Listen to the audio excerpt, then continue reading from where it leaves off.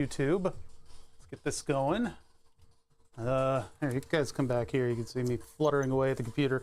We've got John Betta up on the mix here. As somebody who is positive about sharing their music. Of course, even that, I'll probably get flagged by something if it goes up on a mix. All right, so here's my page, my YouTube. I hit refresh. There it is, this guy. I mute that. Then I pop out the chat. And that allows me to have the dual chat on screen. It feeds off of these pop-out windows.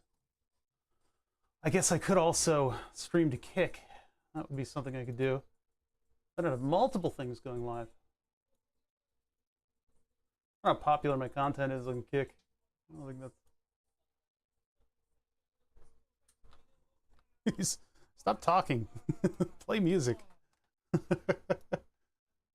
YouTube monitor. There's this monitor, that monitor, the other monitor.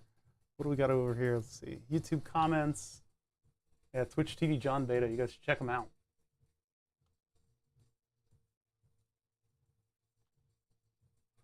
That little backdrop. Social Stream Blade is up. How's AutoCAD doing over here? And then I need GIMP. Not with thumbnails. I need my my schematic working here. Open recent. Where did that go? Schematic trace.xcf. There it is. This is quite a document here, and we've still got unknown chips, but we'll use this. For some reason, my GIMP has been acting really weird about scrolling up and down. See how it's just so jumpy? It's so jumpy. I don't know why it's so jumpy.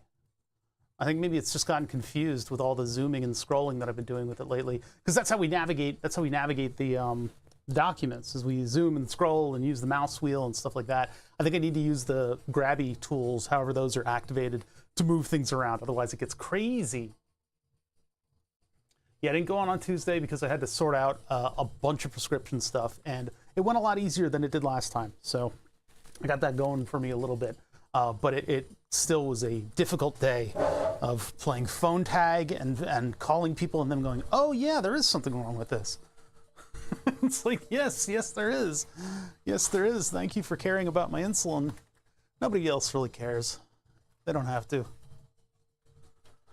All right, where else are we? I'm considering this backup keyboard that I have that exploded, because it's right in my view right now. This backup keyboard that I have that exploded. Hold on, let me get it. I'm trying. There's a USB cable that's stuck on something. What the state of things. I really need to clean up around here. That's sort of the big thing. But I have this code 10 keyless, and this one doesn't work because a single nodule of water dropped on it. And I'm thinking whether or not I could make a flexi PCB that goes on the back of this PCB and turns this into a QMK keyboard, just like the other one, but without all the fiddly wiring that I would have to do in order to accomplish it. Now with the fiddly wiring, I was actually attaching wires like across the board, as well as my muxes and stuff. So I'm wondering if I can make a flexi PCB that would contain the 3 muxes and then interface with the pinout without having to travel, you know, huge distances, because you're limited by 100 by 100 millimeters, right? For the cheap ones, I think. I'll have to look that up, but this, you know, the size does matter on those things. So if I can make a flexi PCB that fits within those bounds and still can interface with all of the pins of that keyboard, that would be pretty cool. It'd be a neat little use of a flexi PCB, and hopefully would lift the brain out of the waters domain.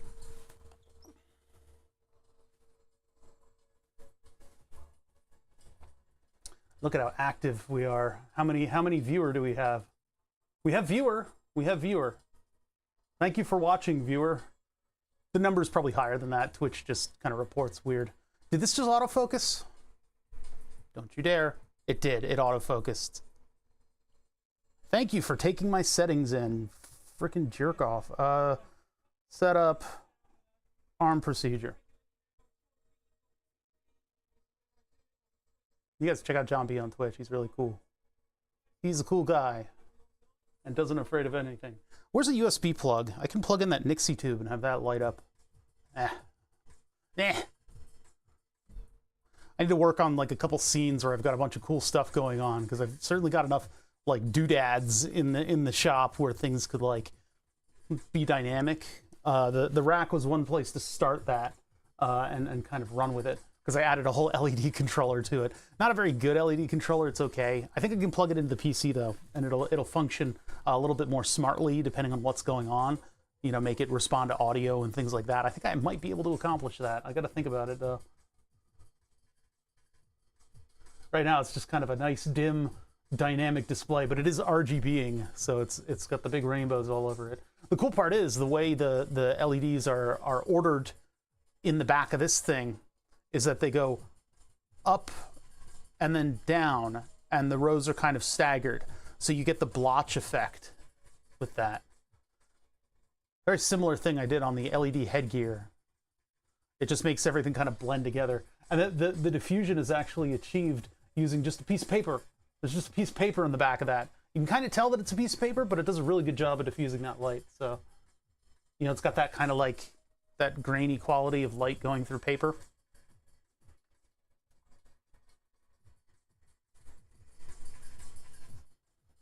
Good old D&B.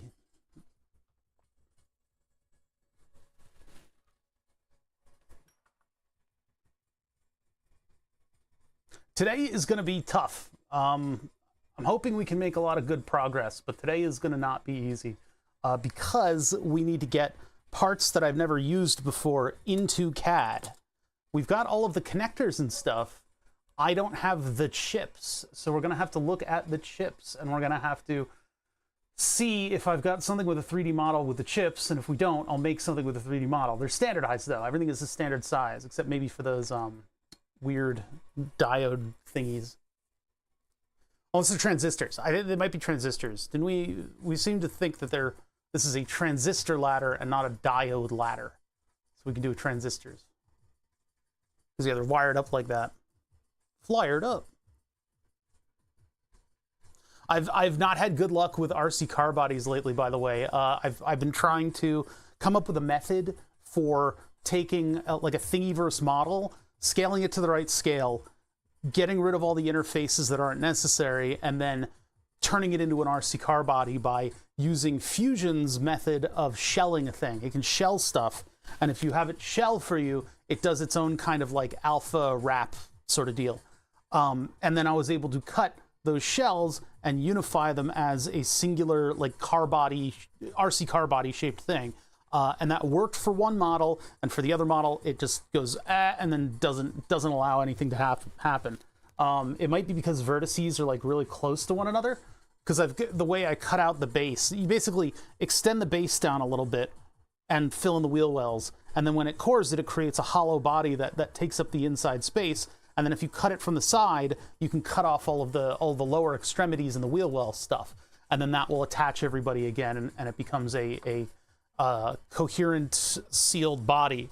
Unfortunately, something in the math explodes now with the one body, and I can't quite. It's delta, I think integral, but it's the Lancia delta, and I don't know. There's not a lot of triangles on it, so it's easy to work with. But at the very end step where I have to cut it off horizontally so that it creates a proper body, it's not working. And I think maybe some of the normals flipped or something.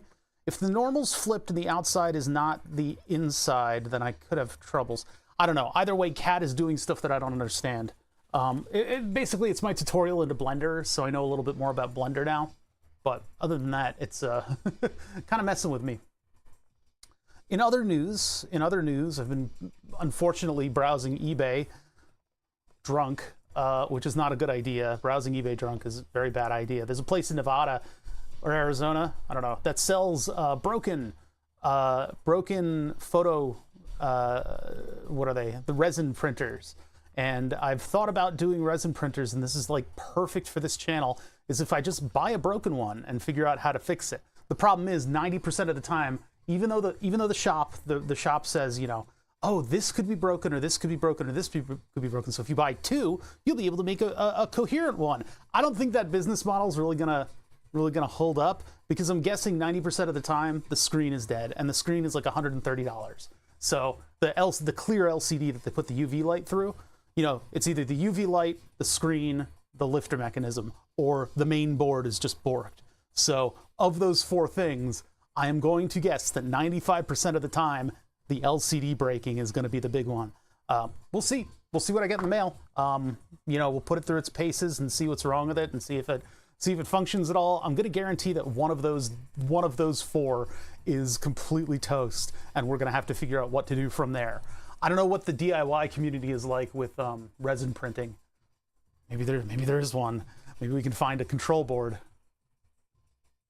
5% of the time the original user never plugged it in. I would hope that would be one of the ones that would get sent to me, but I have a feeling since they are a shop that specializes in this sort of thing, they probably have tested it already and have said, ooh, that's a big fuck up. We can't fix that economically. Let's just sell it on eBay. And that's where I come in and go, ooh, it's a $400 printer for $130. I know how to use a screwdriver. I can totally fix it with this. And then it's dead beyond, any shadow of doubt. Like the main processor just was like, I'm gonna put a spike in my head, and then that's it. And then I have to where can I source a Linux high-end processor? And there's no support. So we'll see how it goes. It might have been a $130 mistake. I've made more expensive mistakes on this channel. Actually, I don't think I have. Not on this channel. I've made more expensive mistakes. Guarantee that. The benefits of having disposable income, I kind of don't. It's just a little bit. That $130 has been saving up for quite a long time. It's fine. It's fine. I'm not as agile with my expenses as you might expect. We'll see though. The printer making the linear bed for the other printer is going to be a lot of fun too. I got two big printer projects that I want to do. How many viewers do we have? Oh, we have 2 viewers. Okay. Other than myself. John B. Going back to my roots of early 2000s drum and bass. And John B is still around. He's doing sets on Twitch. He does a very Gonadian set of scenes here. I don't know what it is about the Brits, but for some reason they have an affinity towards a lot of noise on screen, a lot of crazy stuff going on at once. I try to keep that to the physical realm here, although I'm not immune to putting together some scenes that look crazy like these. But I enjoy the creativity of the collage of stuff going on. Early 2000s is still in grunge metal. Yeah, I was big into techno in high school, and people called me the no taste boy for some fucking. They're very not creative. They're not creative, but yeah, I was very raver aesthetic back then. What up, Terts? The whole Flash era of the internet and a drum and bass.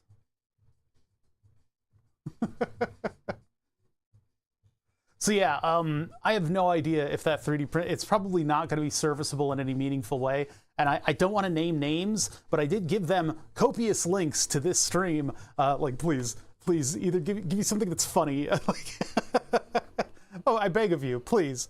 And they'll probably send something that is well beyond broken in order to try to get their tithings out of me, because they think that people should buy them in pairs and put them together to make one functional printer. But this is like a nice printer. This is like a flagship printer, but I'm getting it for pennies on the dollar, like a third of the price, because it is broken. It is going to be broken, and I get to figure out how. We'll see how challenging that is. We can put our money where our mouth is. I am fairly skilled in repairing things. You guys saw how easy it was for me to clean off that screen for the Nintendo. The Game Boy. I feel like my parents. I don't know what Game Boy to call the Game Boy Advance, the GBA screen. You guys saw how adeptly I cleaned that. I'm doomed. But it'll be kind of cool if we can get a printer like that. I have an ultrasonic cleaner. I have ultraviolet LEDs coming out of my ears. I've got those 2 panels that I was using on the hot peppers that never grew. And I can put those like with a turntable, and I can use that to expose the print to UV. Got into techno a bit later. There's a big pipeline from punk to techno, punk and grunge to techno. They're just looking for a little, they're chasing the dragon with their music, and they decide to go towards something a bit more tantric, like a little bit more brain bending. Might have to do with drugs, but it didn't for me. There was a college station here that played classical music during the day, but at night it played some weird shit. That was my favorite radio station when I was in high school. There was the Princeton radio that we just barely got where I was. What's up, ROIG? Nobody said anything about it. Well, drugs are why I didn't do my last stream. Not that I was in the gutter, it's that I was trying to source all the drugs that keep me alive and functioning. Namely, insulin was one of the big ones. And it took me calling the pharmacy for them to be like, oh yeah, there is something wrong with that. There's a supply issue. I'm like, a supply issue? What the So they had to transfer it to another CVS. And that was apparently the solution this time, but I was kind of in the lurch for a little bit, just waiting for those like approval things to come through and get, approved. They had to actually say, yeah, it's okay for you to have insulin. Every month I have to go through this kind of stuff. Certainly made some decisions, yeah, right? No, I'm fine. I got all my meds. I have a pile of medication over on my desk over there that I have to sort through and store and put in the right places. I'm very regimented with this because it's very important that I keep up on meds, especially with ADHD. I keep pill carriers, and I organize the pill carriers. And when the pill carriers are up, then it's time to order, go through the process. So, although this time it's staggered a little bit because I'm late, so I'm gonna have to do sticky notes with dates on them for when I should be having stuff refill and when to pay attention again. It's a whole thing. It's a whole thing that works against your nature as a distractible individual. But if you keep the pills going, then everything functions properly. Yeah, not with the insulin. Yes, risking my life, risking having to go to a pharmacy and beg for a bottle of insulin, or playing with your life and trying $20 Walmart insulin. Yeah, I think you still need a prescription though. So then you got to bother doctors and do all that stuff. So it's better to stay on top of that. With like the ADHD pills, it's more of like a self-perpetuating cycle where if you don't stay regimented with it, then you fall off of that and you go, my life is a disorganized mess. Why even bother getting up? And then it perpetuates itself. So if you stay on top of it, you're fine. You keep the house of cards up, but yeah, it can all go crashing down. So that's why I kind of stay on the regiment, stay on focus, and that way I can actually squirrel away like one pill a month, and then have a backlog that will allow a little bit of wiggle room in that regimen. Yeah, indeed. What's up, Copper? How you doing? So yeah, the bad decisions that I've made while browsing eBay drunk, I have 2 projects that we're going to be kicking off soon. And I shouldn't be telling you guys this. I should just surprise you with these cool projects. But one of the ones that I'm really excited about is the POS CNC. Because I have a lot of CNC parts. I have a lot of these automation parts, and I have a lot of like rails to cut. And I even bought a long time ago for kind of a big milestone, I don't know, his birthday or something like that, I got an expensive chop saw. It was a nice expensive chop saw that I can use to cut rails with, right? So now I can actually cut all of these rails. For the love of God, stop reverse engineering the synth. This is a very important part of the process that somebody on YouTube requested. So no, we're not going to stop. But the chop saw I can then use to make the frames, and then I've got a bunch of linear rail stuff too. So what I'm doing is I'm getting a cache drawer and making that the base of the CNC, or at least part of the base of the CNC, so that we can make a POS CNC, a point of sale CNC. It'll be a little smaller than I'd like it to be, but I think it'll be pretty good. Can't sleep. Some stuff is finished, currently in the waiting game. Can't stop, won't stop. Can't sleep, won't sleep. You gotta get that sleep, bud. Your brain craves sleep. It is addicted to it. We get something moving in the foreground? I guess not. I'm gonna go get a glass of water. My throat is parched. I'll be right back. Where's BRB? That's over here, isn't it? That's an overlays. I really need to get that XL working. Be right back.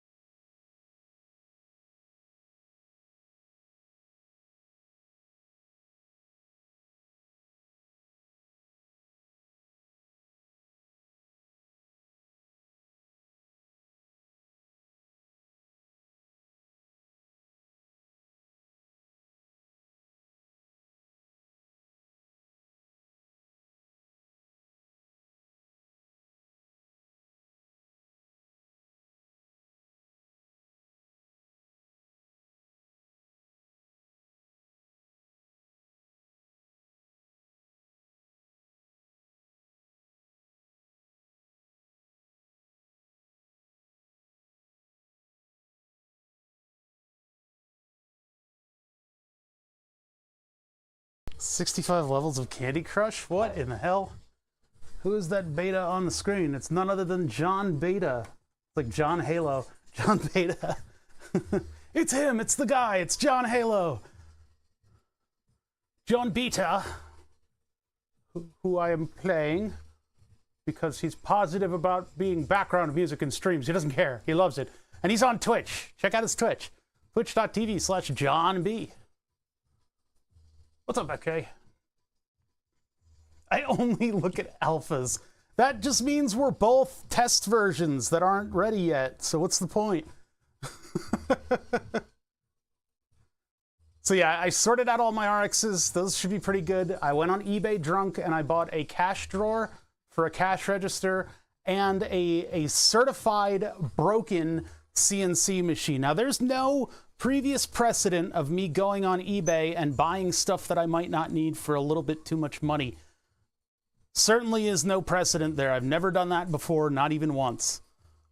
But yeah, that's what I did last night. And so I've got a expensive, but not as expensive as new, resin printer on the way. I'm gonna make my foyer into resin printing, hopefully not screw it all up. And then we're gonna build a POS CNC, which is a point of sale CNC machine. And I don't have the full point of sale thing. That would be really cool to have that full theme going on. But maybe I can put like a tablet next to it as a control, and then I can push on it in order to use it, and it'll look like a modern point of sale machine. What'd you get? It's I don't remember. what the hell is it? It's might be Elegoo. We'll see when it gets here. When it gets here, I'll let you guys know what it is. It's from some place in like Nevada that wants to sell them in pairs. I don't think it's Nevada. I think it's another one of those states. But they want to sell them. Yeah, it's a Dingletron 5000. It's a doobly-doo. It's a wheezy, breezy, cheesy, fleazy. I don't know what the fuck it is. I looked up the screen, and a replacement LCD is pretty expensive. It's like $130. I got it for about $130, but they want to sell them in pairs so that you take two and you mash them together and you have one functional printer. Now that sounds fun, but that sounds too easy for us. So I bought one of the broken ones and I made a plea for basic humanity. I said, "Dear God, sir, please, I am just a humble streamer." It's not Creality, no. I was tempted to get the Creality, but this eBay thing I found, and I'm like, this is kind of fun and interesting, and it'll be funny when I fail at it completely. I'm gonna fuck this up. Like, I'm not gonna be able to do this. I won't be able to fix it fully, but it might be interesting. No, this thing has the best LCD. It doesn't. It's already like a 6K or whatever, which means I'm gonna be out for. I have an LCD kit for one of the new in box. Well, I don't know if this one will be. We'll see. We'll see when it gets here. I don't want to look into this too much because if I care about it too much, I'll fail. And I'm gonna fail at this thing anyway. But it'll be funny to get this thing in the mail and fail at it.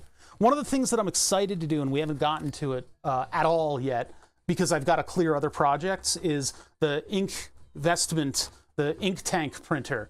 I bought a Brother ink tank printer, and I want to cut out all the paper feed stuff and make a linear bed, and then put UV LEDs on the head. And what that means is that it'll be able to print full color ultraviolet epoxy and be able to make images and stuff like that on flat sheets. That's one I'm really excited for. That means that the synthesizer stuff can get bespoke panels. That and the CNC, if I can get those together. We're taking our capabilities up notch by notch by failing upwards. But in the next couple weeks, we got to work on Burn the Subs. It just has to happen. I need to make a significant amount of progress on this wall-mounted laser etching table, because we got a lot of software to do for it. And I'm thinking about what I want to do with those drag chains. If I want them to be, they should have been above and drooping down, but instead I, for some reason, put them below. Sounds like you got to focus. This is when I focus the least, is when the most is on the line. I don't have any deadlines because I'm my own boss. My deadline is the droop off in the amount of viewers that I get. And since Burn the Subs, it has gone down. So we're putting Burn the Subs back on a pedestal, and we're gonna get that done. I know that game. Yeah, number go up or number go down. It's either way, it's causing stress. It's like 11 a.m. for you. Yeah, it's hard to sleep during the day when you've done an all-nighter. I'm terrible at all-nighters. My brain just kind of leaves. I just kind of get like totally absent-minded when I haven't slept. So, failing upwards. Why is there a pooping emoji at the beginning of that? What does that mean? What are you trying to insinuate? I really need to get the Stream Deck XL working. I think maybe by virtue of just extension cables, I could get an extension cable for USB 3 to go like over there. Because I plugged it into the powered hub, and I have an unpowered hub plugged into the powered hub. And depending on which one I plug it into, there are two different responses from the Stream Deck XL, which is weird. I just like the emote. It's okay. It's just funny. You guys don't understand. I do a lot of stuff just because it's funny.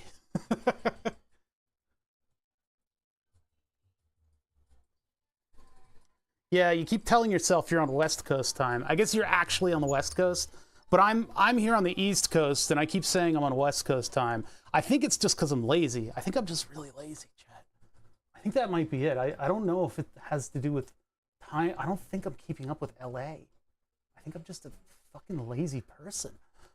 I think that might be the depth of it. I don't know if there's much else to it.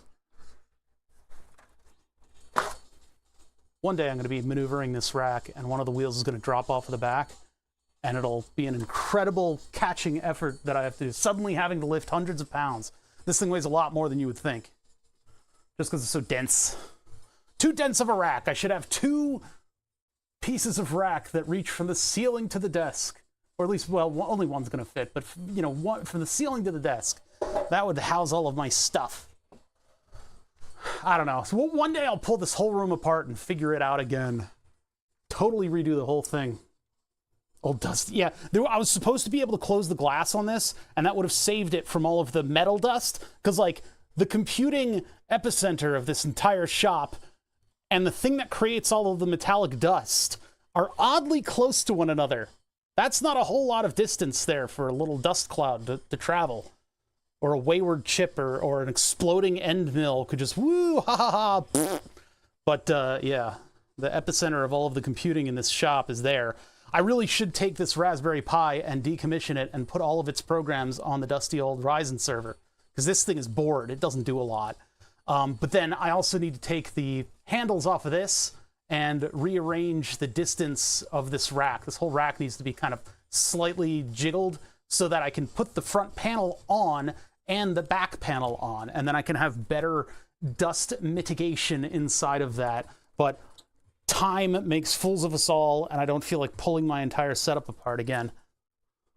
Exploding rack would... No, it wouldn't, because there was one point at which I tried to do a stream where I put blinking lights inside of the actual streaming computer, and I kept accidentally touching the power button and taking out stream. I kept it because it was an NXZT case. It had this flush power button on the top corner. And so I was reaching around that power button in order to put the LEDs in. And I was like, I gotta be really careful not to touch this particular power line and connect it just right so that, and then I push the button, and do-do-do-do, and the whole thing would shut down and the stream would stop. And then I'd have to turn it on again, and I'd sit here in silence, just seething, just like, until it turned back on. And I was like, hi, sorry about that. And then stream, I restarted stream like 4 times. And then one of the times was when I touched a power like cable, and it just completely reset the machine. So no, it wouldn't be funny because you guys would just hear, ah, and then the stream would end because it wouldn't have had time to encode the accident into video. There was another time early on when I was building my brewing setup that was supposed to go on that table. I was supposed to be a semi-permanent brewing setup, but I decided to like change things around. I still got 220 volts coming in here, and I've got a whole like pump and hose and drain system in order to make a dump tank where I can put all the old water. But the problem is when you brew indoors, you really need fume extraction because that sweet wort will make everything smell like wort. And this whole mill was covered in rust afterwards. That's why I got the rust coatings that I should have had in the first place. But that whole brewing system, when I was building it, I had the hot liquor tank, which is a hot water. They just call water liquor for some reason. So the hot water tank, I was testing, and I flipped a valve on it, and it just started spewing hot water on my stream monitor. It was an old Dell monitor that I was using. I started streaming with an old laptop, And then I eventually built up to having this ridiculous system sitting in front of me. But yeah, a backup webcam. Just have like a security cam view that's like 12 FPS of what happened. It still wouldn't have been able to see what I was doing because it would be looking over my shoulder. But yeah, there was a shot of water just going right onto the monitor. You don't need a monitor to stream. It's recommended, but at least that one caught it. But if something took out the computer itself, there wouldn't be a lot captured. I'm gonna try doing ginger beer. I wanted to do ginger ale, but all I could find was kits. You couldn't find like raw ingredients. The one that's easiest and the one that I need to do, I have 2 things of honey sitting here. They've been sitting here for long enough that I would have had mead by now, just because I'm so bad at task scheduling and getting stuff in order. I need to go to the supermarket and buy a bunch of water. I need to buy a bunch of apple cider. Apple cider in the Acme around here in Pennsylvania, it's $5 a gallon. 5 gallons, $25. That's pretty inexpensive for 5 gallons of hard cider. Drop champagne yeast in it, put a bubbler on it, wait for it to stop. That's hard cider. Beautiful. Then I need to get 2 jugs of filtered water. Our water here is good for brewing. I've gotten the pump tests. I've looked at the mineral contents, and apparently we can brew beer from this water. The problem is I always taste this water. I always know exactly what it tastes like. So the bottled filtered water is so much more delicious. So I buy 2 of those, and then all I need to do, mix it with the honey, put a cork on it, and let it bubble until it's done. Let it sit for like a year. Maybe a little less than a year because I don't want to wait a full year. But I found a really good champagne, a really good sweet mead yeast. It's not a super sweet one, but it is a sweet mead yeast that makes a pretty strong mead, and it's good. It's nice and crisp and bubbly. So I'll have to figure it out. Ginger ale is basically just making a syrup with ginger and citrus juice, then add to fizzy water. It wasn't the ginger ale. I think it was the root beer that had a particular like root that it used, and I couldn't find it anywhere. I found they sell like kits, and I didn't want a kit. I wanted the stuff, the real stuff. So I don't know. No need for a display if nobody ever comments. That's true. We have viewer right now. How many viewer do I have? Yeah, I've got viewer. I've got 1 viewer at least. So it's nice to interact with them, but I could just pretend. I could just talk to nobody. I can do that. Who says that I haven't pre-recorded all of this? Should we get started? We got a lot of work to do today. 2 viewer. Probably on YouTube. Hold on, where's my YouTube monitor? Where did that go? Of all of the windows that I have, LLM, you give yourself too much credit. You guys aren't that good at language. I love that like inane, jokey Reddit comments have ruined AIs already in giving advice. I saw a thing about somebody who wanted to make their cheese stick to the pizza a little better, and there was a joke Reddit. Hold on, John B. I'm trying to talk. There was a joke Reddit comment that was talking about using Elmer's glue in the pizza, and so the AI said, "Hey, use Elmer's glue." I'm a model, I'm large, and I'm a language. No, it's true. I can't take that away from you. I cannot take that away from you. I've tried. Let's see. Monitor for YouTube. That's this one. I can't stop reverse engineering. Yes, we have 2 concurrent viewers right now on YouTube. Monster Fisk, there's somebody else in the room with you. Oh my God. As long as it's non-toxic glue. That's literally what the comment said. That the AI language model took.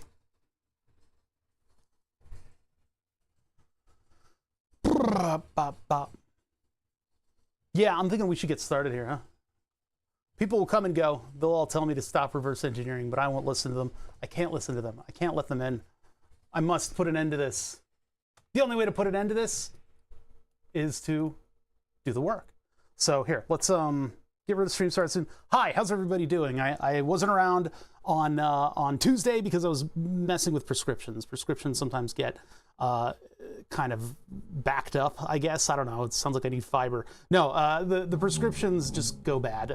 There's something new and weird that happens every single month when I try to fill them out. This month, it wasn't that bad. I was able to just call them and say, hey, can we fix this? And they're like, oh, yeah. So I was able to get all of my prescriptions. I've got a pile of pills and insulin sitting on my desk right now that I got to sort out.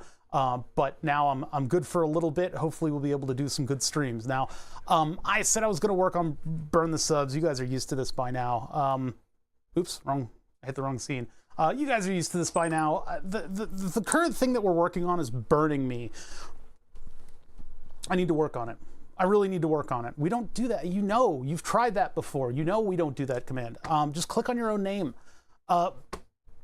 Look, we're still working on Dave's module, and that's because I'm doing a lot of very interesting things, and it brings in people. I've had YouTube comments that have said, hey, when are you going to be doing the schematic on this thing? And so we're doing that today. That's what we're doing. I'm giving the people what they want. I know more people want Burn the Subs to go live, and when that goes live, we'll have a big stream. But that's not for a little bit. We will focus on that.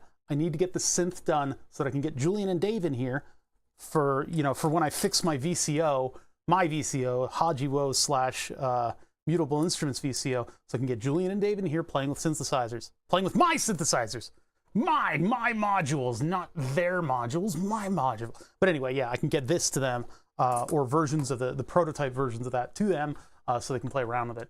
And then we've got more software. I need to work on the module oscilloscope software. I need to work on the chord VCO software is going to be even crazier than whatever the hell this stuff. The Hajiwo stuff got me subbing for what it's worth. Yeah, we won't leave behind the Hajiwo stuff. Burn the Subs is kind of the big deal, though. So that does need to take precedent over a lot of things in the next couple weeks. But I do want to get Julian and Dave in here because it's always fun to have them playing with synths, and the school year's wrapping up, so they're a little bit more free. I remember Burn the Subs being a thing when I first followed almost 4 years ago. The VODs that I've been uploading go back. There were 350 uploads up until the first day that I streamed on YouTube simultaneously. 350 on that drive, and I've whittled it down to 130 VODs. I have kept a daily upload schedule since, and it was like 5 videos in that Burn the Subs stopped working. That's 2020. I think it's 2021 up until a couple, like maybe 6 months ago or something like that. So Burn the Subs has not been running for a while. And the synthesizer stuff is relatively new too, and that took precedent for a couple months. We did a really good job of figuring out how to build stuff and putting it all together to the point where I've now got sort of experience in that. That was the goal, is to make me a little bit more learned in the synth stuff. I got to get back to Burn the Subs. I need that to be up again. That was a big deal. You know, we had hundreds of people here when I had Burn the Subs running, so we'll get back to that. For sure. But anyway, synthesizer stuff. You guys can tell how chaotic my mind is right now. I'm just going in 15 different directions all at once, but they're all furthering our goals, sort of. Anyway, to quiet the chaos of my mind, here's AutoCAD. Now, last time we took this circuit and we desoldered the chips on it. Right? We desoldered the chips. This is an M303. It's a module made by acidlabs.de. And the M303 by acidlabs.de is kind of cool because it does the TB303's VCO work, right? It's not a full 303. It's just the synthesizer portion. DS4 Universe. Pepperidge Farm remembers, yes, DS4 Universe goes way back. I remember when Burn the Subs was a thing back before the bombs dropped. I know. Every stream I talk about it. It's my thing to lament, all right? You guys don't get to lament it. This is my show. Why does this looks weird? The microscope's not good. Maybe I can do the procedure on it. We'll do that. We'll do the automated procedure and maybe it'll come back. When the contrast and all that stuff gets, yeah, there we go. See, we weren't actually focused. The light settings were such that it was covering over the out of focus nature of it. Now, there's still lots of after images from it shaking. So CV out from burn the subs where XY position controls the VCO pitch. Beep, beep, beep. That would actually make some pretty cool VCOs from all of the little movements that it does when it burns a name in. So yeah, anyway, we've got the M303 here, right? And there's dog hair on everything. This is acidlabs.de putting stuff together in order to use modern parts to create a 303 with its own filter. The 303 is a synthesizer, but it also has a transistor ladder filter, and that's what you're looking at right here. Maybe some kind of a matched pair transistor ladder filter that's utilizing, I guess, I don't know, some of the leakage properties of transistors in order to create some kind of a cutoff. Right? You could buy a musical instrument and you can take all this shit for granted about how complicated and weird and unique the engineering is on this. Now, last time we took these chips off just to look under them and get a definitive idea of how this circuit was connected together. Now what we need to do is we need to do a first draft schematic of this thing. And that means getting all of the different structures down. We've got a lot of transistors, got a lot of resistors, we have some diodes, and we have specific parts that I would like to get into Fusion 360, but instead of sweating the small stuff about those parts, I'm going to try not to spend all of our time today importing parts. This is something that you should sit down with a pot of coffee and do kind of on your own. And I've been too busy in the background sorting out prescriptions and uploading VODs to actually work on this thing before, because we're going to need these parts in Fusion 360. I'm not going to create a direct replica of this synthesizer, but I do want to have a schematic that I could use in case I want to build something like it. So what we have is an image of the top and the bottom of the board, and we've traced over all the traces on both sides of the board, and we've put things into components so that we know what is what, but we don't know what is what. We just strut what the fuck. Anyway, we know what is what's going on, where the pins go. There's one unknown integrated circuit on this, and I think it's the one down here. One of these is like completely unknown. We don't know what this one is, maybe? No, 14106. We know some of them. But there's still an unknown. And when we get to that, that's when things are going to get a little bit squirrely, right? We're going to have to figure out what in the world that's doing. Some of these ASICs I'm going to have to find either in the parts libraries or other libraries or import. I want to avoid that for the time being. So we'll get down to the schematic here. And when you do a schematic, you always start with a power source. So we're going to start with the power source, and then we're going to work our way out to the rest of the circuit. Because once we are more familiar with the power lines and how the power is laid out, we'll sort of get the ins and outs of sort of the method behind how this board is laid out, and we'll be able to maybe identify different functional sectors of it. What's up, Bova? So yeah, in the midst of my dog barking in the background, we're in Fusion 360. This is just a CAD program, right? I would probably prefer to do this in MS Paint because we have so many unknown parts. We're going to jump directly into Fusion 360 just so that it's not totally a struggle to get everything together. So I'm going to go to my synthesizer folder. I've already got a modular synthesizer project folder, and then we're going to start a new one unless we already have one. Do we have a 303, the M303 in here? We don't. CEM 3340, no, that's not the right one. Okay, new folder. M303. This is all in service of actually getting Dave's M303 back up and working. So the more we know about the power, the more we'll know. Is there stream start still up? No, I turned that off, right? Yeah. I'm looking at the YouTube studio one that's like very not live. It's not, hey, what are you doing? Yeah, we're all the way over here. I'm gonna pause. Oh, it's okay. Yeah, let's pause that. Pause that. That's just so that I can moderate if I need to over on YouTube. All right, bring Twitch back up so I can moderate on Twitch too. I got two chats that I got to make sure are behaving. Okay, so M303 folder, and we're gonna save this one as M303's RE. I'll just put the RE on it. Oh, wait, no, that's a 3D. I was going to save the wrong kind of file. We need a new electronics design. Sorry. New electronics design. When you're doing like the 3D modeling, you can just save immediately in there. But with Fusion 360, you need to start a new electronics design. It has nothing to do with a three-dimensional thing. So unlock PCB performance insights. No. No, I don't need performance insights. Save this one as the M303 RE_RE. The M303 verse engine. Damn, it's so hot around here. What temperature is it in here? I'm under a bunch of lights too. 72. I'm sweating. Okay, so there are 3 components that make up an electronics design. Obviously, there's the electronics design file. This is sort of like a folder that you put your other designs into. And you can import and export things from this folder. It's just this is sort of the master document. This is what saves everything and associates it with one another. And then you have 3 linked files. And in the past, it was just you have your schematic and you have your 3D design. Now you have your schematic and 2D design. You have your schematic, you have your 2D design. Now you have a 3-dimensional design, at least with Fusion. The 3-dimensional design will really, really help you design enclosures and stuff for your electronics. It's very, very useful to have that 3rd dimension considered. I don't know how they did it in the past. They must have had some very rudimentary things, or they've had 3D models for a long time now. I guess that's probably the case. It's just we never had access to them as hobbyists. As hobbyists, we now have 3D printers. We have 3-dimensional design suites in our CAD. We can make an amalgamation of all of those things and create really professional stuff with 3D printers. This technology has come a long way. It's very, very cool.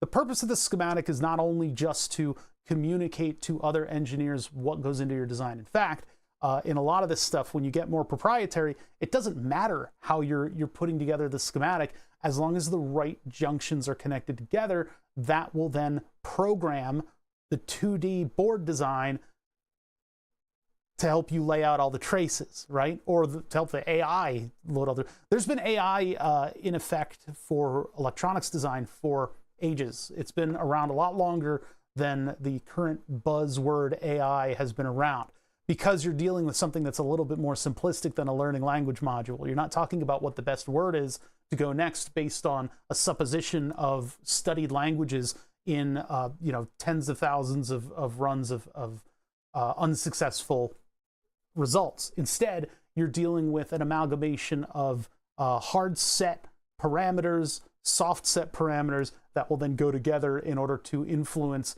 the beginning, middle, and end of running one line to another line, right? This has been around for ages.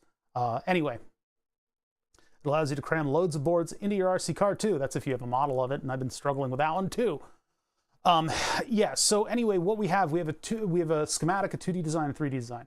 And the schematic programs the 2D design so that you don't mess it up, right? So we're going to start with the schematic. That's going to be the most important part for us, since we're repairing a device. We're not really putting together a 3-dimensional design, 2-dimensional design. If we did this in 2 dimensions, I wonder if we could have it backtrack the schematic. I don't think it works in that way. Bible translations for training data? That doesn't make it. The Bible isn't like English. It's anyway. I don't care. I'm worried about making this thing right now. So we're going to start with the schematic. I'm going to place that down. The program is going to do its job. It's not on a slow computer. All right, so save this as first, and we're going to call this M303 schematic. That's, I keep calling stuff like M303 schematic, and what it's going to do is when we jump over to the 2D design, it's going to call the 2D design M303 schematic. So I don't really know what the naming conventions are supposed to be in Fusion 360. But I'm doing it that way. They've rearranged what the layers are on the 2D design. They've kind of simplified them a little bit. The thing that I always start with is banning bots. That's what I always start with. Cool bot, bro.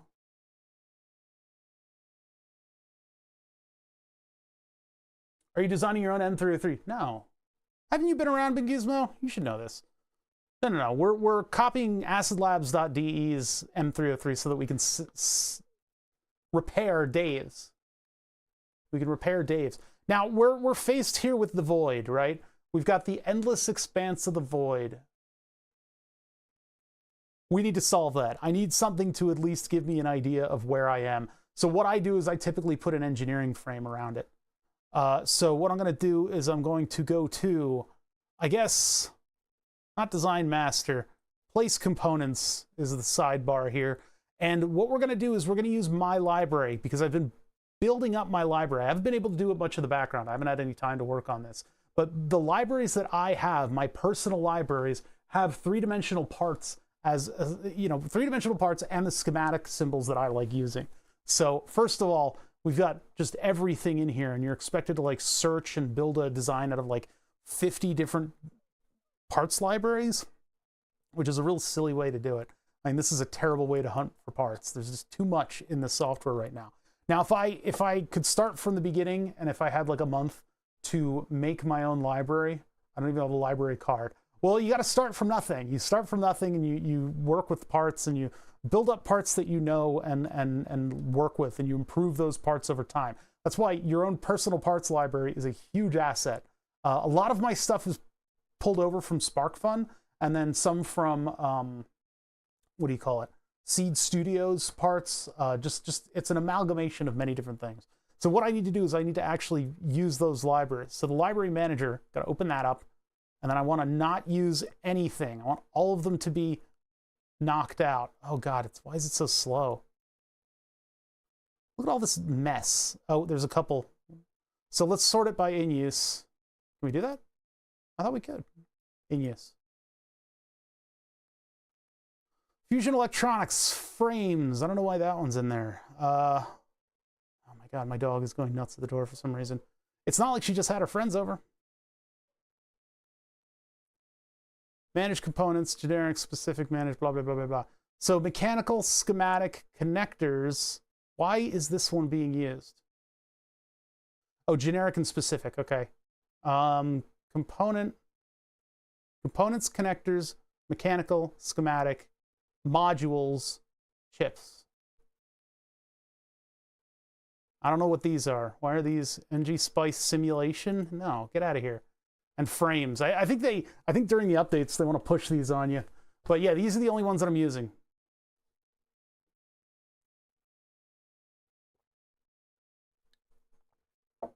Okay, so we've got those selected, so those should be the ones that we see. For some reason, it shows everything ever. Actually, I think those might be the only ones seen. Anyway, we need a frame. Really, this should be a higher up. I guess all library in this design, and then here are the ones that I'm using.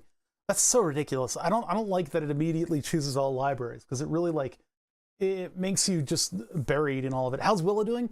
She's doing a lot better.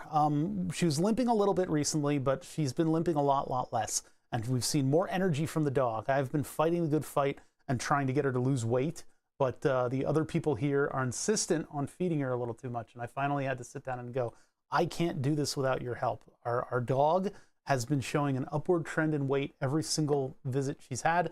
You can see how paunchy she is. We need to cut this stuff back, and I need to not be the bad guy. I've had people getting mad at me every night because they're not allowed to feed the dog all this extra stuff.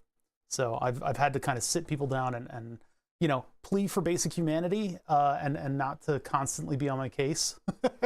So we've been seeing dividends, though. I mean, she's been eating more regularly now that she's getting less food, and she's had a lot more energy. I've seen, at least. So anyway, we're going for schematics now because we're starting with the schematic. And in the schematic, I have a bunch of the symbols that I like using and the frame letter. These views are just completely... I really wish they would redo some stuff with Fusion and kind of make it a little bit more functional. I like this software. I like using it. I just wish it was a little bit more easy to use. Where is my... There's 0. So I place this on 0. There is a grid that this follows for the schematic, and that usually allows most of your parts to actually meet up properly. I put the engineer framing letter here just because it's just been programmed into my brain that I have to use a frame for stuff, and it helps you envision like a printout.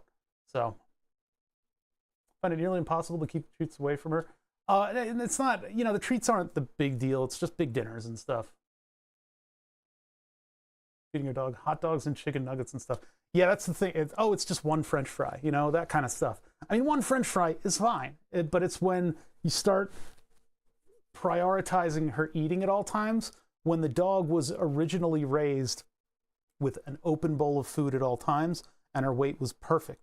She was able to just go over there, eat food, whatever. But instead, yeah, that's the problem that I had too, Paloozer. Instead, it was meal times. And why haven't you eaten? Why haven't you eaten? Why haven't you? Go eat your food, go eat your food, go eat your food. And so they built the scheduled meal times back into the dog, which caused her to gain a lot of weight. So she's in good shape, though. I think she's in really good shape. She'll be all right. but 41 pounds for a small girl corgi is out of the question. If she was a big male corgi, 41 pounds would be concerning. So, what's this? What just happened? There was something that just flew up on screen. Willow Fan tipped $7 for low-calorie doggo treats. We ran out of treats, and I've been giving her little bits of Chex. Not Chex Mix, just Chex. Just the wheat cereal Chex. And she's actually been really liking them. The first one she got, she ran away from me and ate sort of separate. She's like, oh, I wasn't supposed to get this. Thank you, Willow Fan, for the $7 that will go towards Treatums, healthy Treatums. And we got DS4 Universe, right? Did I thank DS4 Universe for 61 months? That was 17 minutes ago.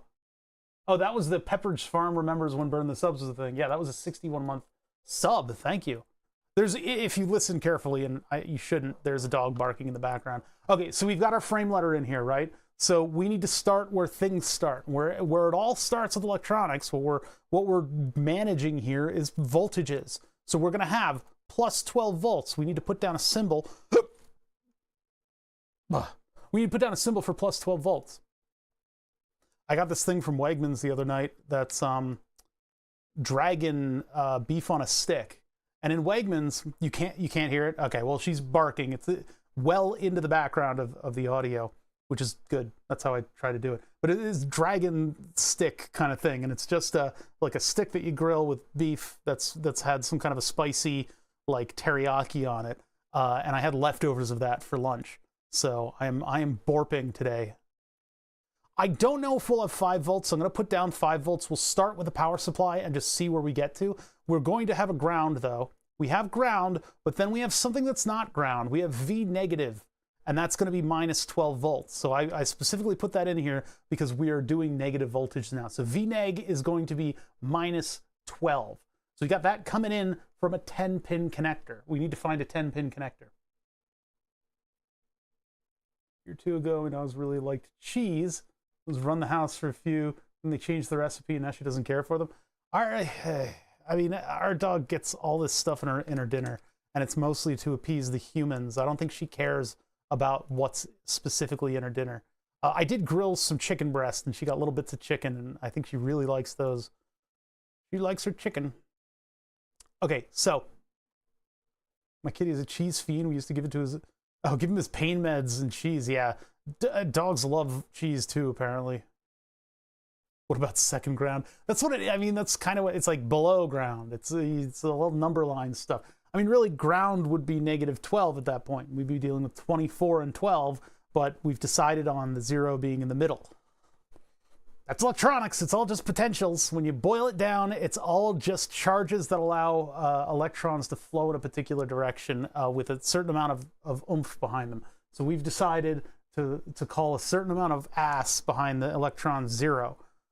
Okay, so 12 volt ground, 5 volt V negative. I don't know if we have 5 or 3. It depends on how this thing is functioning. We might not even have 5 volts, but we do know there's a voltage regulator in there. So we'll start there. What do I need in addition to this? Well, I'm probably going to need a special voltage regulator symbol, aren't I? Don't need anything else from this library. So let's take a look at our circuit, and we need a header. We need it's going to be more than a 10-pin header, to be honest. Let's look at what we have. So what we have is in here. Oh my God, I wish the dog would stop barking. She's been barking steadily the entire speech. She's been barking. How many pins do we have on this MF? At least she has kind of a cute bark, Woo, woo, woo. It's not like a piercing. 1, 2, 3, 4, 5, 6, 7, 8, 9, 10. We have two 20-pin connectors. This is a lot. This is a lot. So let's see if I've got a 20-pin header in here. That'd be a generic type of connector. And then I love how useless this view is. I don't know how they put this stuff together, but boy, oh boy, is it. Like, I don't need to know what library it's in. I'm already looking at this library. Why is that there?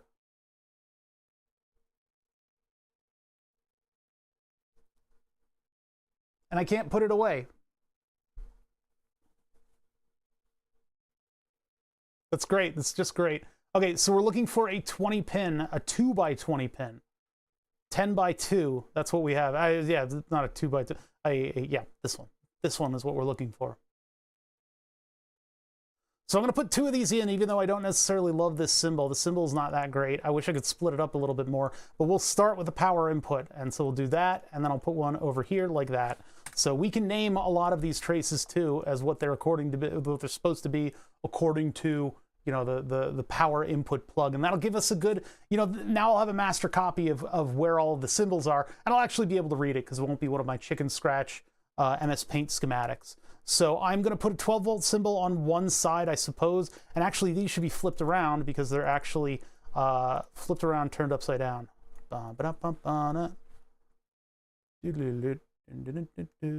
actually don't know which pin is pin 1. We don't know which pin is pin 1. Is there? Oh wait, yes, we do. There's a square. Let's double check that with the actual board. See if there's an actual square. Oh, there's drilling in the background too. Somebody's having construction done. Maybe that's why the dog's barking. No, that is not square. So traditionally, if you're designing electronics and you're not crazy German people, I don't know. I guess I can't generalize not all. Hashtag not all Germans. Okay, not all Germans. But these Germans decided that they didn't want to label pin 1 in any way, shape, or form. There's no marking. There's no dot, there's nothing. Oh my God, my dog is still barking. I am about to have a conniption fit. I may have to close the door if she continues to bark like this. It might be the people doing the trash collection in the neighborhood. I think that's what she's barking at. I hope she's having fun. I guess she could bark all day if she really wanted to, without tiring. I have no indicators of pin 1 on this side of the board. Check the other side of the board real quick. Now, the red line is, of course, supposed to be our pin 1 indicator, but it's not quite like that with these plugs. These plugs have no indication of pin 1. And this was just plugged in order to provide me something to clamp to. When you actually plug this thing in, it's supposed to be done like this. Actually, no, not on this side. It's supposed to be done like this, with the stripe on that very lowest row of pins. So I guess I should probably call pin 1 this one down here. It's with the red line on the IDC connector shows you pin 1, and then there should be an arrow to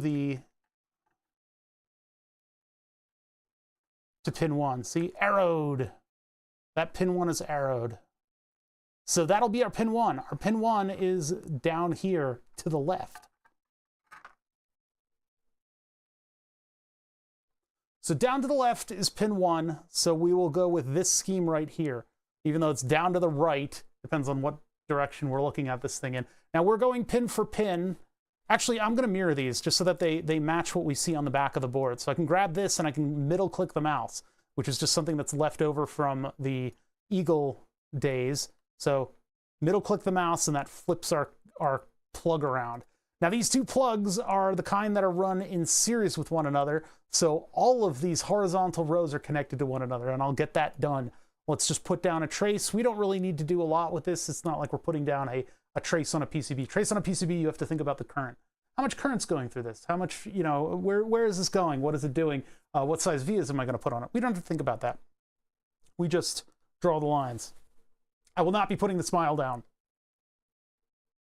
So this pin 1 and pin 2 are connected to one another in synthesizers traditionally.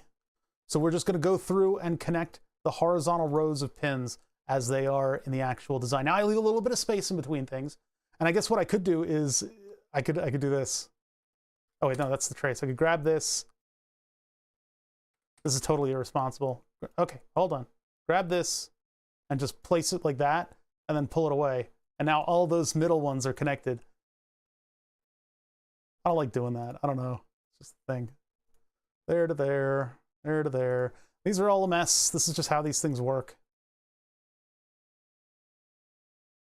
Okay, the dog's finally done barking for once. What I'm going to do is I'm going to pull out just a little bit of the trace on the right, and then we'll name them as we go down the rows. So for instance, well, let's pull them out and name them first. So there. I just do this for every single one. I didn't say today would be too exciting. Hope you guys are excited about schematics. I'm excited to find out what this power supply looks like, and hopefully we can hit the ground running in this design. I'll put in, I might have to put in just like a generic power IC just to keep moving.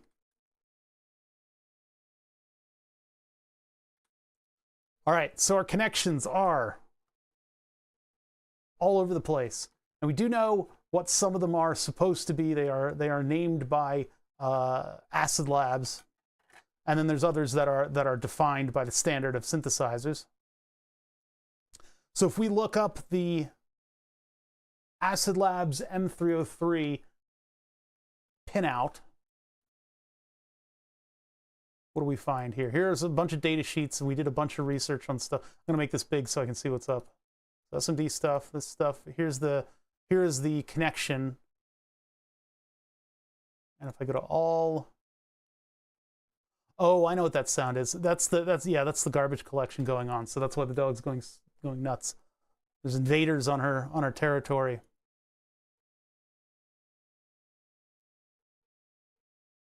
See the second page of this thread.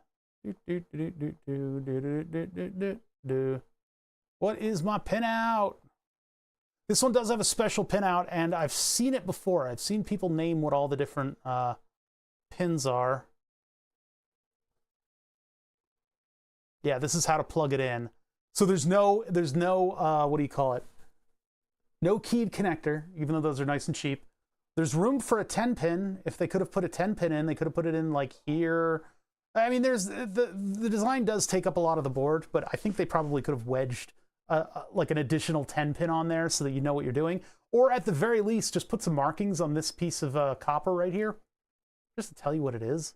Because you're supposed to plug in the specialty connector off by a pin and with the red line going to the bottom of this header. Here's one that actually defines what some of the stuff is.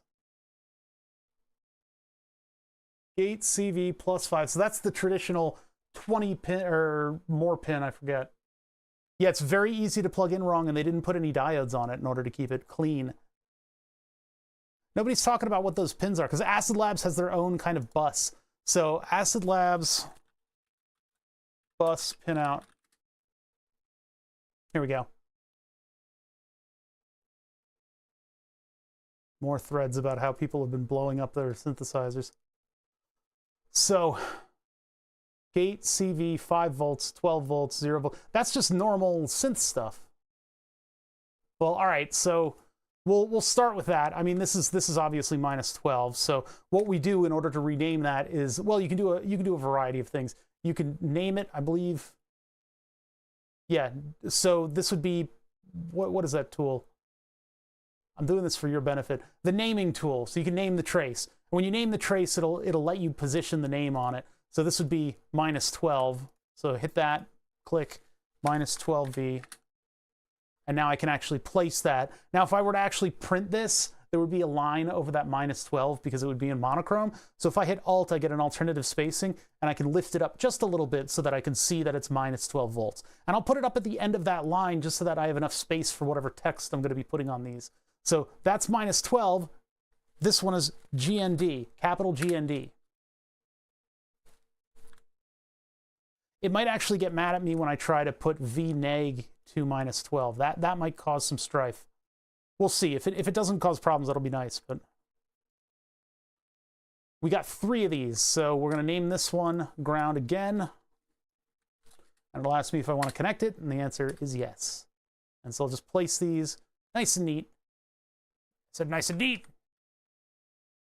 How fucking dare you? There you go. So name again. This one is also GND. Connect N for whatever and GND. Yes. That was the Windows key. That was the wrong key. I want Alt. Alt for alt spacing. There we go. Ground, ground, ground. And then this one is +12 V. And then this one is +5 V. I'll line up the V's. Bonk. There's a lot of grounds. It's musical equipment, so I guess they want to keep everything like nice and clean. I don't know. It's like RF and music stuff. You want everything to be confused by ground. What's so confusing about this? This is an IDC cable, and it always takes, you can hear it in my voice when I'm thinking. It's like, oh, I remember now. My brain works. It's like it hurts me. Insulation displacement cable is a 2-row flat cable that you basically clip a vampire plug to, and that will displace, as it says, the insulation and create contacts. And so when you've got them this dense, you can do 0.1-inch headers that are compatible with like breadboard and protoboard and all kinds of cool stuff. So you can do a lot of very complicated connections with a lot of different lines with this cable cheaply. And so they use it in a lot of stuff. Traditionally, you know them from computers, and old hard drives would use them. And these wonderful air dams would fill up your drive space and heat your hard drives until they're sparkling hot. But then people started to go to round cables, and then hard drive manufacturers went, whoa, we're using like 4 of these pins. Why don't we just put this to a differential line that is shielded? And so suddenly you finally had airflow to all of your drives, and then SSDs came along and pulled the plug out from all of that stuff. Anyway, the point is, IDC cable, you know, use it in a traditional way. There's some traditional things you do with it. And I say traditional just to mean like the typical ways that you use it. And you use it with pins 1, 2, 3, 4, 5, 6 going back and forth. Pin 1 is usually marked with a square pin, and a shaded or just some kind of a stripe on the cable will tell you what pin 1 is. Your headers will always have an arrow on them unless they suck and shouldn't be used. There should be an arrow to denote where pin 1 is. That way you know you're plugging pin 1 into pin 1 and things don't fucking explode. However, Acid Labs decided that pin 1 would be at the bottom of the cable and the middle of the connector, and so instead of plugging this thing in any kind of a logical way, you plug it off by 1, and that gets you the appropriate plug-in. But there's no indicators for that at all whatsoever on the board. They don't tell you about that at all. What's up, Benjatronics? Which is why I have no qualms reverse engineering their design. Now, with modular synthesizers, you have a standard power plug, and this is compatible with a standard power plug. So if you do modular synthesizer, the only thing that can really be trusted in a modular synthesizer is the power plug. Everything else is just, as long as the ins and outs are compatible with voltages, you can do whatever you want. Modular synthesizer pin out. There we go. So we've got a gate, a control voltage. Well, there's a gate and a control voltage bus. And what that means is that if you put a gate on that internal line, it should be able to get to every other module. But I use a 10-pin. So there is actually no gate, no CV, no 5 volts, because we don't need that. If you have enough 12 volts running to everybody, you can peel off your digital power lines from that. And 303 is reverse engineered TB303. Yeah, we're just doing the photocopy of the photocopy. So yeah, with Eurorack, if you've got 2 power supplies that are just 12 volts, you can do plus 12 volts ground and minus 12 volts. It's all about where you reference it. This is good because those 2 wall warts are isolated from one another. But in my mind, it's better to get something that does all of those at once, or what they traditionally do is use a 15 volt power supply, and then you have something that's able to create the negative bias and the positive bias, and those talk to one another, and it works out all well and stuff. What I've got in my synthesizer is I've got a negative 12 volt module and a plus 12 volt module that can handle, the plus 12 can handle a lot of current, the minus 12 can handle a little bit of current, and they're hooked up together with the 15 volt. And it can take a lot more or less than 15 volts and still create the right voltages. It's way too advanced for a Eurorack setup, but it's what I wanted to accomplish. It's all using Pololu modules. Pololu is a company that creates some really cool electronic stuff for like robotics. So we've got CV and gate. Gate is like your rhythm thing. It's like pop, pop, pop. And then CV is how you would like move a knob back and forth, or control a note back and forth. 2 power supplies sounds like trouble. Yeah, plugging in 2 different things is rough. Having a DC wall wart power supply is better than having an AC cable going in, though, because the AC cable is very bulky and you wanna unburden the musician. Although for me, to be honest, having AC go directly in would have been the best plan. I would have liked that a lot better, because then you don't have to lug around a wall wart. But apparently, according to Julian, using 15 volts is the superior way to do it. So I'm willing to listen to him. Damn it, which one was which? I forgot in my little discussion. CV, then gate. Oh my God, what window am I in? CV. Boop. And then gate. I don't know what those two are. Let's see if we can figure out what these two are. Oops, this one. That was already in the right. I wanted a browser window is what I wanted. Okay, so those two, according to 5 volt, CV, gate, and then there's no mention of what the others are. What are the unused ones? 2 at the top. So this isn't as informative as one might think. Gate CV 5 volts. And then what this thing has are these little jumpers that you can cut off the different things with. But that doesn't look like, it looks like only one of them, like gate CV and 5 volts. So this one is 5 volt, and I guess this is the 5 volt jumper. And that's not gate. Why would it? 5 volt gate CV, but then there's 2 extra rows of pins that we don't know what they are. They are connected to one another, but we don't know what they do. Looks like they don't do anything. They just connect to one another. So I guess we just leave them alone. We just don't label them. Unless we can find out what they're supposed to be according to Acid Labs, but then again, they're not used in the circuit at all. So what's the point of looking it up like this? Acid Labs, yeah, bus pin out.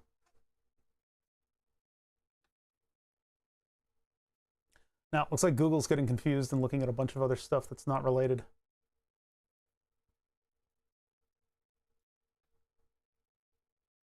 VCO out, doesn't need gate, ribbon cable, blah, blah, blah. The connections to the back are weird. Connected wrong the first time. Thought the cable was wrong when shipped to the factory. Made recommended trying to cover, blah, blah, blah. Here's the right way. Put the connector straight over instead of ranked down. Thought it was pretty dastardly. Yeah, seriously. Dumb way to build a module. Yep. Oh, yeah. Klaus shipped the M303 with the power cable attached exactly like that. How could you have got it wrong? Are you kidding me? This is the biggest copium that I've ever seen in a comment before. This is the most copium that I've ever heard. So there's a black and white image of the thing we already saw. So we don't know what the identity of those other pins is. Yeah, Google. Well, the Google results tend to they tend to skew in one direction or another when Google has no idea what's going on. So you search for something that's a little bit too eclectic for it, and it doesn't quite know what to give you as a response. So that's kind of what we ran into. 18 and 20, you know, those 17, 18, 19, 20. We don't really know what those do. We'll just leave those alone because they're not going to do anything in the circuit anyway. So we'll delete those 2 lines coming out there because they don't affect anything else. Just that these are internally connected to one another. So there's our header. We have all of that stuff now in line. Now, there are some jumpers associated with these, and I guess it would be the 5 volt CV and gate jumper about whether or not you want to continue those on. Is it continue on, or is it routed from internal to the rest of the board? There's like, you can use this 5 volts if you really want to mess with jumpers, which is not really a thing you want to do. I think they are automatically connected. See these 3 going down here, and then these go into the headers. One goes there too. One goes to there, which then goes up and up and around to what I think is probably the 5 volt power supply. This stuff up here. Let's take a look at what we have on the paint drawing, the GIMP drawing. Let's flog that GIMP. My OCD says gate 1 pixel down. It's fine. Don't worry about it. Don't worry about it. All right, so our power. 5 volts, 5 volts. Oh my God.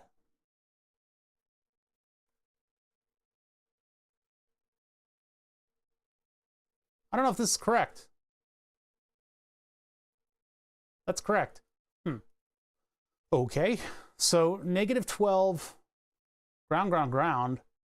Oh no, it's the other way around. Okay, -12, ground, ground, ground, positive voltage, 5 volts, and then proprietary gate CV.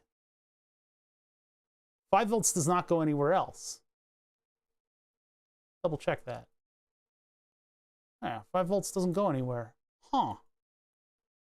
But these gate CV unknown, and then the last unknown doesn't do anything. These go over to jumpers, and the jumpers take them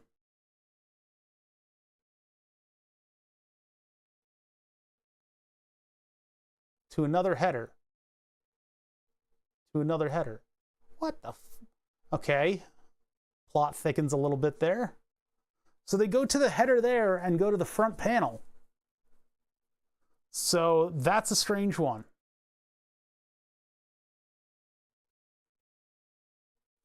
One of the voltages might just go to the 5-volt systems, but we don't see anything connected to 5 volts, which is an odd turn of events here.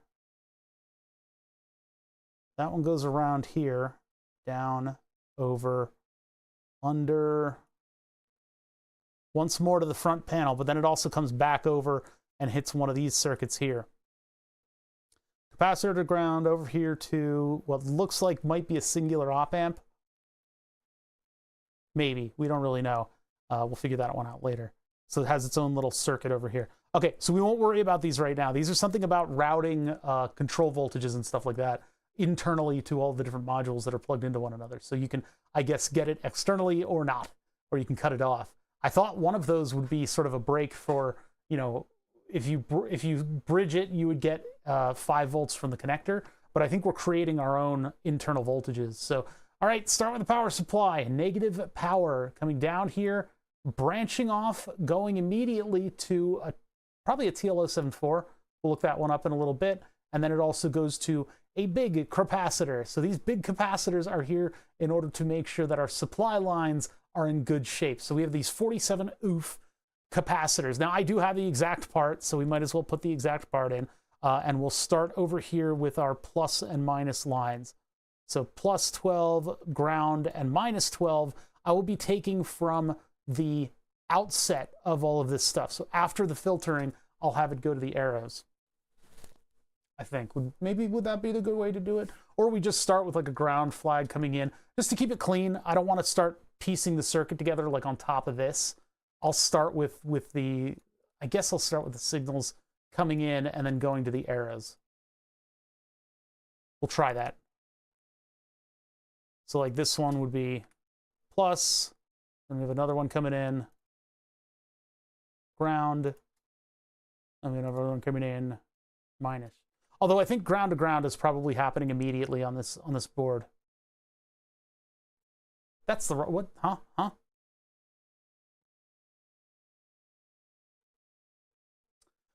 Thinking about how I want it to look. If I do ground just like that, I guess I could just put it out here.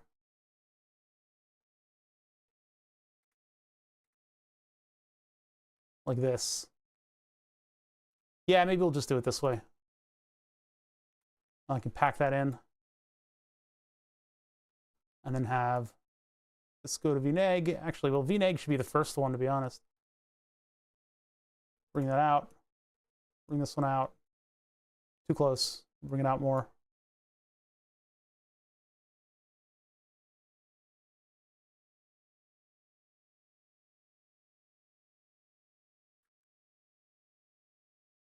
That should line up, but it doesn't. The symbols are different. They're from different libraries.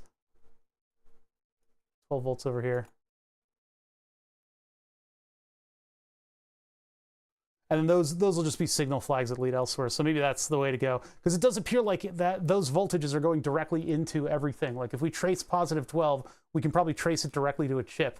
There's no protection, which is bad. I need a pointing device so you guys can see what I'm looking at. I'll move down like this. There we go. So, where are we? Negative? Is it negative? Yeah, negative, ground, ground, ground, positive 12. over to there, and then over to here where it hits the capacitor. You wouldn't really put I mean, maybe some modules have fuses. For the amount you're paying for these frickin' modules, you would expect them to have like something expensive like a fuse, but just a Schottky diode is all a lot of them have.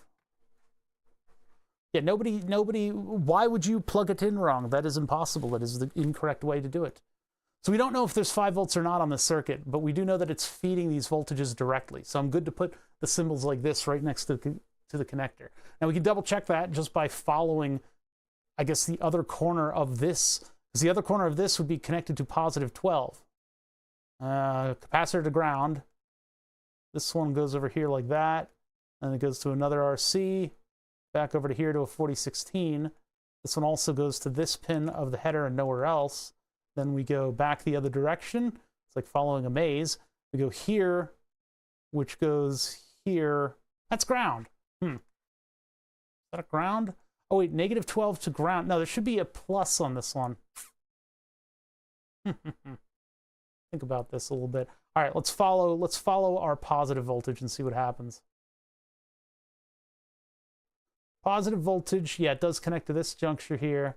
This is what takes it to its, this is just a whack-a-mole route that it takes. Crazy town. That's actually on the underside of the board. I just marked it wrong. Here, that's a place to look at your positive 12. And here it goes directly to a chip. It hits a via, and then it goes across over to this. And then here it goes up and around and to another one. Yet another one. So yeah, positive 12 is just being taken as a voltage signal inside of it. But a PDF where Klaus, the designer, even tells people what parts need to be changed when power is connected the wrong way around. Wait, where did you find this? He prepared it as it happened so much. Oh, wait a minute. That could have solved this entire thing. Wait a second. You've had this whole time? Tell me what the parts are. Where did you find this? I don't know if I've looked at that or not, but that would basically be exactly what we need in order to repair this, because that's what happened to this one. Although, to be fair, our playing around with it may have broken it in new and unique ways. Yeah, if you can find that, I would very much like to read that right now. But I mean, part of this is the reverse engineering exercise. It's kind of part of what we're doing, but still, our goal is to fix this thing up. So I would love to see that. I didn't know that was a thing. Yeah, because I would think something like that would be sensible, because these things get plugged in wrong all the time. They could have just solved this by putting a 10-pin keyed connector on there, which is what I offered. I offered to do that for Dave. I could take out this thing and a keyed IDC connector would fit perfectly right there. But he didn't want me to do that. He said, I'll just plug it in correct from now on. And it's like, all right. Even somebody who knows how to plug it in every single time is not immune from making a mistake plugging it in. Either way, we can learn how this module works a little bit too in the process. But let's get back at power. So there is a voltage regulator here. I don't know exactly what work it's doing, but I do know that some of this positive power gets peeled off and goes to a regulator. So I want to start with that. And we're going to go and follow this positive trace, positive power to ground. That's a decoupler. Oh, maybe it doesn't. Where do you find this stuff? m303.pdf, ib.co.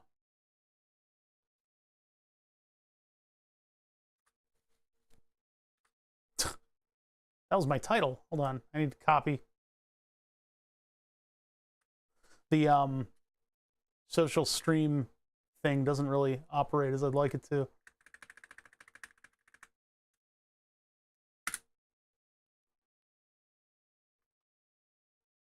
These are the components that typically need to be replaced when the thing blows up. Q25, M38, M24. Now we have this chip, R166, huh? Do you think that'll fix it if we swap those out? I wonder. We could do this right now. We could swap these out and see whether or not it functions, and then I could do the reverse engineering on my own.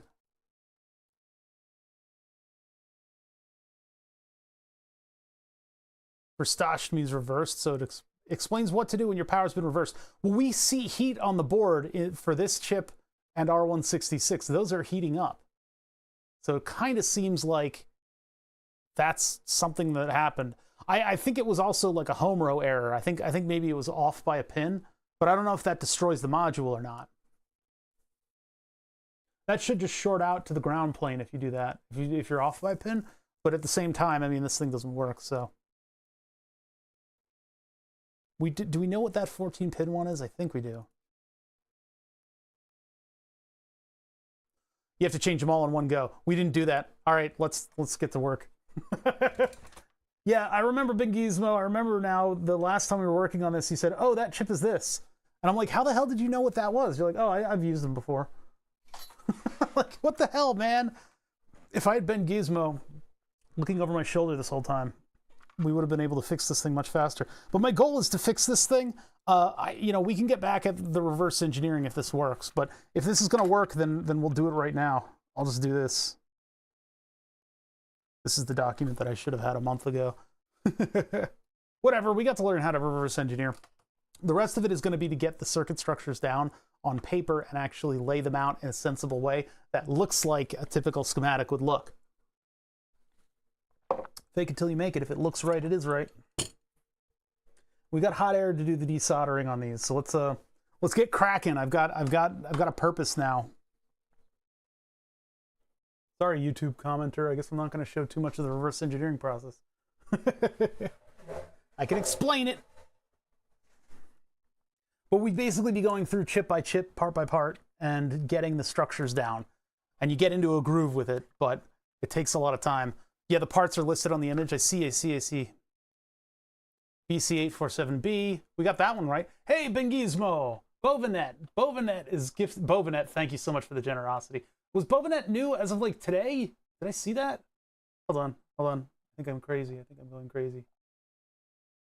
Possibly. Bovinet, thank you so much. Thank you for the gift sub to Ben Gizmo, who just cracked the shell of this entire fucking project. I may have seen Bovinet. I recognize Bovinet. Yeah, it looks like depending on what we have here, CA 3086 VCO. I think I have the 3086. 4106 BC847 and a 22 ohm resistor. What the heck? Ben Gizmo gifting at Ford. Hey, Ben Gizmo, thank you so much. Hey, you guys don't have to do that. You have to like show up on my show, solve the problem, and then gift a sub. Sal Welsh. You got Ben Gizmo to thank. Thank you. Hey, thank you. I appreciate those subs. Those mean a lot to me. We'll try this. The thing is, I tried to... Oh, I see. Been following for some time, just sub this month. Hey, thank you. Thank you. I'm not aware of a lot of the people that like regularly watch me, and if I mess that up, you just tell me. The thing is, when we tried to separate the two boards so that I could test around voltages, I messed that up, so I might have blown up some stuff on my own, and that's on me. I don't know whether or not we have, so we may be back to what we were working on a minute ago, which is reverse engineering the whole circuit to repair it. However, given that reverse voltage happens all the time, and these are the things that break and you have to replace all at once because it happens so much, I wonder why. They could have invested in a keyed connector, but they didn't. Anyway, we have an instruction here that'll tell us exactly what to do. So we know the parts that need replacing. I should have some of the big parts, and we'll do them all at once. And maybe that'll get Dave's synthesizer talking again. Seems like a really weak design, huh? They really should have put some diodes on this thing. I also offered Dave to cut the traces and put the diodes in so that this thing would be protected, but he didn't want that either. Gotta catch the rest of the VOD. Oh, thanks for hanging out. I appreciate it. Those VODs are automatically going up on YouTube. Any music that I play, of course, doesn't come through. Okay, so back to replacing things. We gotta hit this one, and a couple others. There's over here, there's something there and there. Okay, so hot air station is ready to go. Got the hot air wand right here. Hopefully I'm not going to melt any plastic on the table. And then we'll get this big boy out of here. Oh, no! As if anything else should go wrong right now, my insulin pump is out of insulin. So let me do an insulin pump real fast. For that, you get this view because I can't show my shirtless ass on camera. But, well, actually, I'll take you through some of it first. Right now, the insulin pump is screaming at me. And the reason that it's screaming at me is because it's out of insulin. And I can't do anything about that. All I can do is go here and just go to pod management and then deactivate the pod. Now I have to wait with this thing screaming its head off at me. Now, if I put my hand on the pod, it does kind of shut up. But okay, so now that's deactivated. We need to activate a new one. So just give me a brief amount of time to get a new pod over here. And I got to reposition my mic so I can talk you guys through this. All right, let's see here. This is just a brief little BRB moment.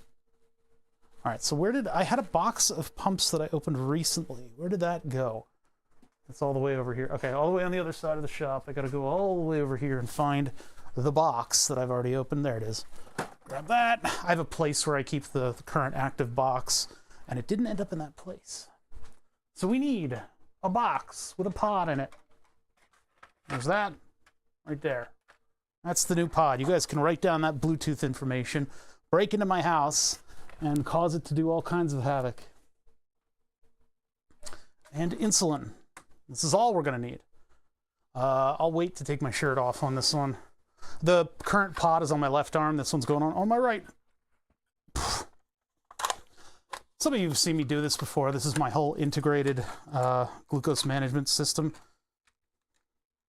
which is where you have a Bluetooth pod, you have a Bluetooth glucose sensor that gives you a glucose level every 5 minutes with a 5-minute delay, and the two are connected to each other using a third-party application on my cell phone. So no longer do I have like a pager-looking thing attached to my belt that everybody asks about. The pump is hidden, and it's all I need to do is look like a stupid millennial on my cell phone in order to manage diabetes.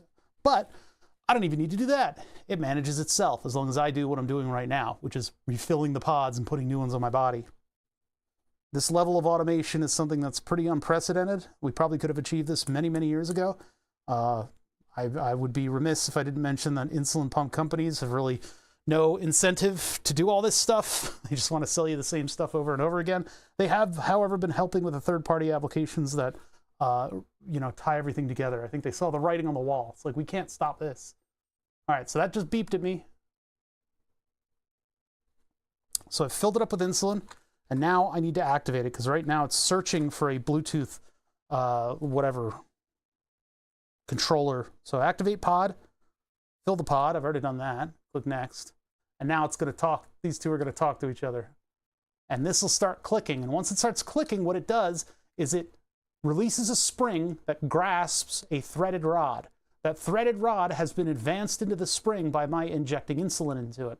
So once it grabs that threaded rod, it will interface with this turning gear. The gear is turned with this little pawl thing, P-A-W-L thing, that locks it in place and scooches it forward. And it makes a click noise when that happens. That is controlled by a memory wire that contracts on either side of a metal plate. So the metal plate moves back and forth like that. The gear turns, it twists a plunger that pushes in on the insulin. There's a flat spot on that gear. When the flat spot is reached, it will release a massive spring that will go 180 degrees around, and that causes a needle to be forwarded, pressed through your skin, and then the needle's retracted, leaving behind a plastic tube.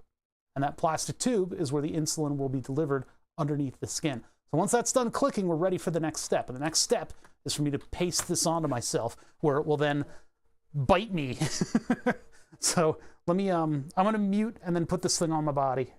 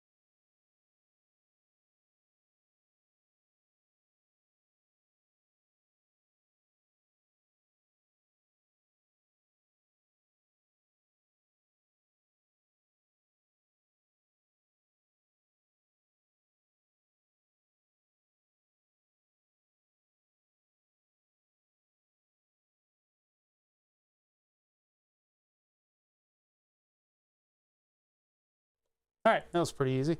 All right, then back to this one, and then I can hit next. And then it'll do something that no other program gets to boast.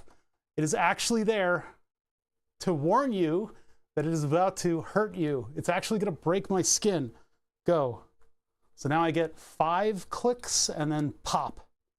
4, 5, bam. Oops, one more. Ah, fuck.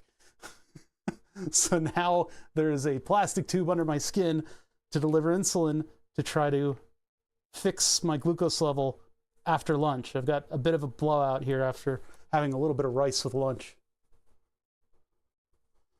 Yeah, it's a little bit of a psychological thing. This is going to click 5 times and then injure you. And you're like, wait, what? Is there supposed to be some? No. I muted it because it would have been a whole bunch of like crazy noises while I position my shirt and stuff like that, because I'm wearing a lapel mic. So, woo, that stinks of insulin. This thing was in the middle of injecting. I probably should have left it on a little longer because there's a little bit of an insulin spot there. If you got to let the insulin settle in and actually get absorbed into the body. Otherwise, there's like a little bubble of insulin that'll sort of work its way out of your skin. Then you don't get as effective glucose control, especially not with the amounts of insulin that I take. All right, what does insulin smell like? Band-Aids. You know that Band-Aid smell? They added it to insulin. It's like a little, I didn't forget what the component is, but it smells like Band-Aids. That's the smell. If you walk into a hospital, you can smell all those Band-Aids. That's insulin smell. That's what it immediately reminds me of. Wow, there's a lot of diabetics in this hospital. No, that's the whatever the strips that they use, whatever they have in that. Mercaptan for natural gas. That is it. Mercaptan? I thought it was like sulfur, because the human body, the human nose is very, very sensitive to that smell, that natural gas smell. So they put it in there in like parts per million. And so if the natural gas leaks, everybody goes, "You smell that? Something's going on. There's a leak." So otherwise, it would be scentless. Okay, so we got to replace all of these in one go. So I'm going to remove them. What are the other ones? It's the R166, Darlington, N30, N24. So it's just these 4 components, right? Wait, 1, 2, 3, 4. Yeah, 4 components right here. Nothing else needs replaced. I was very interested to see what was down here, but I guess we'll get to that someday. This is a big module. It's going to take a lot of reverse engineering. We were going to get a little bit done today, and then I would have taken it from there. I may take it from there later. That way I can be a little bit more complete in exactly what I'm representing in the schematic. Look at how much we got done. Stupid. All right. I don't know if it's the right time to ask. Oh, the Discord's probably good for entire novels. I'm going to read your novel, though. What do you guys think I should major in, electrical engineer or mechatronic? Learning electrical because I don't enjoy mechanical stuff. I think I have to take a class in mechatronic. Mechatronic. I don't know. It's all influenced by what you think is going to be useful to you later on in life, and there's no way that we can predict where things are going. I did electrical engineer, and it's tough to find jobs in it. I don't really know what direction somebody should go in. It's what's in your heart. For me, electrical engineering was more of a passion than anything else. I studied it as sort of I do this stuff anyway, and I'm really interested in getting better at it, and I can do cooler stuff if I had a little bit of education in it, which is mostly true. It's just that as soon as I got my education, the Arduino popped off, and all of a sudden everybody knew everything about electronics. And so as hobbyists, so I don't got good advice for you. I don't know. I'm all messed up. Yeah, let's get this thing out of here. So we're getting the 4 components out of here first, and then we'll try to find alternatives. We'll just see what I've got, because I know I've ordered a couple of these. So we can use the hot air to get rid of this thing up here, which we've done many times. And in fact, the last time I streamed, we did this. I'm doing it again. Only this time we have the advice of the creator of the board. Hold on, my mic cable is getting in my way. I'm sitting on my mic cable. Yeah, my stream is an amalgamation of all of my experience in both not running, but doing theater stuff, doing electronic stuff, doing stage stuff with like concert kind of things, festival stuff. It's just all of these different skills, doing presentations, learning how to be confident. It's just all this stuff all together. It is perfectly suited for the skill set that I have. Oh, and being able to ad-lib and improvise doing electronics projects. It's been a big one too. All right, now if I'm not careful, this is going to go way too quickly. What we want to do is slowly build up heat on the board that makes sure that moisture doesn't become a weird problem, and it also makes sure that we don't partially desolder something and or stress it out with the stresses of heat. Metal expands when it gets hot, and those micro expansions can cause havoc on your board. You can break traces. So we need to be careful that we don't break traces. We just very carefully add heat. Don't say that if you don't get jobs. I'm from Iraq. I mean, really? Huh? Does what? Clibber subbed. Clibber, hey, thanks for the 22 months. I see. So it's like you got to get a job. Well, I'm not saying don't get a job. I'm just saying what do you feel like things are going, and what do you enjoy? I mean, that's mostly, it's like, what can I see myself doing a lot? And that's not necessarily why. I think I went with systems engineering because of the way, well, because of the math. I guess I was just okay at the math, and it was kind of easy at the time. Now that they've probably got a new professor in there, he's not as burnt out, so it's probably the math is not as easy anymore.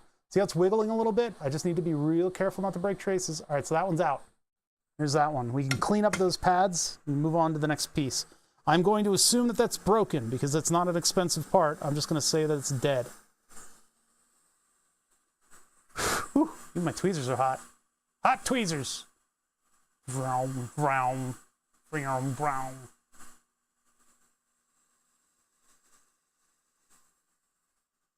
Do. For someone who also took electrical engineering degree, the only advice is to do it if you really like electronics. Yeah.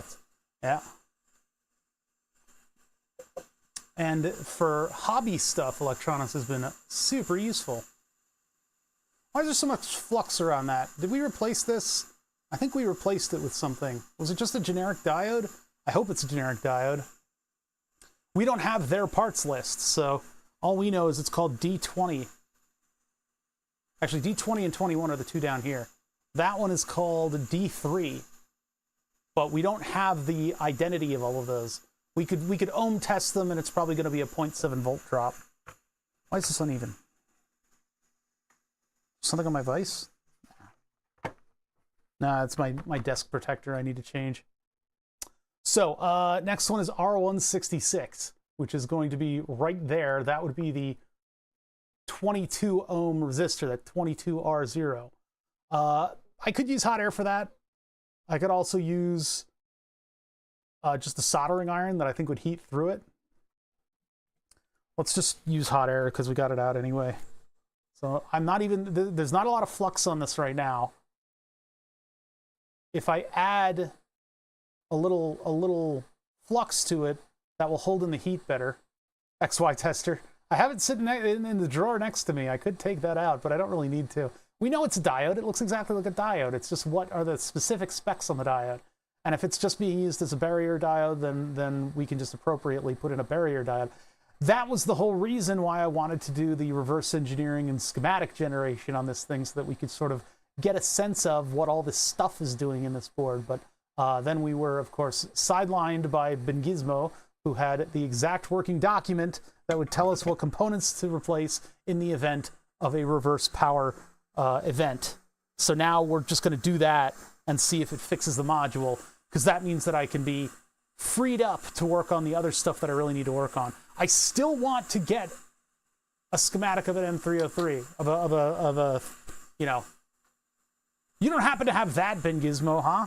You don't happen to have a 303 schematic document in your back pocket? I feel like we've been here before. Have we been here before? Did we do this already? I feel like we've been here before, where Ben Gizmo links me. It could be sleep deprivation on my part. I fell asleep with Fallout 4 going, and then I went up to bed automatically. So when I woke up, I came down here after walking the dog and stuff like that. I came down here and turned on my computer and went, oh, it's Fallout 4, the Fallout 4 save screen. So I close all that stuff out, and I'm having my coffee, and I'm like, I'm going to open up like a streamer. Let's see what Sips is up to. I open up Sips' stream. He's AFK with the same exact screen on the thing. I'm like, oh, this is good. So I'm drinking my coffee with like a Twitch chat going, and the same exact thing that I was looking at before, which was the thing I fell asleep to. Okay, so that's the second component. We got 2 more to go, which would be this little guy right here. Yes, it was a little bit.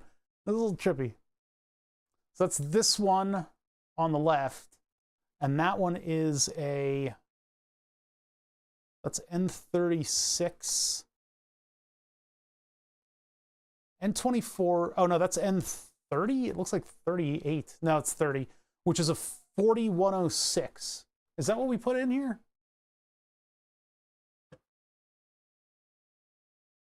4106 BC. 4106. Let's replace this one. I don't know if I have a replacement 4106. We'll have to look in the parts bin.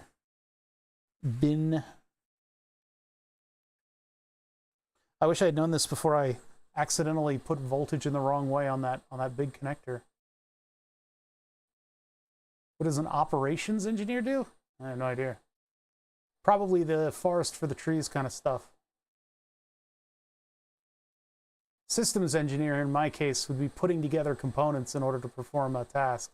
So a lot of the time it has to do with robotics and getting together all the robotics controllers and how they connect to one another in order to perform a task. Not the software individually, like not the low-level software and stuff, it would be the high-level stuff. This connects to here, this connects to here. You need to make sure this system does this system does that.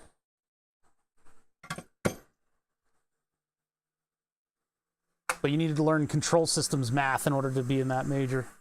That was the hard part, all those linear algebra thingies. One more component, which is a BC 547. 847, sorry, BC 847, and it's called Q25. You see here from their working engineering document, they had silkscreen layers in the design. I wish they had put them into the final thing. How are you diagnosing this? Pop all the pieces, test, put back, replace? No. What's happening here is that my buddy Dave blew up his module, and so what we were going to do is reverse engineer the circuit. Part of the reverse engineering involved pulling up the chips just to see where the traces were underneath, because it's just a 2-layer circuit board. Nice, easy 2-layer circuit board, which is well in my wheelhouse. I've worked with IEDs for about 10 years figuring out this exact thing, is how does this thing go together? What does the schematic look like? So we were able to piece together pieces of the schematic. We were able to look at different things. I needed a better idea of where power was going into this circuit to see what would break in the event of plugging it in wrong. And that way we could go through parts of the circuit and know if you know what the schematic looks like, you know what the voltages are supposed to look like, and you can figure out what's not working. But Gizmo, in the middle of our talking about this, figured out, this is like months into reverse engineering this thing, was like, oh yeah, these blow up all the time if you plug them in the wrong way. There's a document that the creator of the module released that tells you what parts to replace. So we have that now, and we're looking at that, and we're going to pull those parts and see if I have equivalents in my repertoire and in all my stuff. And we'll see if we put all those back, if this thing works again. And if it does, that's great. I can move on. If it doesn't, it means we'll just have to keep going forward with the reverse engineering that we were doing. We previously took photos of the front and the back of the board, and now I've got a document that connects all the copper together.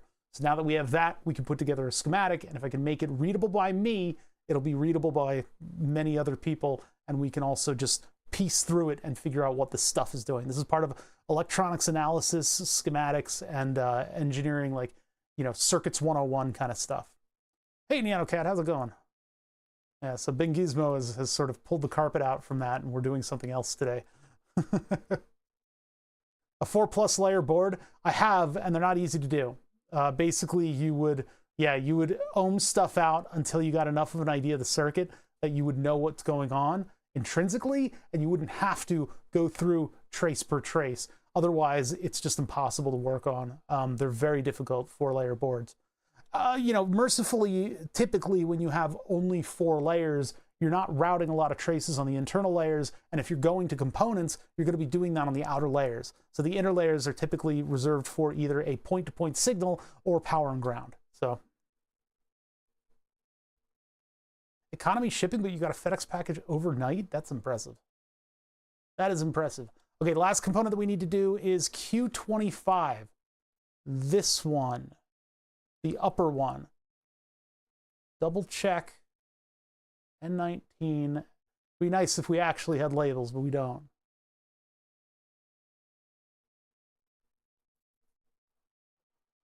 Okay, so let's get that component out. So we get hot air over here. This one right here.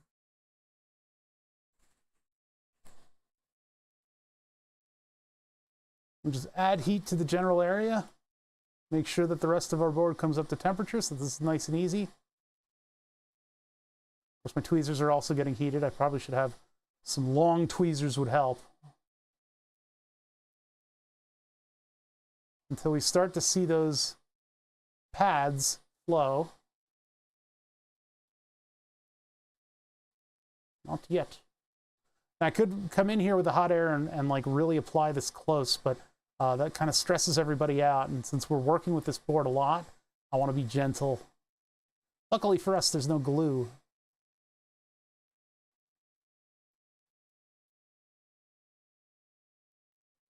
Okay, so those are the components that kill this thing, assuming that this has been killed in the way that it's predicted.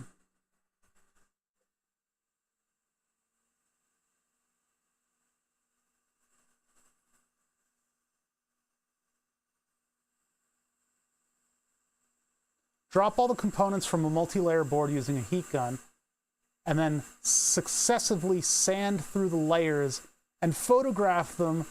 Then you order a new board. Damn, that's that. I guess that's a way to do it. You could also point to point on every single trace on the board to figure out what's going on underneath.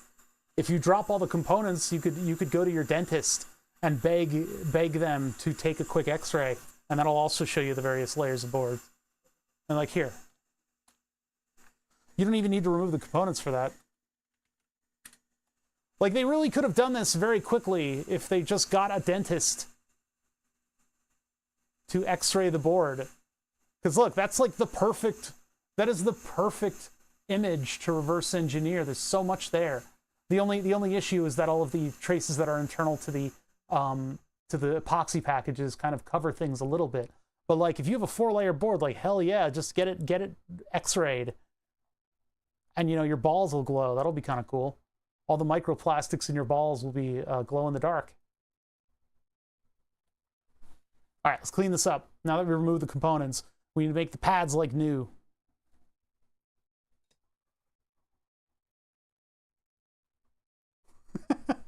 Oh, God damn it. An all dentist.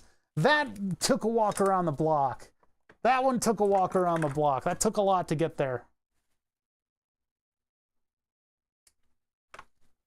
There was a dental school that was near here that closed down, and I was really hoping to find a whole bunch of auctions of the old dental equipment, because they had all those USB digital targets for the dental X-rays and all the hanging dental X-rays with all the good units in them, ready to work. So I could put it in the other room, get a lead apron or something, and take X-ray imagery of PCBs.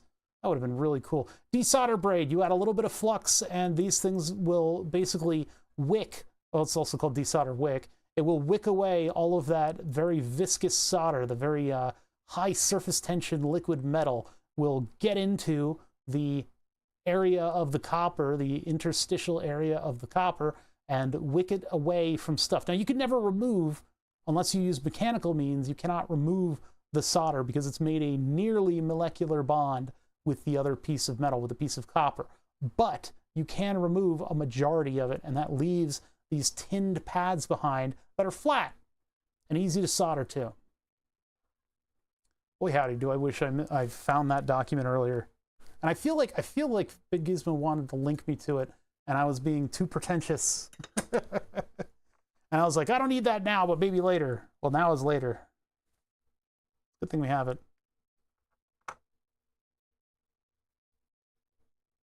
Al dentist was a person's skill in dental school. I'm not reading your stupid pun comments anymore, chat. I won't be fooled. One of these X-ray machines are only about 1 to 3K. The only problem is the state of the X-ray tube. might be in disrepair. You may need a new X-ray tube to run them. And I wanted to get some kind of an X-ray capability on this channel, but I don't make enough money. I'm not like fucking Moist Critical. I don't make shit tons of money off of this stuff. Boy howdy, would I put some of that money into crazy stuff like an X-ray machine, though. I would do that in a heartbeat. But I don't know when my heart beats because I can't see it because I don't have an X-ray machine. I gotta be careful not to melt this. Let's go in from the other angle just so I don't melt that pot, the trim pots. X-ray tube from... I wouldn't put it past them selling something like that.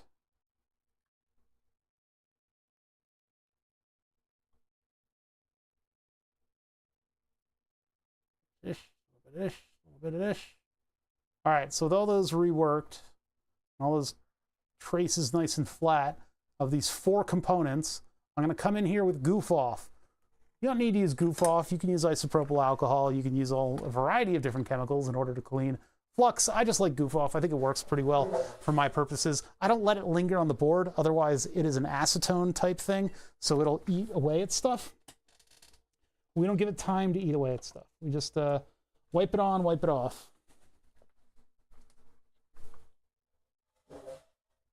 The oh fund me for an oh bother X-ray. The amount of boring reverse engineering you guys would be subject to after that would be... I don't think I want to bore you guys on that level. There's a couple things where it was like, yeah, if I had an X-ray, this would be real cool.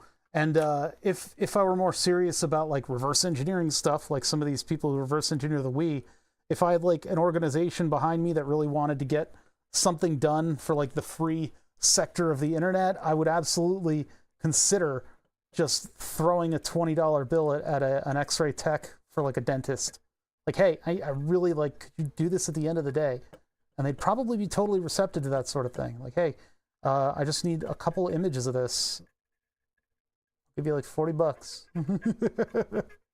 I don't know, maybe they wouldn't be, but insurance and all that being what it is, when your balls start glowing, maybe they want to make sure that you weren't taking images of PCBs, and instead the PCBs were from the capacitors. I should have cleaned that part off. Well, I got another Q-tip, didn't I? There's only one. I got acetone on the desk. That's not good. This thing is disgusting. I really want to clean that up. Too much goof off. It gets rid of chat. Why do I let you guys come up with jokes? I don't understand why I do that. All right, where's this other Q-tip? I can get this thing over here, come back over here with the Q-tip, and then clean up this greasy board. Some's into you guys. Maybe it's just that I skipped Tuesday. You guys got all those ants in your pants. Pantsies or antsies.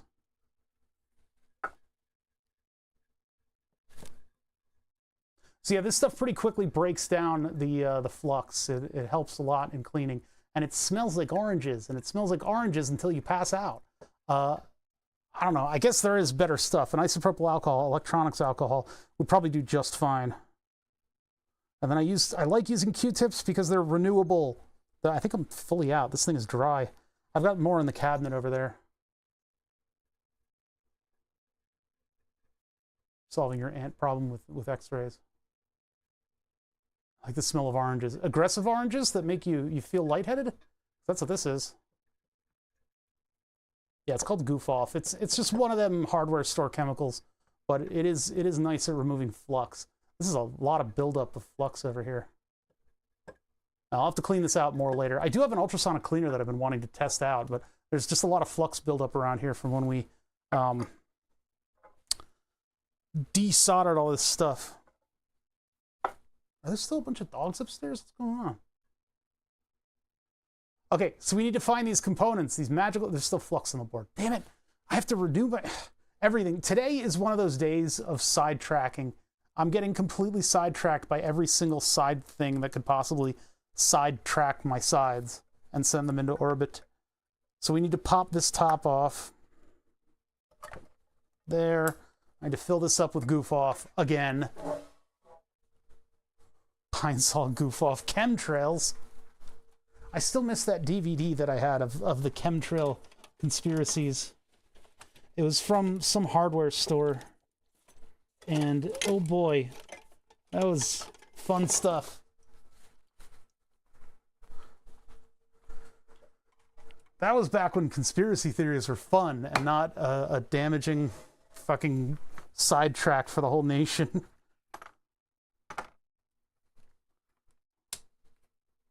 How am I supposed to do this? There we go.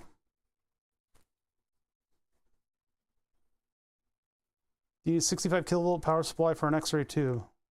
I don't know. But the thing is, the X-ray tube is releasing like X-ray radiation. It can really hurt you. Even if you're not in the same room with it. Electronics people used to screw around with X-rays all the time. But having one these days for functional reverse engineering is kind of amazing. It might be just the fumes getting to my brain.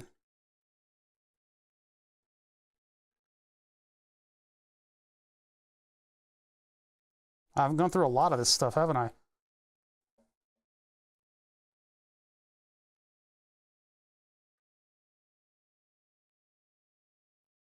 There we go. Now, there's old dribbles left in the thing, but let bygones be bygones.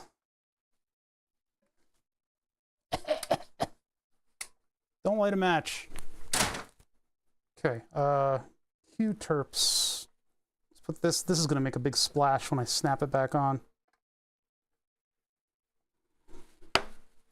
Yep. I need more Q-tips.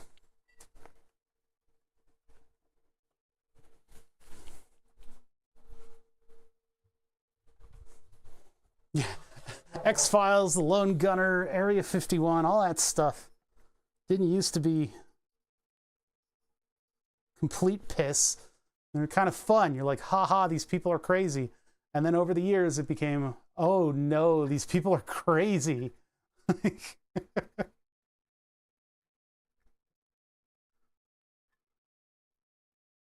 Turns out there is something in the water making people stupid. It's called lead. It made all of our parents angry.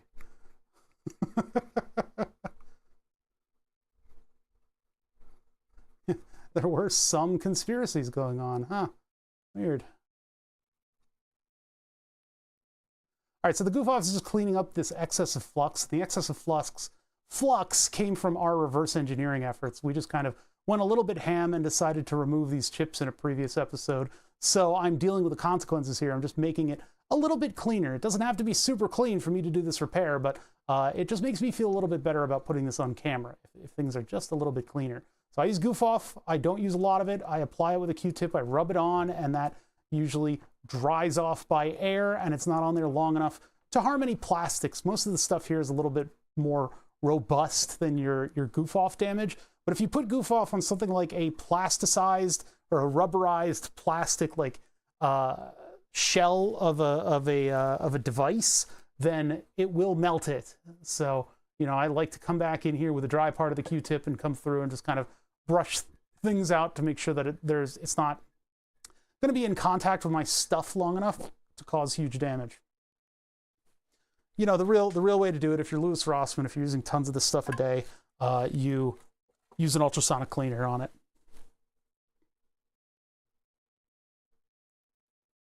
There are things that would be required of this X-ray machine, like a brand has what? Well, you need the film. The film is like, you know, it's not film anymore. It's like a digital target that you put up and then you plug the USB into something in order to get the image. Because the X-ray tube will just release the X-ray. You need to receive it on like something that'll make an image. So I don't know what else is required of the $700 X-ray machine. Like, what's the resolution of it? How much area can you possibly, you know, X-ray? In a previous job, we had an X-ray microscope. That was the coolest thing ever. You could do little flyovers, little circular flyovers of the chips and stuff in X-ray. It was pretty cool.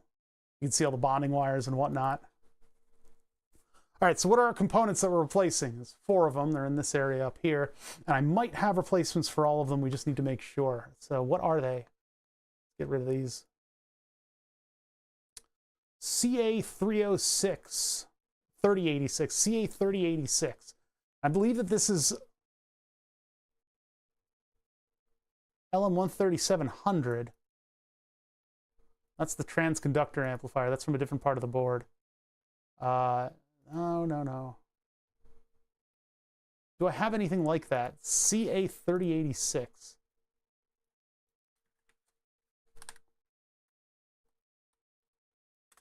That's the one I think that we reverse engineered, maybe. Oh, so why is that listed as VCO? CA3086 VOM VCO.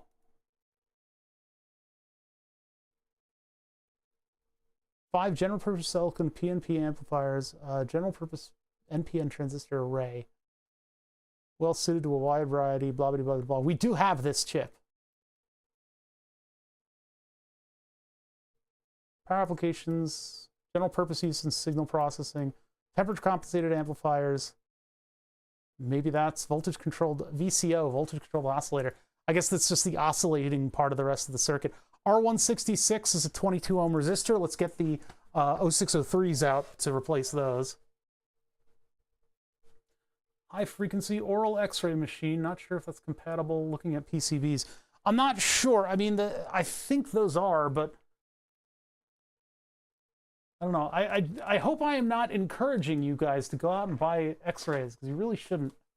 It's not something that us mortals should be messing with, especially given, you know, drywall does not stop x-ray. You can't just go to a different room of the house, and you're exposing everybody around to that radiation. That's why the technician that's taking your x-rays, your dental x-rays, puts you in a lead apron and then gets the fuck out of there. Like, those walls are lined with copper. What's up, Kervos? Wonder how important the power of the x-ray the circuit board is scanning. Like, would a dental x-ray put out too much power and cook a board? Well, if it's an x-ray antenna, it probably could. The stuff we were doing was kind of simplistic. I don't know what the precautions are in terms of, like, because like a tiny little trace would potentially become an antenna, and then that could impart energy into your circuit. 22, that's up here. Let's get the 22 ohm in first. 0603 is sort of the smallest of the easily hand soldered sizes. It's the last one that's going to have any markings on it that'll help you identify what exactly the value is just by looking at it. So that is the minimum size that I'll use for designs. 0805 is sort of a solderable without a microscope. 1206 I would only use in applications where you're using a lot of current or you can't find anything else. But 0402, the size below this, is utterly annoying and impossible to use. So this is pretty much it. This and 0805 are where I sort of thrive. So 0603 is that's a good size for surface mount.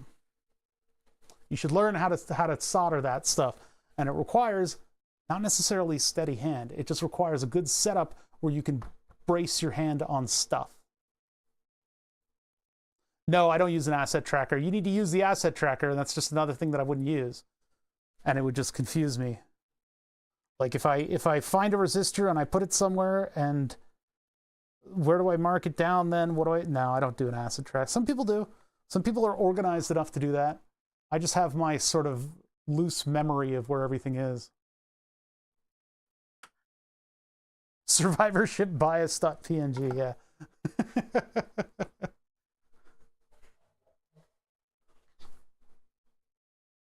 All right, so get that, get a little solder over here. Always all set up to solder. I'm always down for soldering. You know me.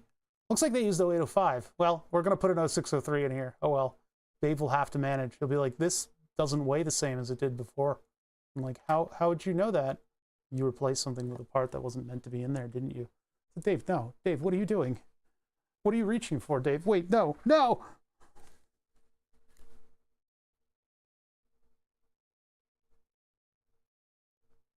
I think you can take "oh bother" out of that sentence and just say any maker is like a squirrel. A squirrel.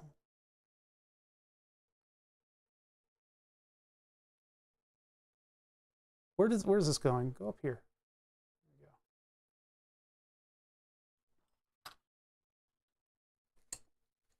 I don't know why the resistor would go bad. I guess it's right on the front lines.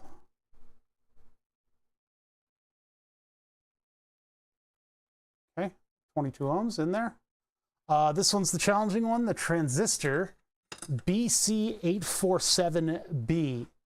Now, I've had terrible luck finding quote-unquote equivalent transistors in my day, but I do have a little book of transistors, one of these sample books. Same thing with the resistors, but this one is transistors, which are just as valid as resistors. Now, let's take a look to see if we have a BC847B.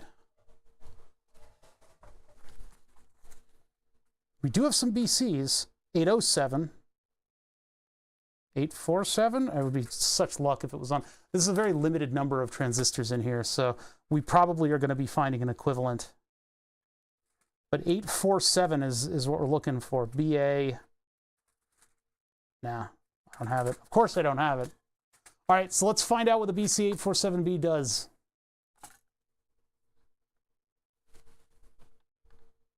Happily surprised when I find it in the middle of winter.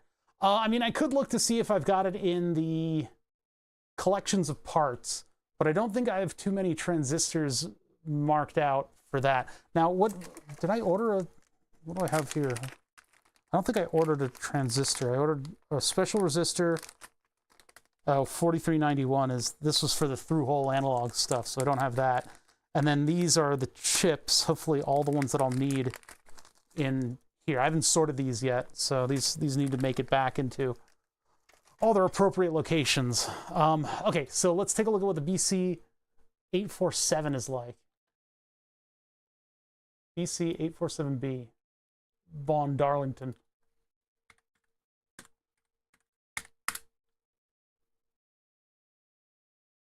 $100 milliamps, 45 volt, and that's not the right part.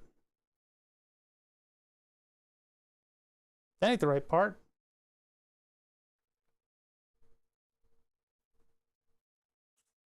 Hold on a second.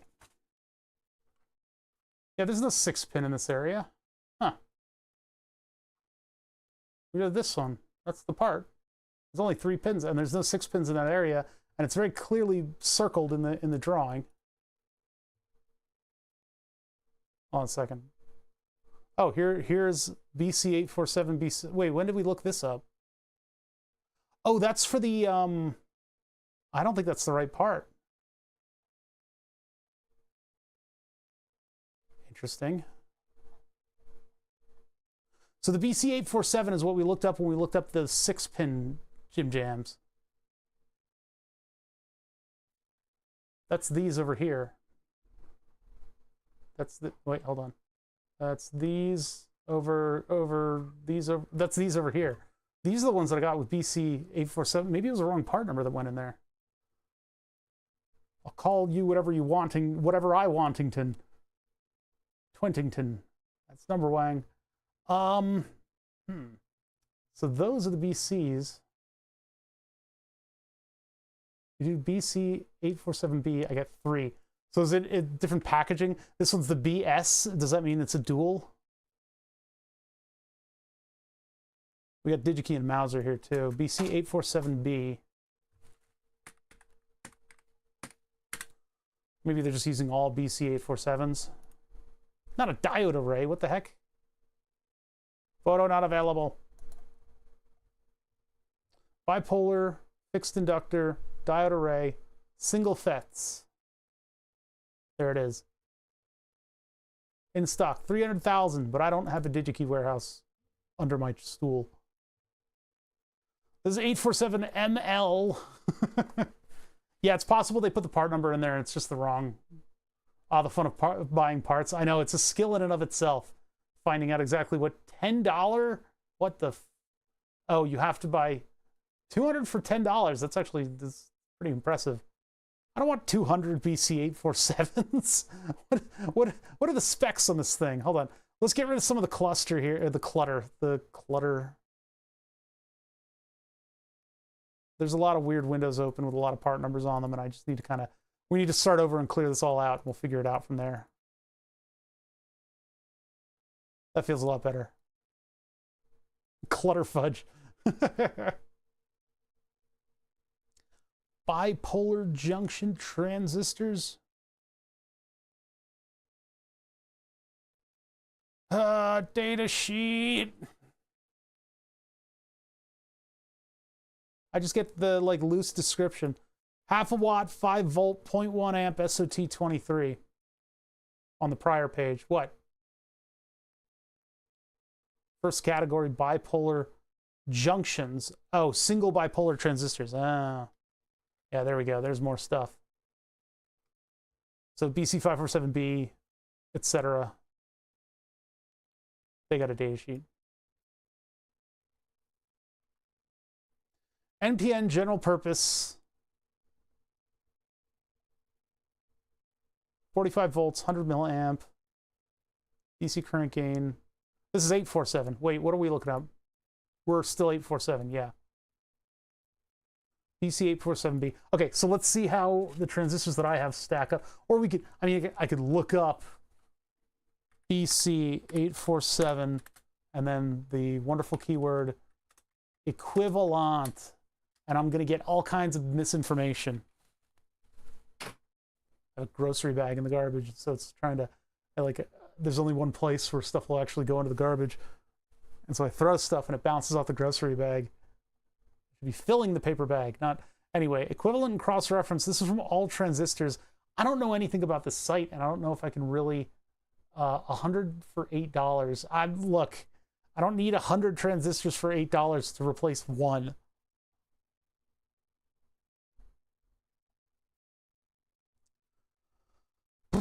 $847, 847B, 7A. I don't know about this website. I don't really think it gives you good information a lot of the time. It'll be a little crunchy. 99 will be fake anyway. Amazon's supply chain has really fallen, hasn't it? The West has fallen. Transistor frequency is 150 megahertz, 6 picofarad. We have no idea how this is being used. We just know that it's there. If we did the schematic, we would know how it's being used, and that would give us a little bit more of an informed idea of why it broke and why we would replace it. We did the resistor. We got to look for, we probably have, these are all 5.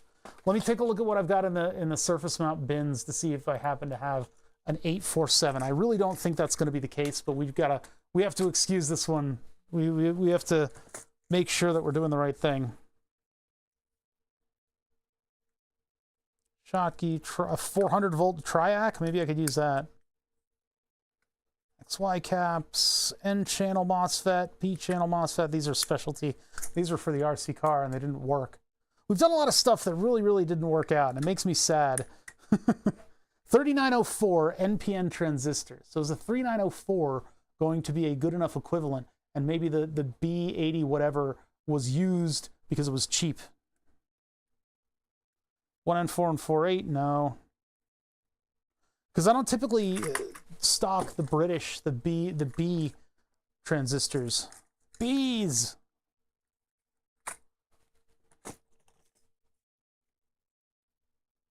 LED, LED, LED. FET driver. Motor IC. Gate driver. RFET, no. Low pass filter. And an OPA 37 is on this one.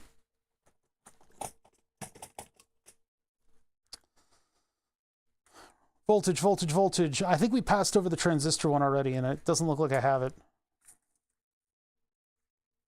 High-speed amp, dual rail, op amp, op amp, op amp.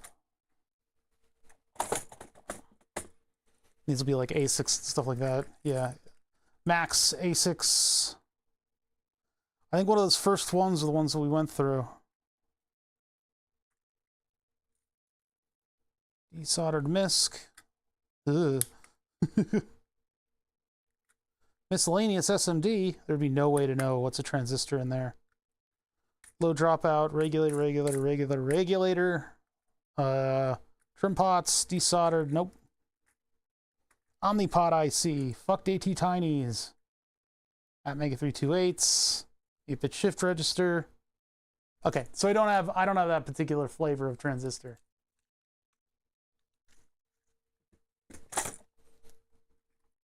All of these go back in carefully. You must have respect for the surface mount bins. Otherwise, if you drop one, they eject every single thing that they're holding. And it's a lot of very, very small things. You do not want to drop these. So I don't appear to have any of the specific kind. We need to figure out if we've got something that gets close enough. And there's probably a lot that gets close enough. I don't know what the transistor's doing, so that's going to be a bit of a tough thing for us. If we can put a 3904 in there, that would be great. This is the most jelly bean of all the NPNs. Now, they say Darlington in the thing, but what we're seeing is it is a power displacement is 0.2 watts, 6 volts, 150 megahertz. Yeah, I don't know.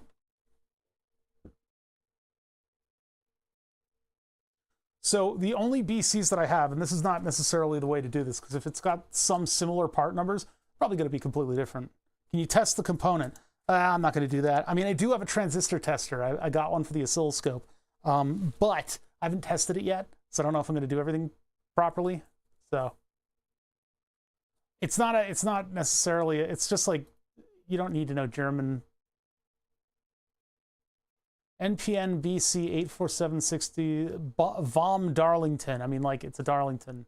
I don't know what else. What else? There's not much to go on there. So the BC, what was the one we were looking up? 847. We have an 817 and an 807. So let's go with the even number, I guess, is 0. BC 807. I feel like I've heard of the BC 847 before, but maybe it might just be my sleep deprived brain. Yeah, it's not a Darlington. It's used in, oh, I see. It's used in a Darlington circuit. That makes sense because it is. That's what I was seeing in the traces. Because you can see where it is used. It is directly facing another transistor, so they just made their own Darlington array.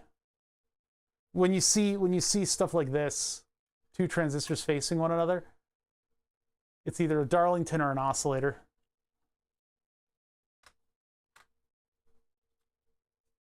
So BC 807,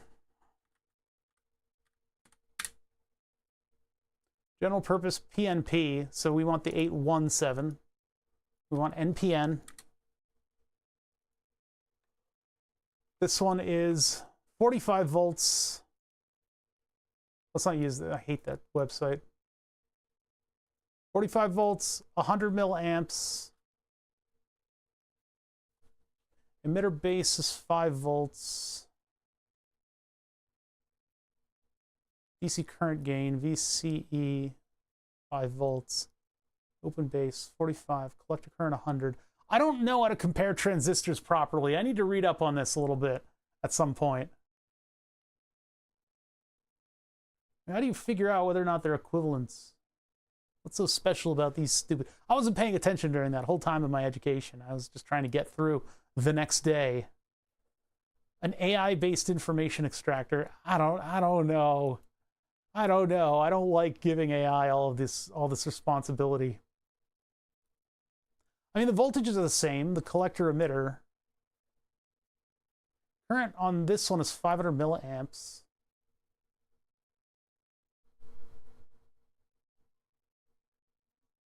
$800. Motion detected at the front door. Well, I haven't heard the puppy doing anything. I think she's sleeping or she's been out. Hopefully she's been out for a W. 460 milliwatts. I think I'm getting that information from that part of the data sheet. I just don't know. I thought it was all down to the charts, but I don't know what these charts are going to look like. Or even which one to look at. I don't think it'll be disastrous if I call these equivalent and try to use them, but The initial voltages look about the same, but AI thermal paste, no. I did see Uda Owo using toothpaste as thermal paste in his little pilk test. I smell a lot of soap suddenly. I think that's my nostrils unburning from all of the chemicals. I think the 817 we might be able to put in here. I don't see anything popping out to me as being totally out of spec. Now, which one did they say they were using? They were 847B, 200, 290, 450, but that's the gain. Let's see if there's HFE on this data sheet. What would that even be called? See, it's like between manufacturers, they might call it a different spec. Cutoff current. IC, VCE, FR, HFE, 250 to 600 on the one we're putting in. 200 to 450 on the one we've got. 200 to 450, 290 typical. This doesn't give it typical. It might work a little bit differently, but I'm going to put it in. It might be very slightly different. I think it'll be okay. I don't know, though. I think it'll be okay because it has to be, because it's the only part that I have that has a similar part number. It's not really a great thing to go on. Just my suppositions as somebody who read a bunch of numbers in a data sheet but absorbed literally none of it. This is a bad precedent to set. You guys shouldn't know how little control I have or how little of a grasp of what I'm doing I have. I know this completely. In and out. This is not conjecture on my part. It's not that I won't be able to find a... It just seems similar specs. I don't know. I have to look up a YouTube video on comparing transistors, because this has happened too much to me in the recent past, where I'm like, well, I have a thing of transistors, and there should be one that works in the same way, but I have no idea what it's doing, and the numbers that I see on the data sheet might as well just be in another language. They might as well be in another language, even though numbers aren't a language. There aren't multiple number languages. Numbers don't lie. It's people who lie. People are liars. Filthy, dirty liars. Let's try it. Hopefully we don't I don't think we can blow it up. I think maybe we could have just different specs on like outputs. And it's, by the way, it's likely there is an equivalent transistor in this kit. It just doesn't have the same designation. It doesn't have the same numerical designation as, you know, the ones that I'm putting in have a B in there. They have a B in there. Of course they're the right thing. People lie numerically. I see them lying to me. Numbers aren't science. I think these need to go like back to back so they fit in. It's really weird. Yeah, there we go. Now they fit. All right, well, try it. I mean, BC 84. I mean, it's likely like a 2N222 will work just fine. BC 557, BC 597.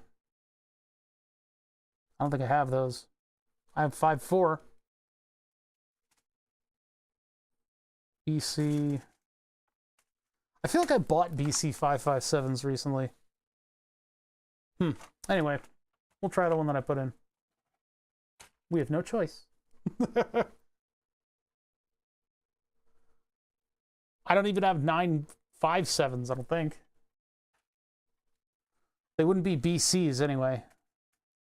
Yeah, because I got 54A and C. What I really need to do is mark down like what specifically sets these different transistors apart from one another. I need like a short little note by each one.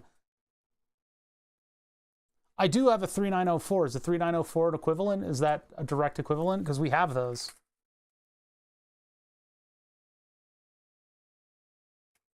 There's a 2N 3904. I've got also bin with 3904s in them. So I can always get rid of the B. This one had very similar specs though, so I don't know.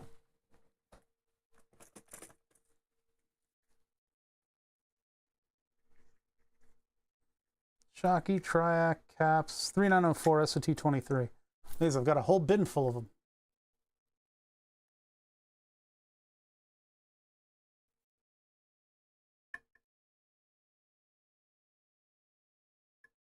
I don't know if they're MMBT, but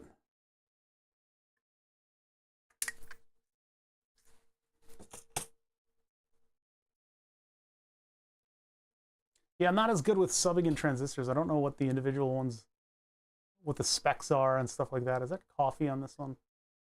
I spilled coffee on this bin. That one looks damaged. Wait a sec. This one comes pre-damaged. Straight to the garbage can. Doesn't even get a chance. Nope. Not gonna suffer damaged transistors.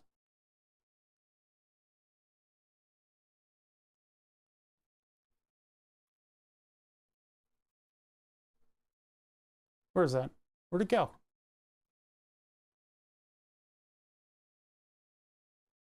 Eh. Oh, here we go. Yeah, this is one of the bins that got coffee spilled on it one day. Didn't really damage anything. It's just they're kind of not as good as they could be. Some of them are stuck together with stuff. I need to do maybe an alcohol bath. Maybe an alcohol bath. Yeah, it's kind of gross, but whatever. You're not my dad. Yet.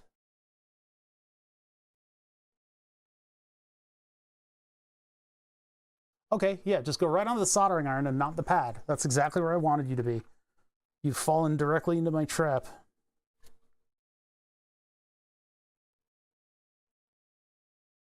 Shit happens, my grandma would say. It sucked, spilling coffee on all my stuff. That was many years ago. There are probably people watching who are younger than when I spilled that coffee.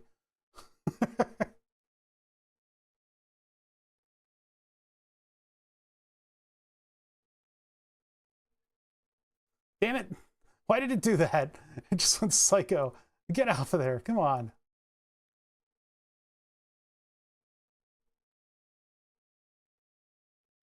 Point is, I'm putting solder on one lead, one pad, and then heating it up, and then sliding the component into place.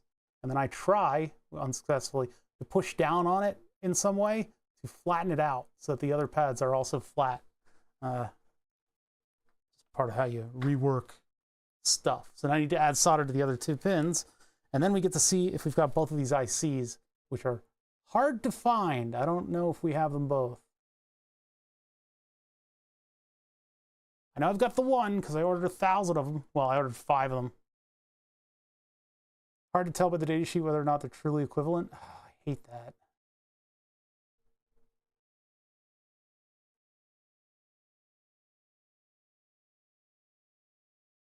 And it might be that this is just used to switch something else, and we're not really concerned with an exact match. Yeah, and then they tell you these different, it's like, oh, we'll give you all the specifications that we like. And it's like, but I need the specifications that this other data sheet has. They're used interchangeably. Okay, well, I'll trust you guys on the 3904 front. So our 2 chips, one of them is the BC, sorry, one of the chips is a 4106. What is that? 4106 data chart. Oh, the Schmidt trigger. Okay, so that's the hex Schmidt trigger, which is one of the things that dies. Did I order hex Schmidt triggers? I don't know if I did.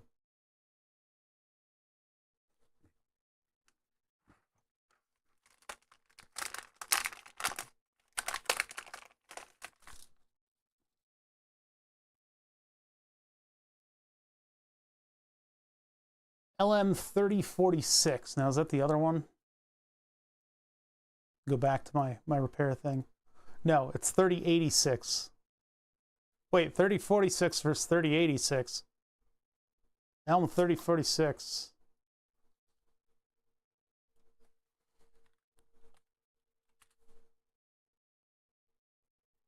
Oh, 3046 and 3086 are marginally the same. The LM3046 and 3086 are electrically identical to the LM3045, but are supplied in a 14 lead model due to the inline. They're supplied with 14 lead. 30, 40, and 86 consist of 5 general purpose NPN transistors on commonly monolithic substrate.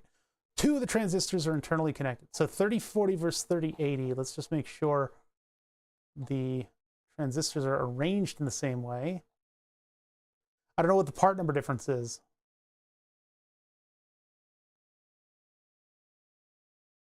I hate these data sheets so much. I hate them so much. 3046 versus 3086, 2060, 5024, 2060, 57.2, 40, 100 nanoamps for the maximum collector cutoff. This one's 40. 5552, blah, blah, blah, blah, blah, 2323. What in the hell? Okay, so they're fine. They're fine. One substitute for the other. What else do I have? So this is the one that we need in the other corner of the board. I'll just place it over there for right now. We know that it's a brand new, so it shouldn't explode. There's that one. And then I have 2 more chips in here, and I don't know what they are.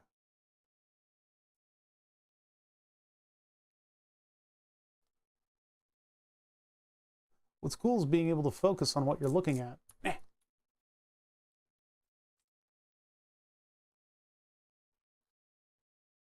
3046.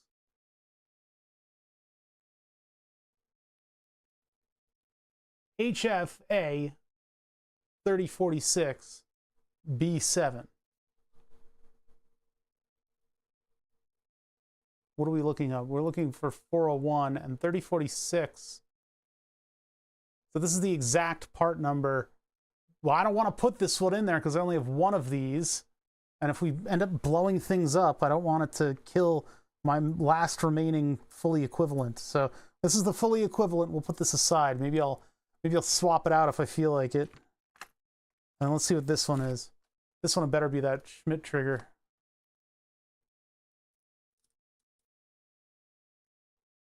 We're looking for LM CD4016. This one is the, I think the other one, not the 4016. Looks like the LM146. Hold on, I don't want to necessarily take it out. It's impossible to see. God, this is, okay, here, like this. Where is this thing focused?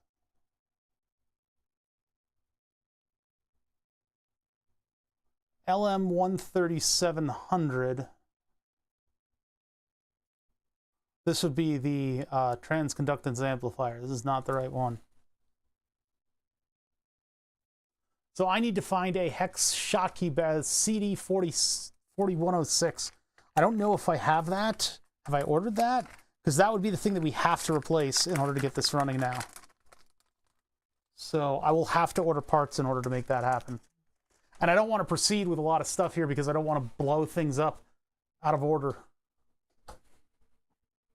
Let's just see if I happen to have a chip. There's very little chance that I have a hex Schottky diode array, or Schottky barrier array. But you never know. What's the part number I'm looking for? CD, anything 4016, a 4016. I guess, I wonder if I've got other electronics that would have a 4016 in them. I don't think so. Those are all amplifiers. Keep moving.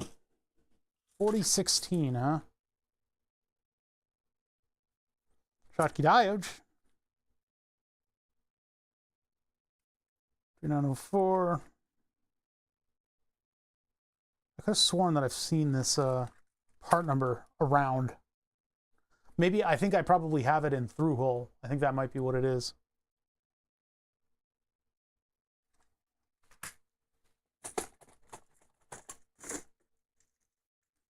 I don't have any way to test it either.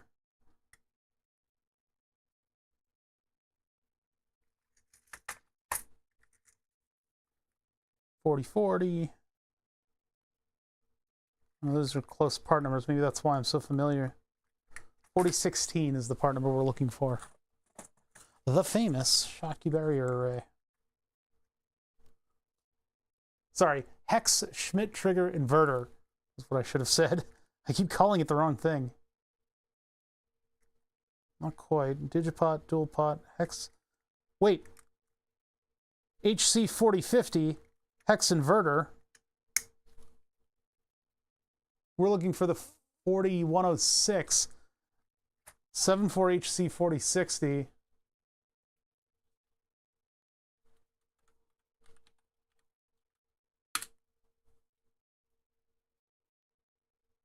Asynchronous binary counter and oscillator? That's not right. The other thing says hex trigger. 4050. Oops. The fact that this search on Reddit thing has been added to the sidebar is very cancerous. I don't know if that's a Reddit thing or if that's a res thing or a 74HC 4050 hex buffer, overvoltage tolerant inputs, overvoltage tolerant to 15 volts. Hey, that would be nice. It seems like the other one isn't. Where is it?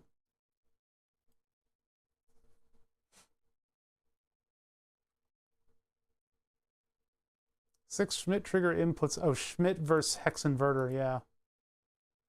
Trigger switches at different points for positive and negative going signals. The difference between the positive and negative. Blah blah blah blah. Okay. It's one of my extensions. Oh, so I got to turn it off in like res. That sucks. I'll have to take a look. I'll have to find out where that is. It's probably res, the enhancement suite stuff. Buffer with ultra-voltage tolerant inputs. JX standard, but it doesn't have fuzzy inputs. It's not a Schmidt. It's just a tolerant input, tolerant inverting input. But we want that little wiggle room there that this has so that it doesn't hammer off and do a bunch of stuff it's not supposed to. So the point is, I don't have the parts. I gotta find them. Easiest way for me to order them is gonna be off of Amazon. Let's just check that we don't have it. A2Cs. HC595, that's an 8-bit shift register, no. RF microcontroller. I don't even know what that is. Tiny 24, Omnipod ICs at Mega, and stuff that's exploded. Okay, so I don't have the part that I would need. The hex Schmidt inverting, etc. I'll look this up on Amazon. I'm going to see if I can source it, get it here anytime soon. They should sponsor me. Then I can talk positively about all the bullshit that they're doing. It seems that they're going to add AI to the lady who shall not be named, the Alexa. And they're going to put that behind a subscription service because they figure not enough people are buying things with that and making the money. And it's like, dude, you guys made the best internet browser, the best audio activated internet browser that exists. And so I use it for all the same things I do with the internet browsers, which is unit conversions, timers, alarm clocks, and things like that. They're very stupid about how they thought that you would use this thing, but I guess they all went to clown school. All right, so we go to Amazon and we search, as if I'm not a clown either. I'm immediately going and spending money on something at Amazon. But let's see if we can find this. Amazon. As I keep spoon feeding Jeff Bezos golden coins. Gets here June 3rd to 7th. Are you kidding me? None of you are Prime, are you? No, they don't do electronics on Prime. This is the only thing I have a choice with. So, fastest delivery. Let's just see what their fastest delivery is. $40. No, I'm not spending $40. I'm going to spend $8, and I guess we'll get back to this when we get the part in. Oh yeah, I should have double checked to see if it was the right part.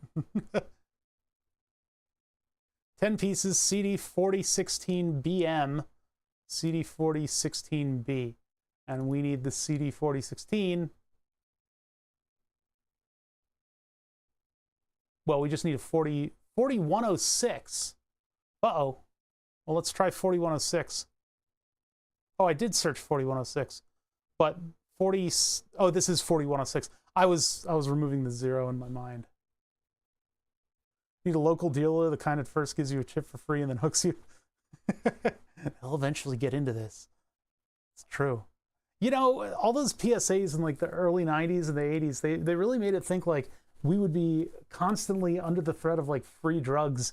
But like drugs are really expensive. Nobody's giving them out for free. I wish, man. Can I just walk down like a playground and people will try to give me like good drugs? That would be really fun, but it just doesn't happen.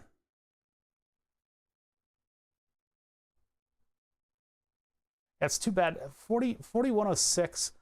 I don't think we can find that in another piece of electronics. That's a tough ask. We've tried it before where we would look for these things in other electronics, and sometimes we find stuff, but usually it strikes out.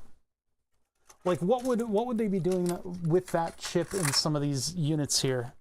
This one is a data acquisition. This would have the best chance of having it, but I think everything on here is a little bit smaller than that. You need to have stuff that's actually like doing the functions like you're doing, and then maybe you'll be able to find the appropriate chips, but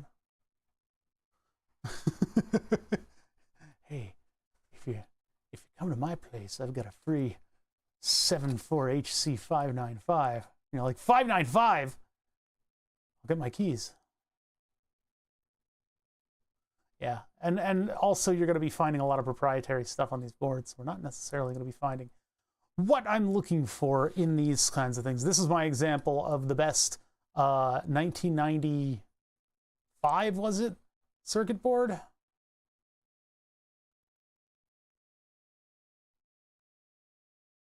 And a 1000 volt insulated ratchet? No.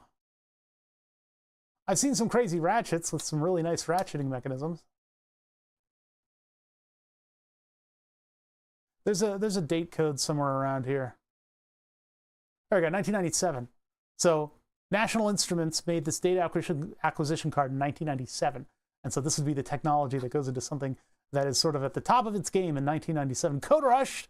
Hey, Code Rush, how you doing? Rating a party of 50 people. Okay, 49 if you really want to be a stickler. We were working on reverse engineering the M303, which is my buddy Dave's module. So Dave, bam, gave me this module. It's an M303, and the fellas at Acid Labs were trying to make the legendary TB303 in sound. And the TB303 has a transistor ladder array, and it's got a VCO. It's got a transistor-based VCO. Voltage controlled. It's got a transistor-based oscillator. And it's got a bunch of funny ways to control and do all that stuff. What we've done is we've started reverse engineering this. We were getting more into brass tacks today, where I would just go through and try to find like the power supply and sort of break out how it's creating its voltages, start going through the circuit, where power's coming from, figure out how to get into the rest of the design of this thing. The 303 is a complicated piece of equipment. There are a lot of moving parts. So we were just starting to get into it. Then Ben Gizmo comes down from on high and goes, oh, by the way, I have this document for components that you should replace because this thing didn't use what's called a keyed connector. And a keyed connector usually has some kind of a bump in it so that you can only plug it in one direction. What they really could have done here is used like a block off pin or something of that nature so that you can't plug it in backwards. Honestly, when Acid Labs made this thing, they probably should have just found board space for a 10-pin connector that would typically connect your synthesizer, because they were saying like, oh, but they shipped it with this thing plugged in properly. This is how you're supposed to plug it in, with an offset of 2 pins. That way, the stripe pin goes to the bottom row of this, where it is feeding negative 12 volts. You plug it in wrong, your voltages are going to the wrong spots. You got a power on ground short. You plug it in upside down or backwards, you're in for an even larger fault. And that happened so much that the creator of this board made a document for the parts that you're supposed to replace when it blows up. And so this is what Ben Gizmo showed us. And apparently it's 4 parts. It is the CA3086 transistor array.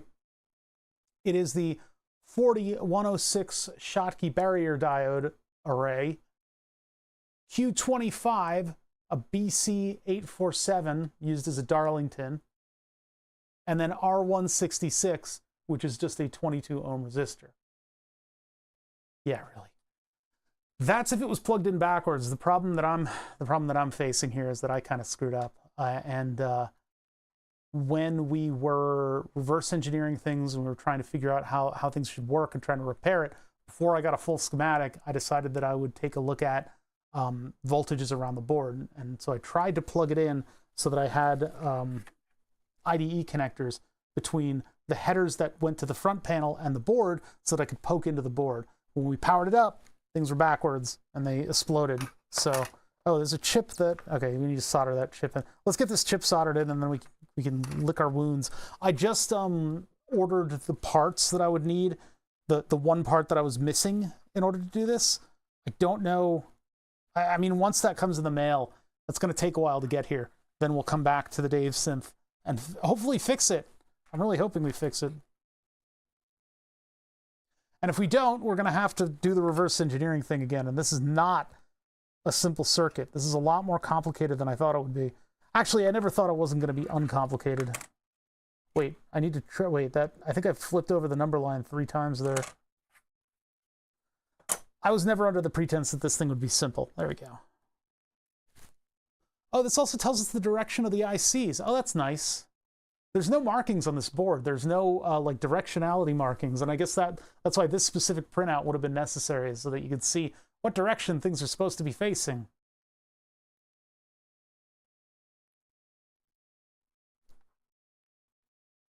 Yoink.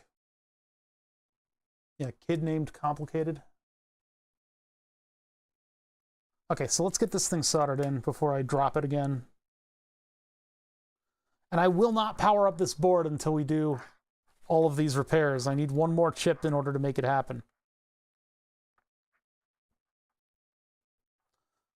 We're hoping that it just works, right? It pulls a Todd Howard and it just works. And perhaps the thing that I did didn't break any additional parts. So the way we do these surface mount chips is we anchor one pin. So I go over here, and I put the soldering iron down, and I add a little bit of solder. Now that pin is connected to nothing, so I need to be careful of that pin. That specific pad will rip up from the board very easily because there's nothing else connected to it. It's not great practice to have these floating pins on the copper. You know, you can't avoid it most of the time, but what'll happen now is if I bump this wrong, it will rip up that pad. I'll put a little pressure on the top. All right, so now it's seated properly. Now I could drag solder this. I could go through, drag, put a bunch of flux down, drag the iron, and all the pins, what would be left behind would be the perfect amount of solder. All the surface tensions would pull the solder in and out of the pin. I'm just going to solder these individually. There was originally a huge blob of flux here, so I just don't want to deal with that again. I don't want a big blob of flux that I got to clean up. So I'm going to come in from a high angle so I don't melt the plastic on these trim potentiometers. Those are what will set up the oscillation later.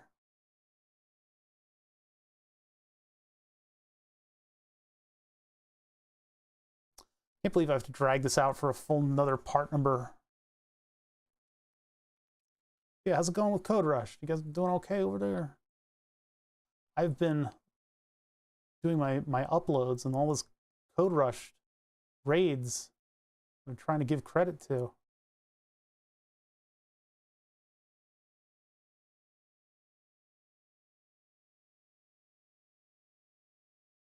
I'm not, no, that's Louis Rossman. I'm not the Flux. I hate Flux. I really dislike this guy.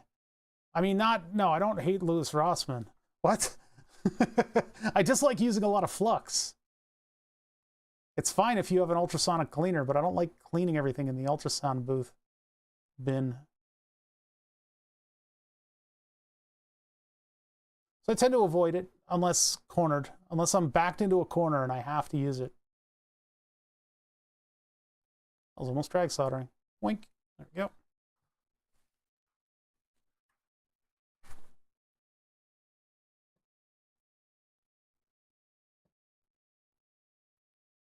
So just doing a little bit of soldering here, so we got all our stuff in. And then when I get those inverters, then I can put the... I can't believe the most science fiction, like going all the way back to Star Wars. I just need some inverters. Those my power inverters. What the hell is Kynar? I don't know what the fuck that is. What are you talking about? What kind of crazy are you talking? That's all I can do, because we don't have this entire chip. I could look around for one somewhere else. Trace wire. I'll look this up.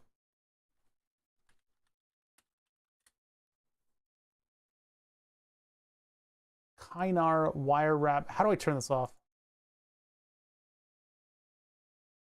Ugh, I'll come back to it.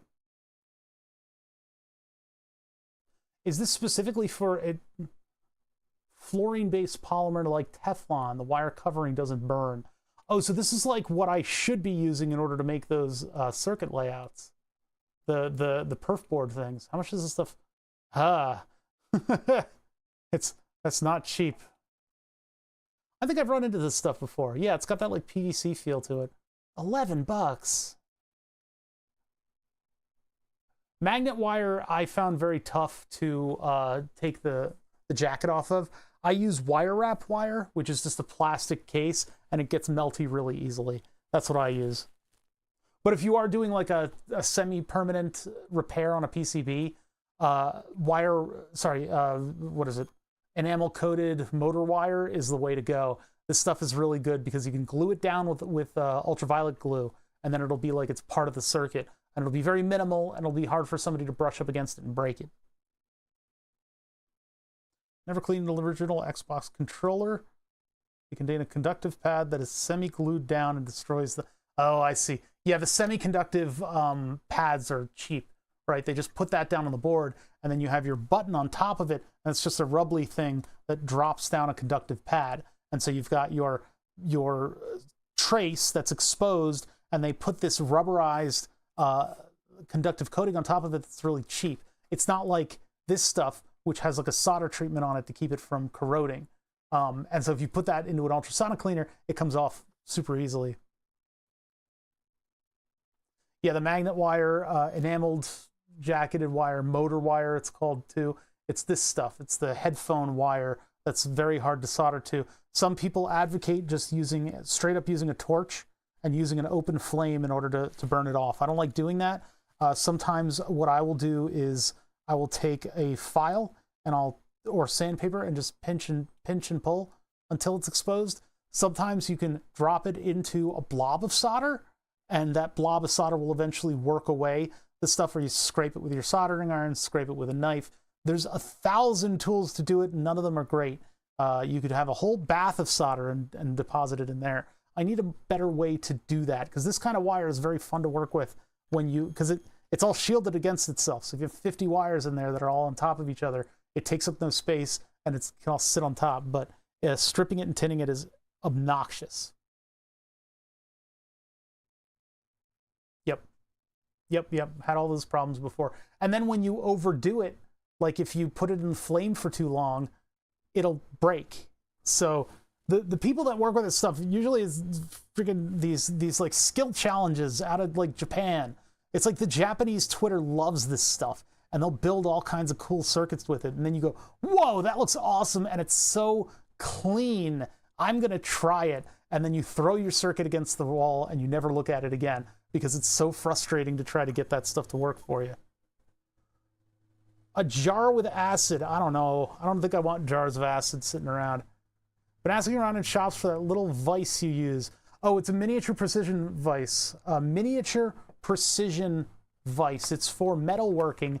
The problem is that this is for metalworking, and it is quote-unquote precise for metalworking, which means this Palm Gren precision miniature vise is $700.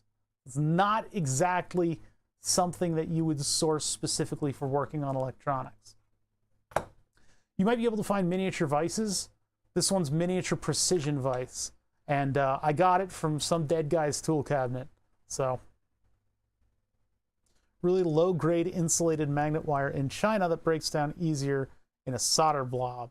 Maybe someone who might know about physics. Oh boy. No, nobody here knows physics. We get, yeah, all right, anyway, yeah, a good way to work with magnet wire would be very nice, but I don't have a good way to work with magnet wire. Just scraping it with a soldering iron. I think you can get it down to, or up to temperature, and then you just scrape it with the iron, and that'll move the jacketed stuff, the enamel away from the copper, and that will stick. The copper will stick to the solder, and then you've got a tinned end. That's all I've been able to work with this stuff. But like, if you have a tiny trace repair, this stuff is great. Emery paper, that might be a way to go. It's still as imprecise as sanding, though. We are getting completely sidetracked because we got our answer. We got like an appropriate answer for what we need to replace if this thing has been plugged in backwards, which is exactly the question that the creators of the module have answered time and time again, to the point where they created a PDF document that has all of the repairs in it. That's exactly what I needed. So I looked it up. We looked up the parts. We found equivalents. We don't have one part, and that one part is a hex inverter, a Schmidt trigger hex inverter. Schmidt triggers work on different I wish I could show you guys this stuff. If we could put it on the oscilloscope and I could show you a hex trigger switching, it's much better than me just communicating it with you like this. It's possible that we have one that'll do that, but what happens is a signal comes in and it gets inverted, and then there's this zone, this fuzzy voltage level where it'll trigger one way or the other. It won't go back and forth. If you put like a 5-volt inverter right at its trigger voltages, it will click back and forth. Next stream, I don't think I can show you next stream because I'm still not gonna have the part. Maybe we have it in the 7400 series stuff. Let me see. That'll be through hole, and I can put that on a breadboard. On a breadboard, and I can make it 5 volts too. Yeah, I'm thinking about what I would have, that I would have the surface mount one, but I don't know if there's anything in there. Let's just take a look and see what 7400 series stuff I have. The specific chip we're looking for is a 40106. 40106. I just bought this off of eBay and put it in a MakerBeam case, but this is all 7400 series chips. So we are looking for the 40106. Oh God.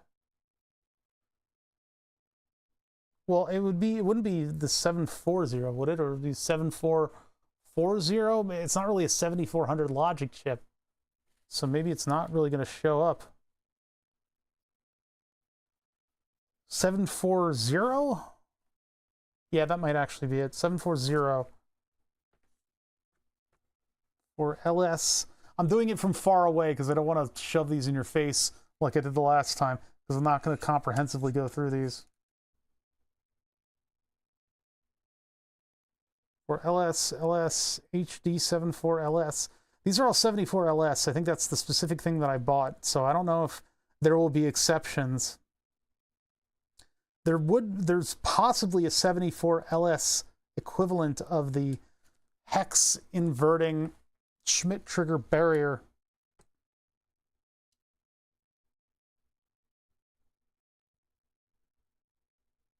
Yeah, I don't think I'm going to find this part number.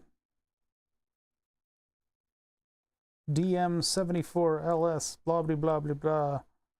86, 74LS02, darn it. I'm just looking for zeros. This one's from El Salvador.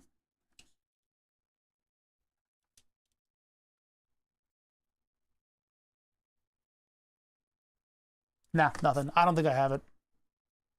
Yeah, I know. This is like $100 on eBay though.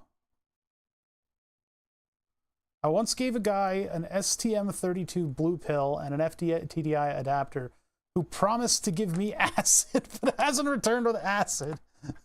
What a trade. But yeah, maybe I could take a high res picture of this whole thing and just be like, chat, find me the thing that I'm looking for. I barely have 2 555s, 1 flip-flop, and 3 operational amplifiers. Look, I'm looking for a hex inverting Schmitt trigger, which means it's got a fuzzy voltage level that it flips on and that it inverts the signal. And I was hoping to maybe put one down onto the breadboard and show you guys how that whole thing is supposed to work. 74LS101A. No, that's not it. It's a 40106 is the part, but I don't know. I thought 74LS400. All right, hold on. It's not me, it's the synthesizer. The synthesizer uses it, and I don't know where.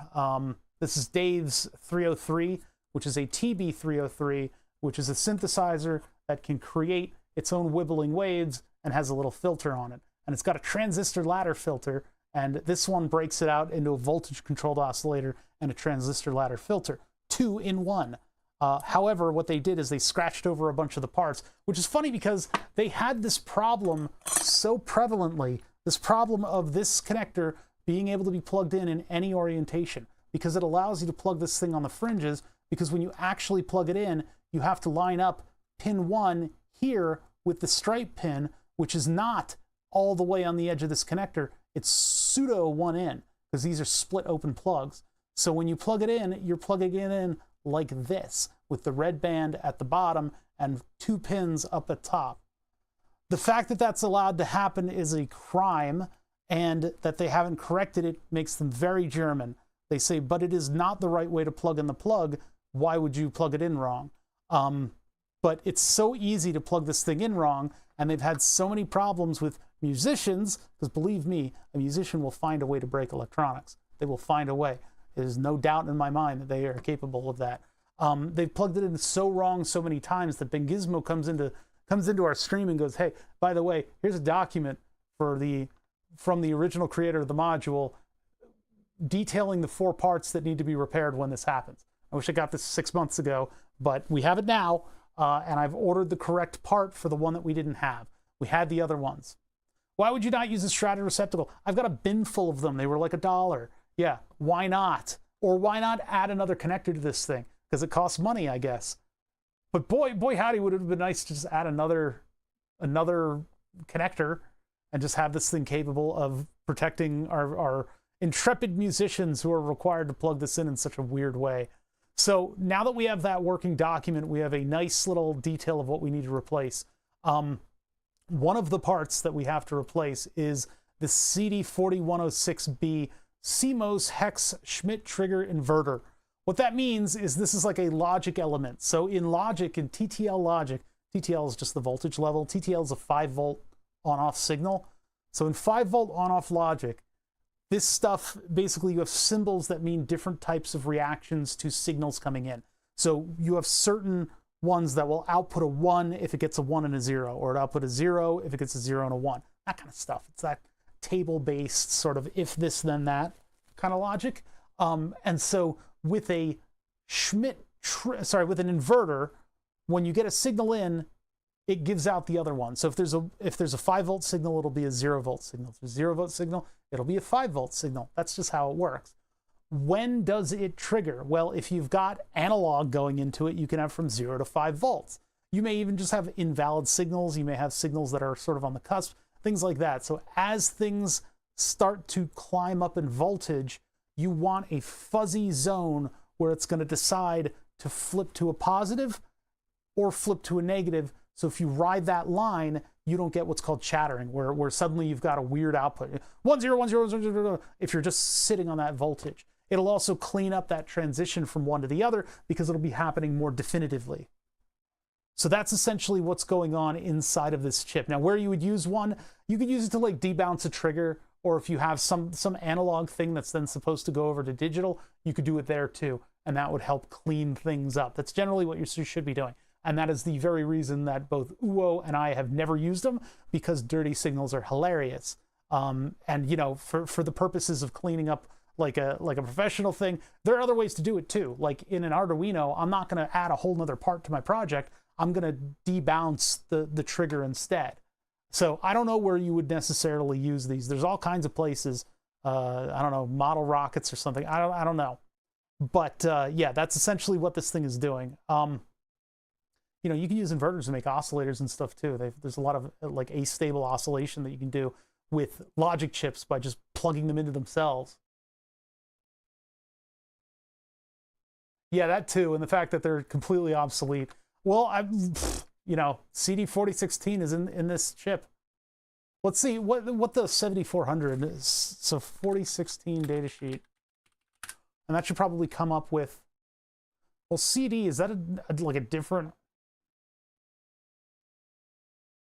So CD4016, 7400. West Plains, Montana. No, get out of here. Not Realtor. CD4016 is a CMOS chip with 4 analog switches, but sorry, it's 4106. Wrong one. CD is just CMOS. Right. All coming back to me. An IC with 6 Schmidt trigger inverters.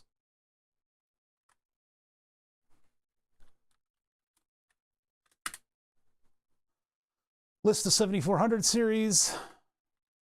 Schmidt trigger, push-pull, quad dual. It would be not, wouldn't it?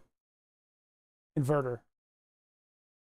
7414. What the hell is the X doing in there? 74 something 14.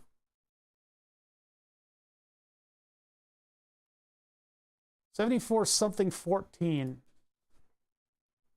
Back to the giant collection. I literally just bought this collection because I got rid of all of my old 7400 series things. So I feel like it's a little bit of stolen valor that I show off this massive collection. I feel like it's like, welcome to my stolen valor stream. So something 14. Dun, dun, dun, dun, dun, dun, dun. Let's go to the microscope for this. Got my text crawl going on during all of this. I didn't mean for this to be such a cerebral day. We were supposed to be reverse engineering stuff, and that would have been drawing things. I don't know what we're doing tomorrow, but we're definitely going to work on something fun.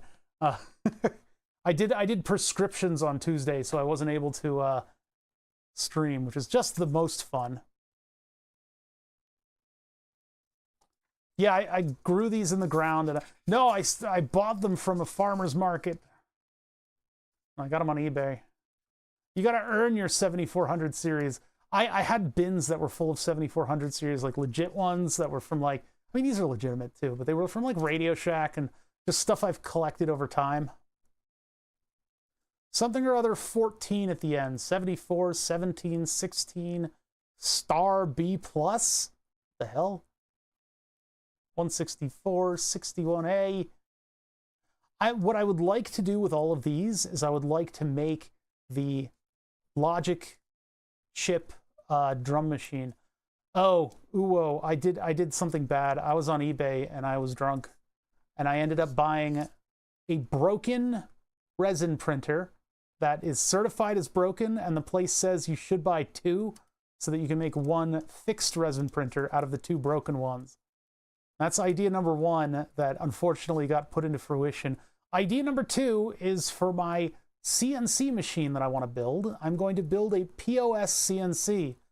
It's not what you think it is, the POS CNC. It's actually a point of sale, because I want to put all of the electronics in a cash drawer, but there's no key. So I'm going to have to pick the cash drawer, and I'll put all of the electronics into the drawer so that they come out.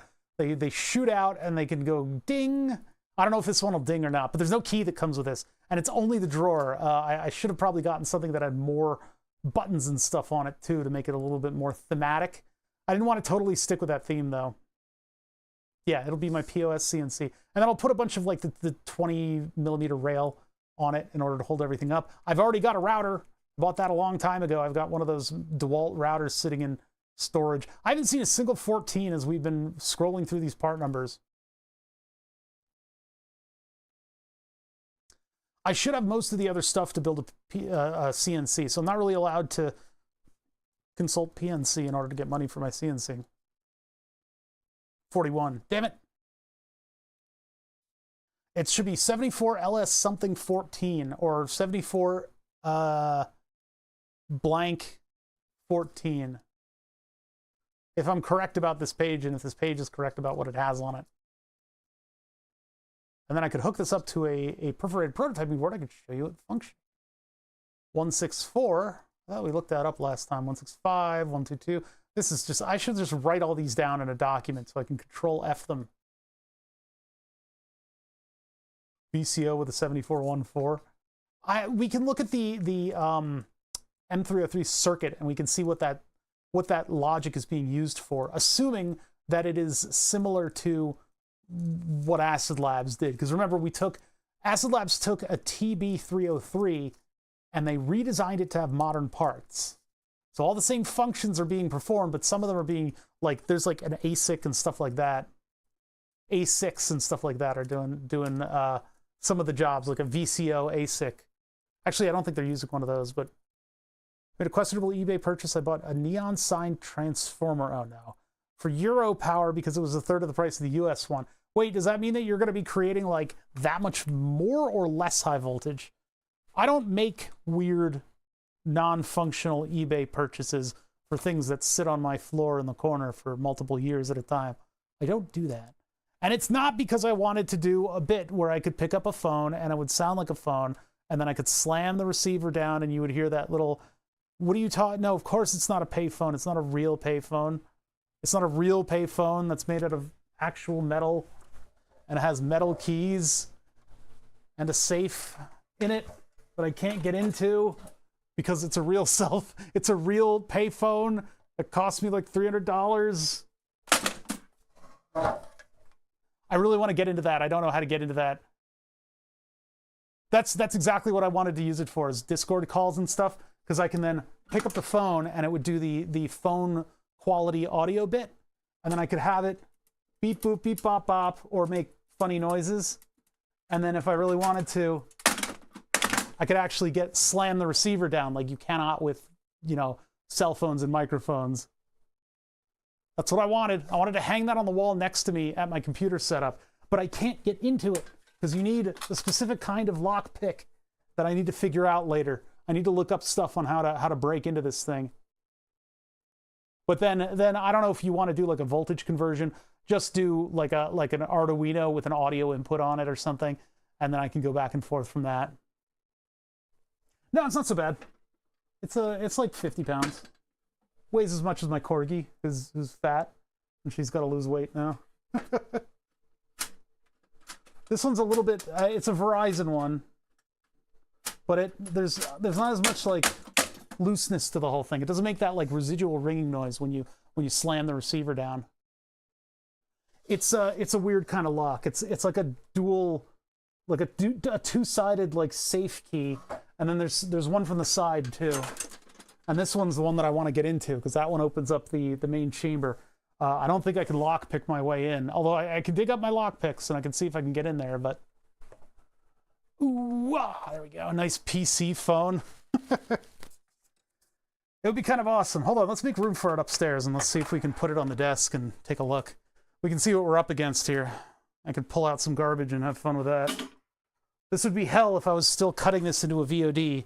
Maybe I will at some point, and then I'll probably be angry at myself because we've done everything but what's in the title today.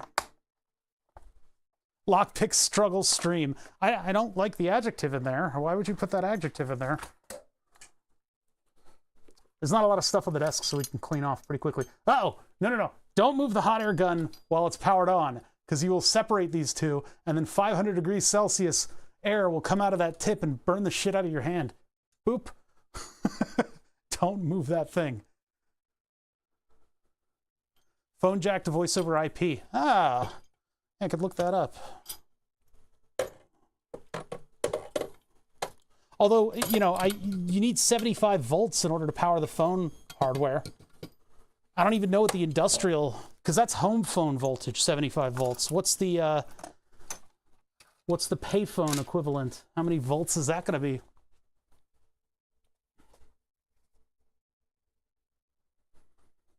Yeah, 75 volts is not fun. Especially when you're screwing around with phone stuff and you're a teenager and you shock yourself with 75 volts. It's probably the only reason that those giant birds' nests that make up all telecom equipment function, because they have so many volts behind that stuff. Have you ever looked at like a professional phone cabinet back when phone lines weren't all voice over IP? Oh my God, it's like traumatizing.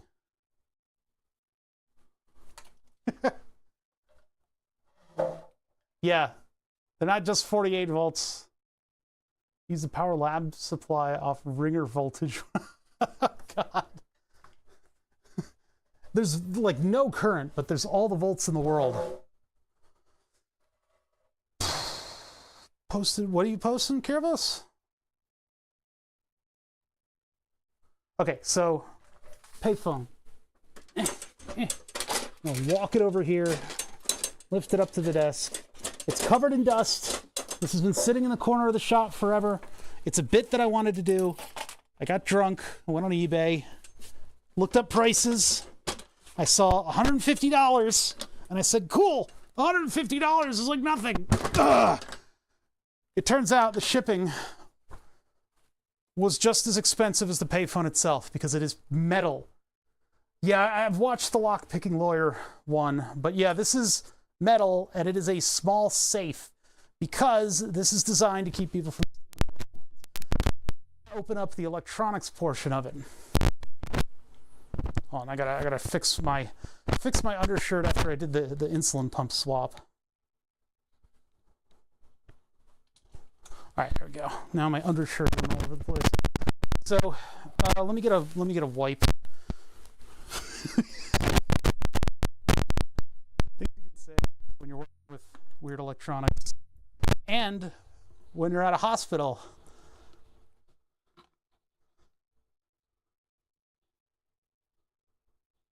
Yeah, I was probably doing crackly stuff. It's probably done now. Where's the end of these things?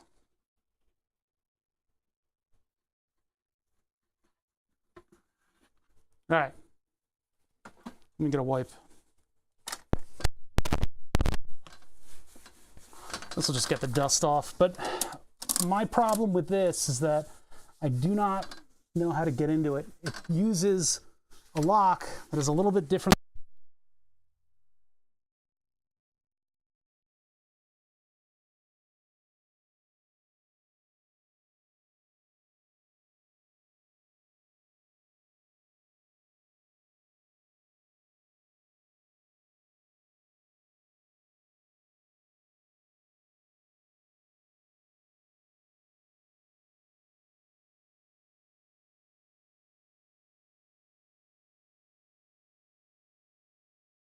It got tugged on. All right, I'm back. Hi. It sounds like a Geiger counter? Does it still? No. There should be no audio coming through for that. Yeah. So I guess that got weird. Okay, so wiping it off a little bit. Sounds fine now. Okay. All kinds of connection stuff back here. This is a safe. So there's big threaded holes that are welded into the metal. No real access points. I would assume that the rubber grommet right here is where the phone line comes in. The rest of the construction is pretty sturdy, which is another reason why I got it, because I really wanted to attach this to like a joist on the wall, and then I could really slam down that phone receiver. Verizon, of course. We're in Verizon territory here. I don't know where this came from. This is probably across the country, but no phone number left in the little phone number cartridge down here. It would have been kind of funny if I got that TTS keyboard too. The keyboard would have been hilarious to have. I'm going to use that as an actual keyboard. But yeah, I mean, it's got all the bells and whistles, and it's built like a safe, which is the whole point of getting this thing, is that I can just slam this thing down, and it makes that nice loud pop right until it cuts off. My problem with it is that I can't get into it. There's another hole over here for something too. There is both a safe and a sort of the electrical area of it. The electrical area is really what I would like to get into, but I've got two different things on here. Now, the lockpicking lawyer did do a payphone, but I don't know. I remember it didn't quite apply. I mean, we've got this double-sided security barrel thing, and then I've got what looks like a normal key lock, but might be another type of special security lock. It looks like just a normal, like, key switch kind of lock. Let's see what lockpicking lawyer did and see how that applies to what I have. I do have an endoscope.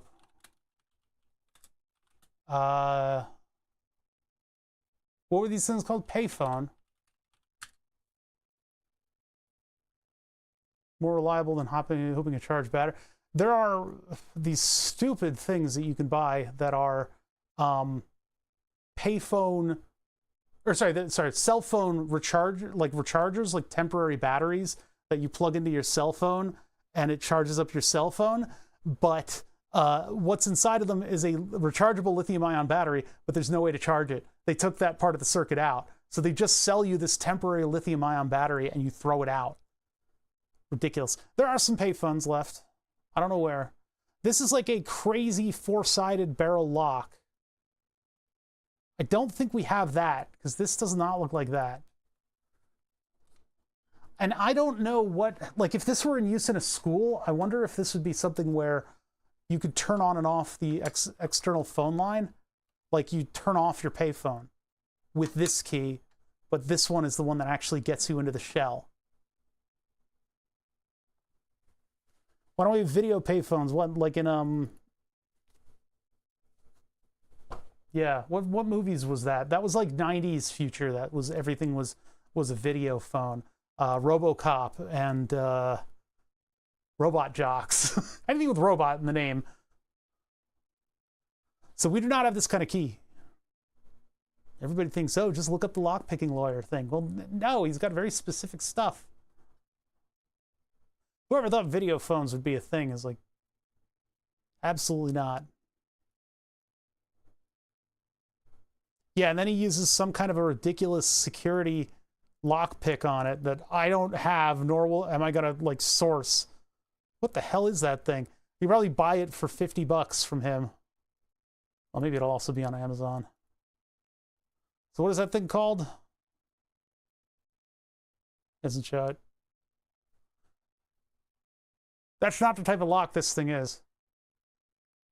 Yeah, the pick that they just happen to make for this sort of thing. There's a clone of it. Disk detainer. I mean, that's not part of getting into this thing. I don't need a disk detainer pick. I need this. And this is not that type. This is different. This I could probably do with regular lockpicks. And it looks like it doesn't look, well, it does look like part of the installation. I wonder. What about that looks anything like this? So, payphone, lock key. There's one of them. Don't know the keys to unlock it. I read these are unpickable. That's not true of anything. Oh, he's got a Bell South. Go drill them out. Very similar payphone. There's just this like alliance of payphone owners. Mine looks a bit older since it doesn't have the volume button at the top. This is what my key looks like. Looks perfectly pickable. There's just a little thing there. I don't want to blow it up. I don't want to use a I've got the American nut fucker down here.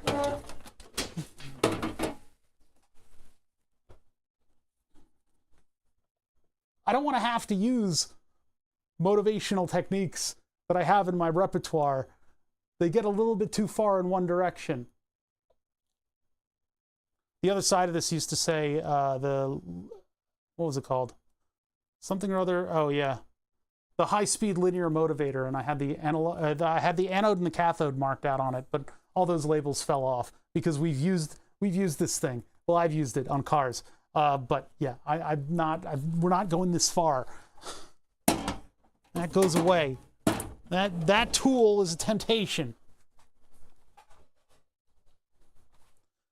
pop can cut into a U shape. You know. That loses scariness when you see floor fluff on it? That's not floor fluff, that's cabinet fluff. Whoops. So yeah, that's what the key looks like for this one here, which is, I don't know, that does look like a possible thing to pick, but I'm not quite sure. If crackheads can break into payphones, I believe in your capabilities. I have a 3D printer. I don't know what this key does. This key might not be the one. Your key's the original style, which is a lever lock. OP is this high security upgrade. Doesn't look like that. There's more pictures. Oh, I see. High security upgrade. So the crackheads caused this. That's not exactly, wait a minute, that's not what I have.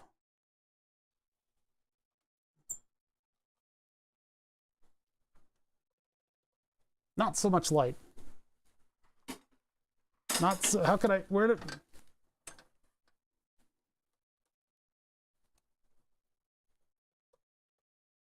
that looks pretty, are there 4 tracks or 3? There are 4 lights, 3 lights. It looks like a 3-track one. The endoscope that I have is too big for these. Endoscopes still have a camera on the end, and the camera's kind of huge.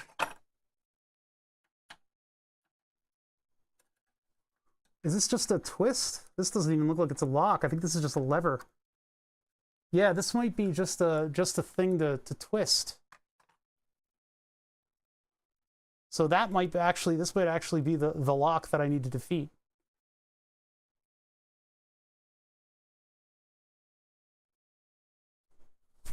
The key for that hole is on the Google results page. This thing. That's all that is? Shit, I could cut that out of metal. T key.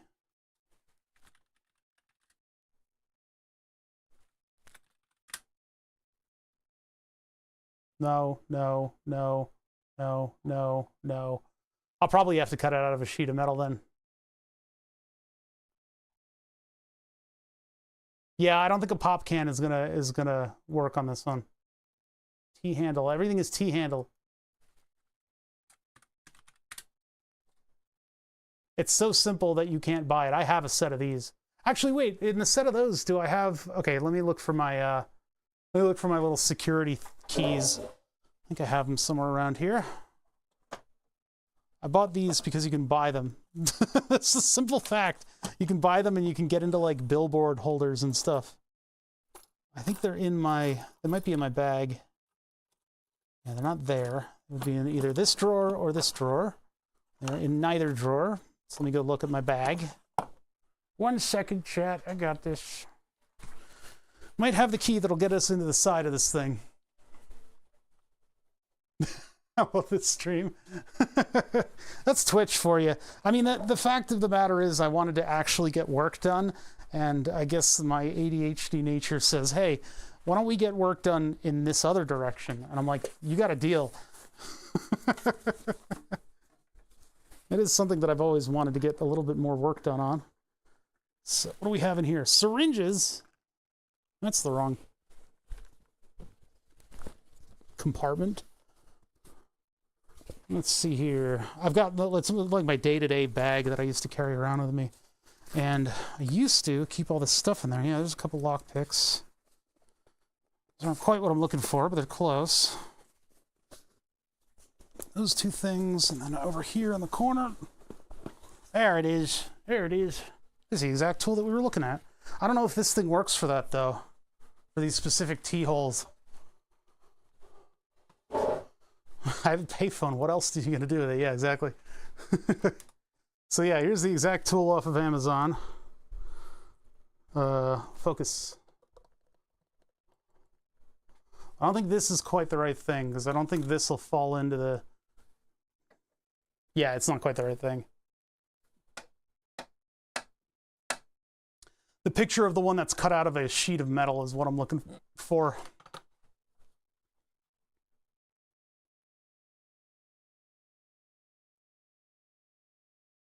No, we don't need, I don't need videos. A lever lock for the lower lock. The lower lock is similar to this one, but it's got a similar opening. I think maybe if you undo the side lock, both of these can be twisted open. All right, what's this 2-minute video? Hold on. 2-minute. No, we already looked at this. We already know that it's not that lock. Lever tumbler lock?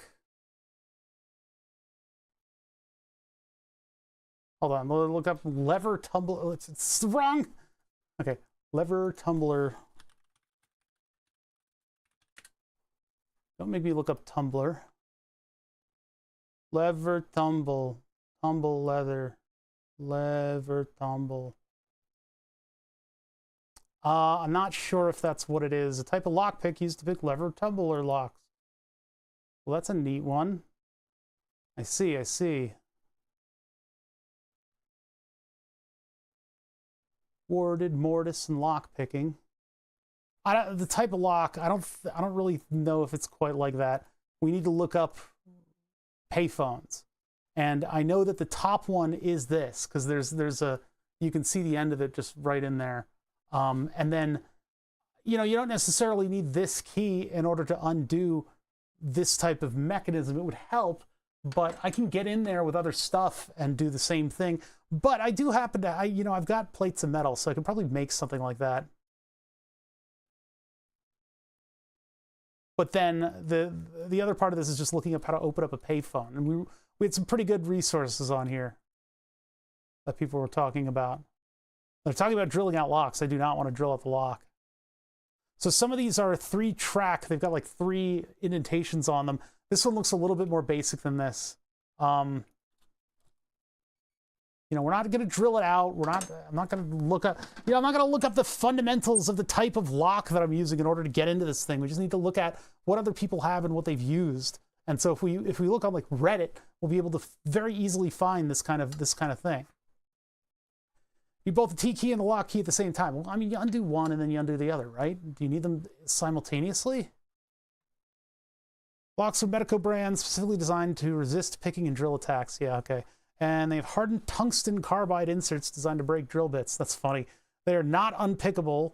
All locks are technically pickable. Some haven't been picked yet. Medco can be picked, not without considerable skill and a lot of practice. Oh, great.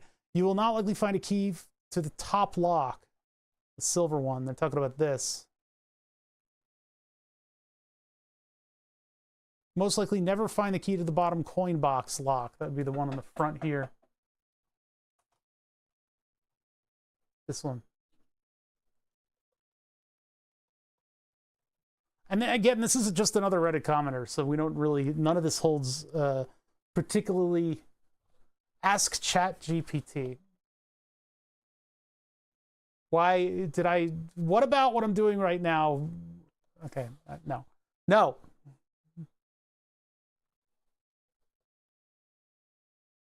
Find a key to the bottom coin box, the one painted black, the coin vault. Had a key unique to that phone 99% of the time. There may be a key to it locked in the top compartment. Maybe that's what we hear rattling. There's something rattling. So it's not like vehicle locks where there's like 5 keys for every single car company. You can buy a kit of keys and unlock every single one of their cars physically. Gotten lucky like that, but it's not the norm. The top key could be unique to a region, maybe an area code, or any number of other things. Oh, geez. Phone booths and payphones group on Facebook. Boy, howdy, do I not want to join a Facebook group of people who are into getting into payphones. It's not... I didn't want to become an expert in this. You have higher odds of winning the lottery than finding the bottom key if it's not locked in the top. Well, let's hope that it's locked in the top. It does appear that there is a little bit of rattling going on in the top, but best bet, since these locks are not the original style shipped with these phones, take it to a locksmith and see what they charge to drill the locks out. Hell no. Special tools and drills and blah, blah, blah. Lock will vibrate, the bolts loose. Okay, all right. Send it to lock-picking lawyer. No. Everybody says that. He's like the scapegoat for any lock nowadays. Instead of actually learning how to pick stuff, they just say, oh, lock-picking lawyer, and then you find a video that's like very loosely related. Oh, my chat didn't scroll. Sorry guys, I've been missing all the chats. The only non-destructive way you're going to get it is picking. Yeah, picking of some sort. It seems like there's too many variables on the keys. Once the lock is turned into the release position, the T key will start working to release it. Yeah, so I don't necessarily need them right now.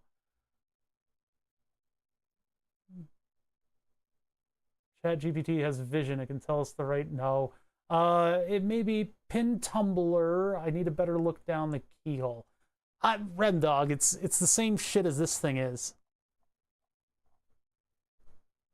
Only it may have, that one is high security, but it's this kind of shit. We can keep looking. We can keep looking and see if we can zero in on it a little bit better than that. Good chance you can get replacement locks with the keys online. It's going to be something that I'm going to want to pick. I'm gonna have to pick something. Let's see if we can get more data on this, because that's not a hell of a lot of information. I'm guessing the key is this type. It's going to look something like that. But again, we're all talking out of our asses here. Yeah, it's not a security device. Yeah, I know. It's just a disengagement device.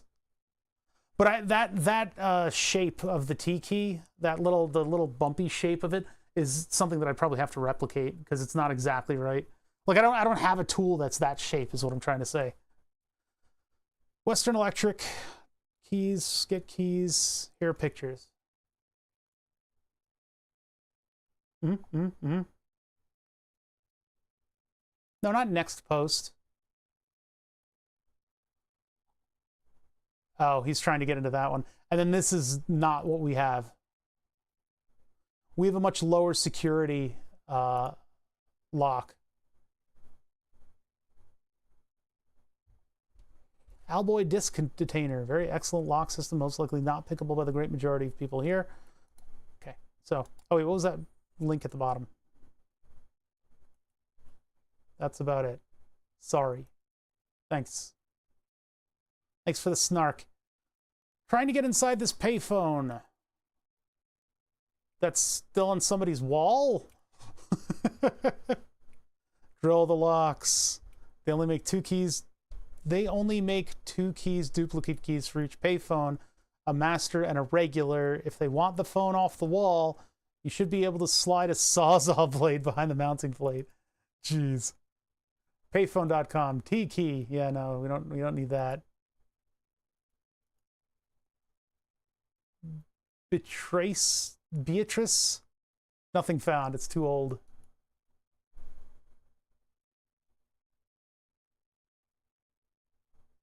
I got the mill. Yeah. Yeah, it looks like a lot of people are talking hammer the locks out or drill out the locks. And the keys are something like this. They're these sort of complicated things.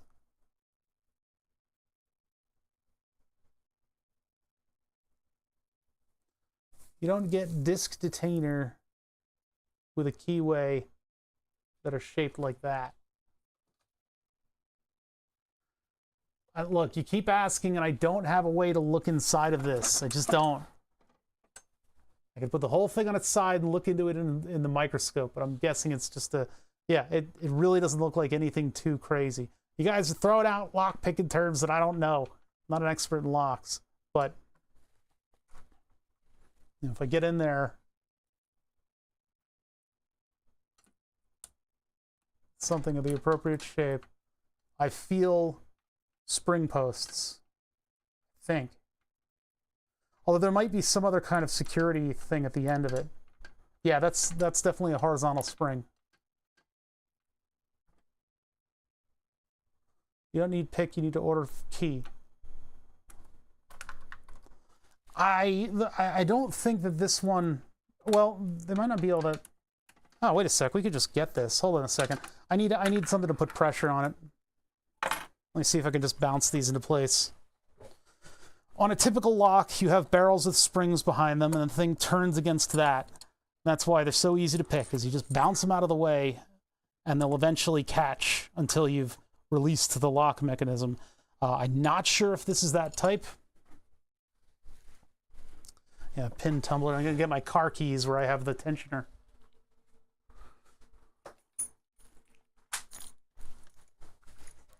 Says he's not an expert in lockpicking. Carries tools around to lockpick. You guys saw nothing. You didn't see nothing this day of streaming. This isn't what you think it is.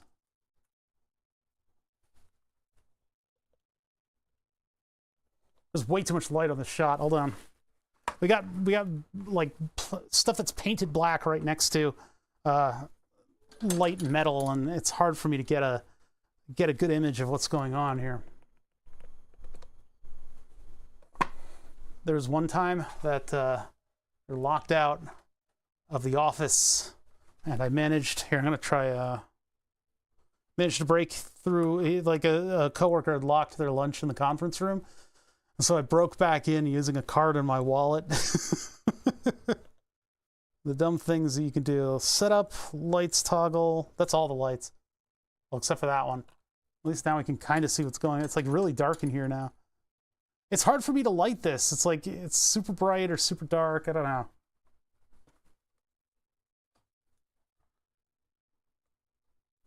Yeah, it's a lock I own. I'm allowed to do whatever I want. I bought this baby cash.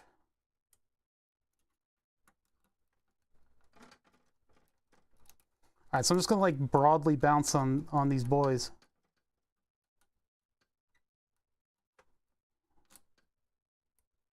A little movement. I'm just gonna rake them. I don't know if there's other mechanisms at play here, like if something needs to stay in the lock or not. Yeah, left loose, right? I'm going the right way. I'm just raking it with this. This is just a generic little bouncy boy. Try to bump key it.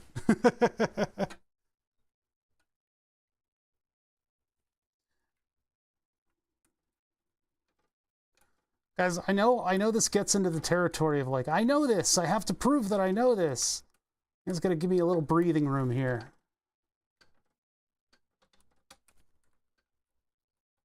Because I don't know this. But I don't need everybody shooting me weird terminology all at once. Because it gets really confusing. Yeah, it's definitely tumblers on one side. And you can see there that I'm almost like pulling this thing out. Yeah, I know. It's like coming towards me quite a bit as I do this. I wonder if it'll release and then, like, I don't know. It would be nice if it fell out. It does look like it's going to fall out. I'm bending my tension. Now, it should be this way, lefty-loosey.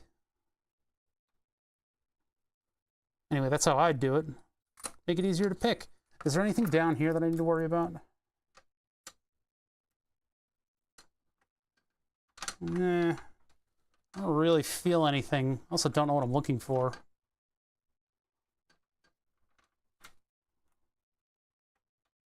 Because there was a particular cut in the end of that key that I was wondering if that was a thing, but that's what I'm talking about. Look, I have no idea. I just happen to have a little piece of metal on my keychain that'll help me tension this, and then I can use just this Gennaro pick in order to rake these pins, and it's not necessarily going to get me into this.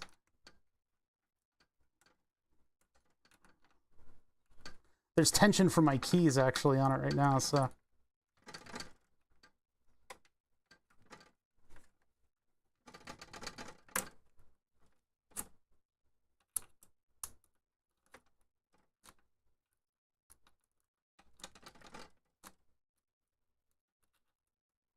I don't know if I'm going to be able to do this.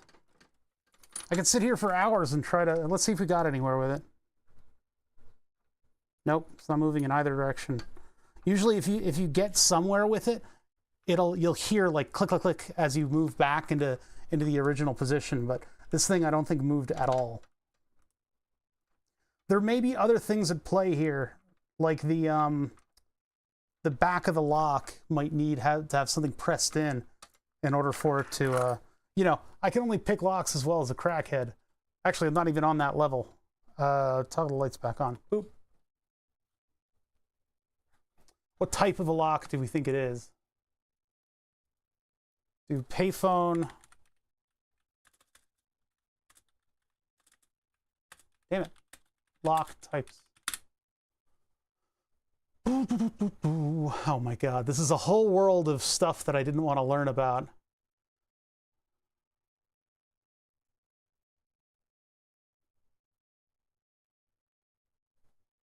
What? 040 and 026, both keys of the lock type and key. This would be the one on lockpicking lawyer. We're not the same type as lockpicking lawyer. We have something a little bit different, probably lower security, to be honest. It's going to be another link to the same video. No, this one's a different one. So, oh, these are big flat things.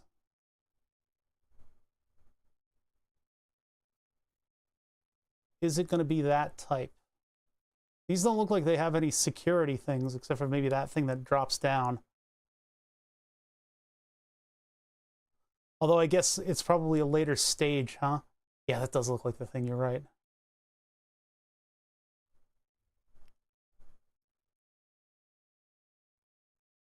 Is there one on that side?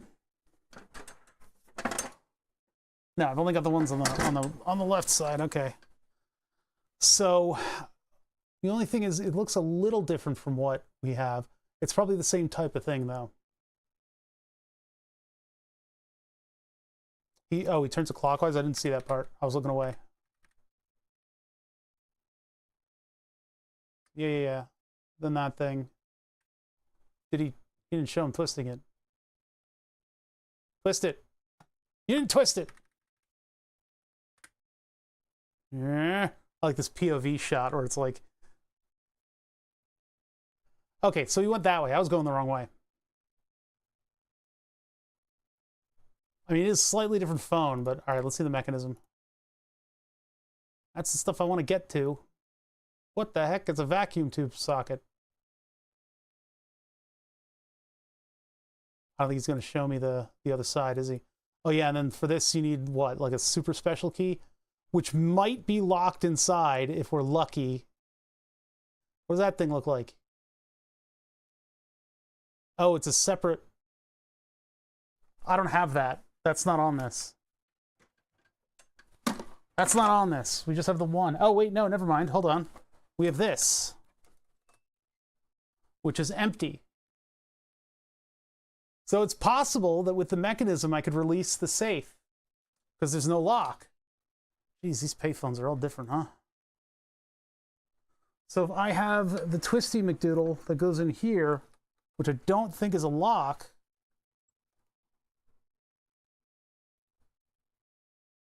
Yeah, it might be that there's no coin box.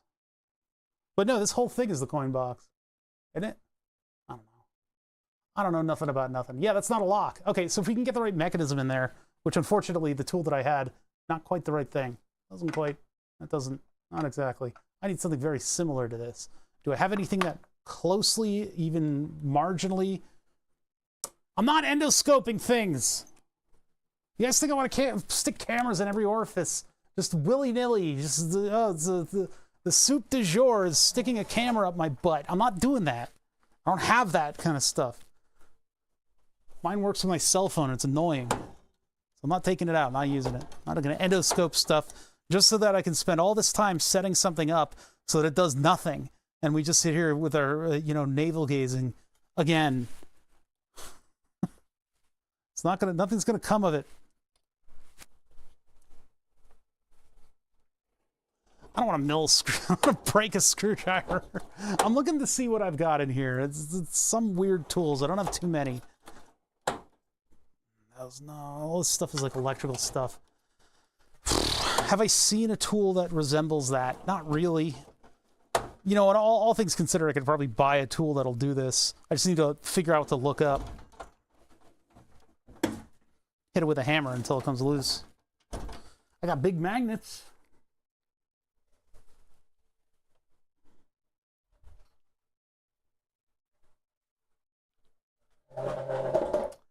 Well, if I can look up the right thing, then maybe I can just get like a cheapy little key. So what is that called again?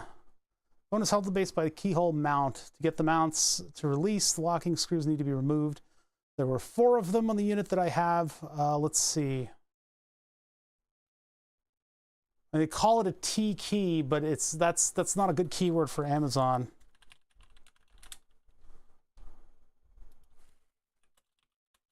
For payphone, I guess I can add to it. It's not getting me anything. T key, what is T key ring? Not the letter T embroidered on a little piece of brass. I don't spend 20 to 30 bucks. Your workspace just barely order enough to function without being really OCD. Okay, nice to meet you too, I guess. T, what is it? What else can we search for this? T-ring kettle key holder. T key release. Close. This would be for a different type of security thing. T-toolie triangle key triangle spanner locked blah blah blah blah blah blah blah. Keyword keyword keyword keyword keyword.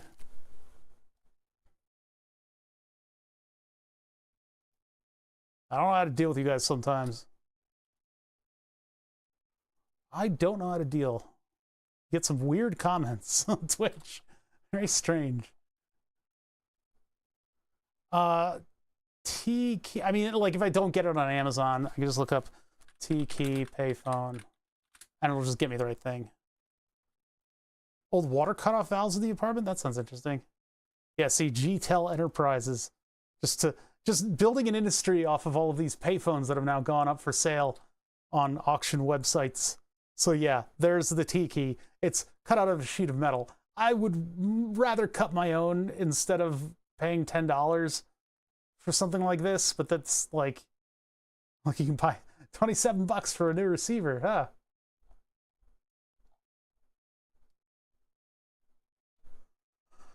huh? So what am I going to do about this? It's like this, you don't have a tool that typically has like that profile, that little profile on the end. I kind of think I might, hold on a second. There's that. No, I don't think that's going to have the right profile. I mean, this is just something random that we've pulled out of the corner of the shop to have fun with today, because the other project we had requires me to wait for a part in the mail. So in lieu of waiting for a part in the mail, we're poking at this old payphone that I bought for a little bit of money, under the premise that I would be able to hack my way into it eventually. I love the Reddit comments that are just like, you can't pick that lock. It's like, okay. But I can also 3D print a key, so these are for actually releasing the reservoir on the T-Slim insulin pump, the T-Simp insulin pump, the T-Slim insulin pump, and you just use it to pop off that little gap in the reservoir. And if you don't use this, you will damage the pump's finish. You'll have little like marks in it. This is, I think, from a gas pump. I'm not totally sure about that, but it is a very strange and unique key. Yeah, we can 3D print the key. If I could figure out what the tumbler combos are, I wouldn't trust that to plastic, to be honest. But I mean, if all it takes is it pushing the tumblers out of the way properly, I don't know. A lot of stuff that isn't considered of these things. Any of these look like a payphone? Nah, none of these look like the right thing. These are just various keys that come with stuff, or, you know, cabinets and things like that. Old work keys that I never returned.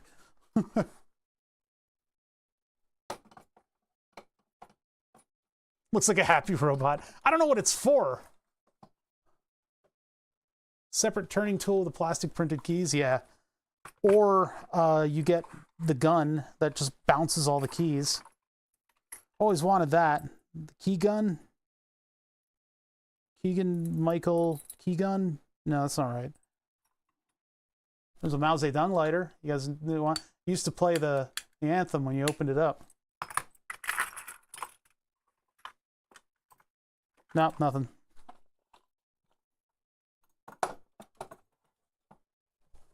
It's not looking good for the amount of weird tools that I have in this tool cabinet. I forgot I had these little drill bits. Put these over by the real drill bits. These are little micro drill bits. Let's get those over there. Now I know they're there. What time is it? Ah, yeah, we'll kick it for a little bit longer here. If I can find something that'll operate those T-handles. You know, I can always make something, but I don't want to necessarily make something. A bump key? Yeah. I was going to try to make bump keys, but I've never had great luck with picking locks. I should probably get one of those little ones that you can put on your desk with a like clear surrounding that you can play at picking. You can try it out. What else do we have? I got all kinds of stuff. I've been doing stuff for a long time. You do stuff and you collect stuff and then you have stuff like this. Like what is this? Is this like a joke? What can I use that? Feels like it almost did something. Not really though. That's a key puller. Something for liquid cooling? I don't know. My brother was a locksmith. My brother was a locksmith, and we tried to file bump keys. Couldn't get it to work. My brother was a locksmith, and we tried a bump key once, and now he's no longer a locksmith. That's how terribly it went. Oh, my deburring tool. I guess I should probably put new blades on that. I haven't touched that in a while. And there's all kinds of stuff in here. It's like something has to be able to be filed down to the right thing. Was that little tool to pop a retention ring on a lock barrel? Pop a retention ring. I don't think so. It probably came with, I mean, it obviously is something to spin one of those, like, tent collar, like a threaded collar with notches in it, and you do that. For other reasons, he decided he hated it. Yeah, it's just funny. His bump keys caused the career death of my brother. And then he suffered from fan death. He had a fan in a closed room. Killed him instantly.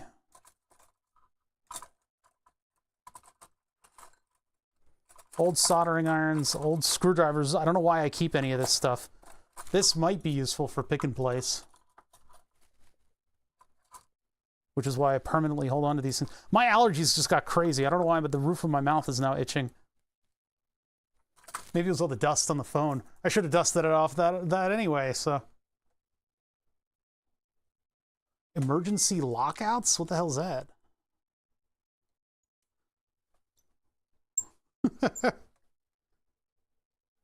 This is a wrench hidden under the feet of heavy things. I feel like some of these tools could probably be modified for the purposes that I need, but let's keep looking. There's something. I don't know. Well, maybe there isn't something. Maybe we just take a fascinating look through all of the tools that I have stowed away in this box. None of these are relevant. This is the barrel lock pick. I wish this thing had a barrel lock, because apparently barrel locks are extremely easy. You either need this tool or a Bic pen, and a Bic pen is just the right diameter to hit all of those little tumblers on this thing, or whatever you call them, the little bumpy things. But this thing, what you do is you would set this to have a certain amount of tension, and then you just jiggle it into the thing, and all of these things will fall into the right position, and you just open it up. It's actually kind of an easy tool to use. But I've never had a chance to try it out. Lock your key in the car. Oh, I had to do that to my own car at one point. Now I have a kit in the back of my car with like airbags and stuff in it that I can use.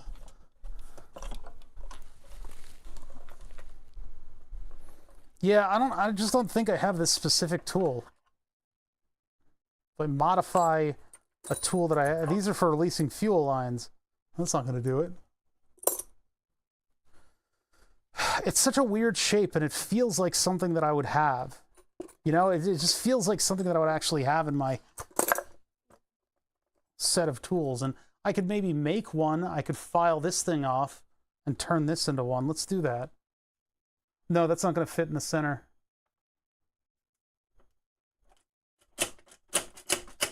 That's a promising noise. And maybe if I file this one down so that it spins, let's try that. I'll use the mill. And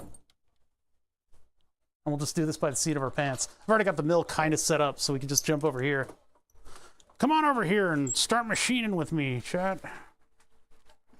My cord, my mic cable is getting in the way.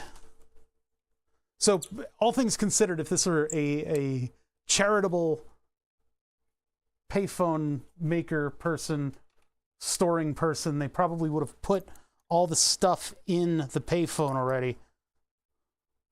I don't know what the distances are going to be on this. Let's go in here a little bit to where it's nice and stable, and then we're going to leave the wings on this thing, and I'm just going to do this by ear.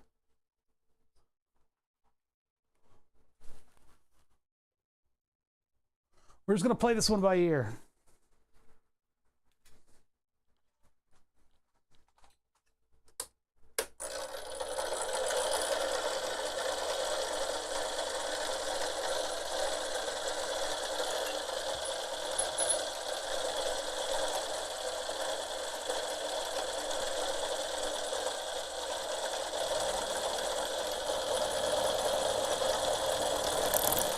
Ah, it bent the whole thing.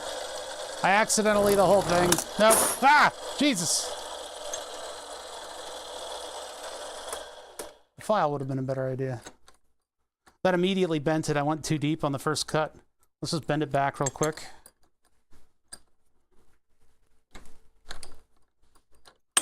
It's a very weak metal. I got a little bit through the first cut, but I went way too deep. Let's see if I can go shallower and actually get away with this.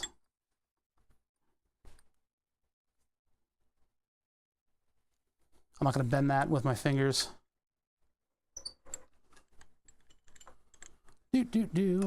Setting up the metal.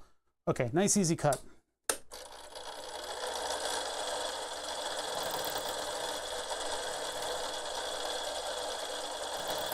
Going too fast, tried to bite off too much. Bent the whole thing. Take nice easy cuts. This is the cheapest wrench one could possibly modify. Should be using a different tool to do it. This is just what I have. And we're going to have some kind of a hideous monster of a tool.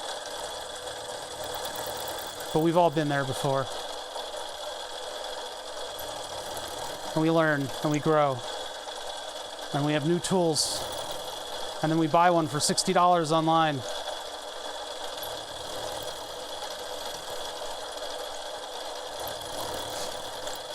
I'm just sort of nibbling away at this material until I've got what could fit through that hole. I didn't measure. Probably should have measured. All right, let's do the other side.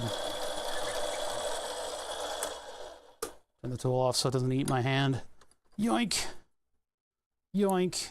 And then yoink. And remember, we are only sight measuring this thing. This is the most janky that we could possibly do this.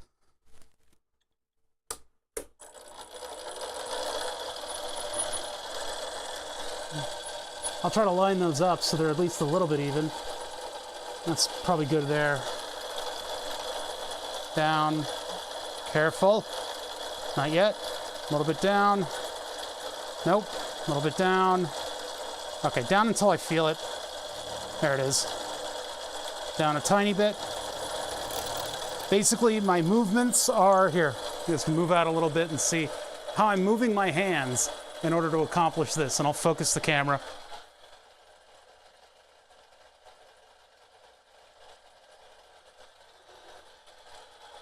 This is about as janky as I can get without using a coat hanger.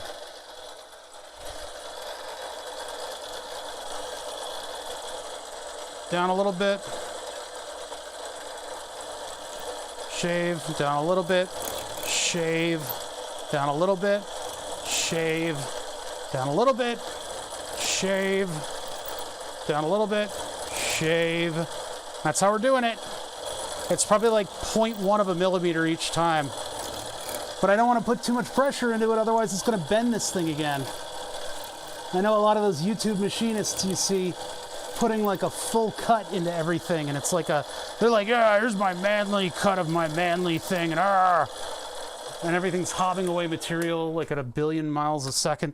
Nope, we do little dinky little cuts, and then we cry about it later. All right, let me just smooth that out.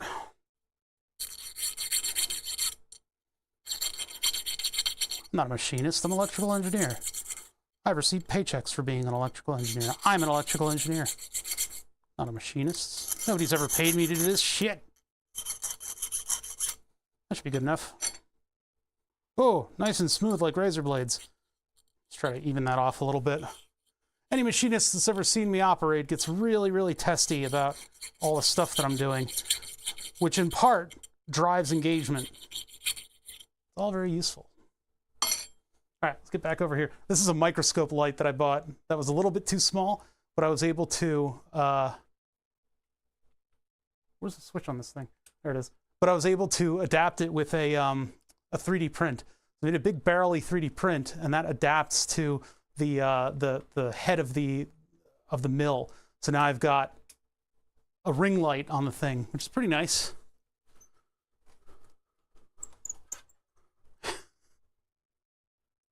I do still have the tablet there, but turning it on is kind of a hassle. I need something that instantly represents chat.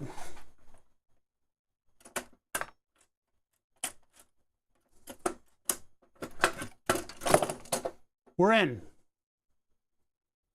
So there's one for the history books.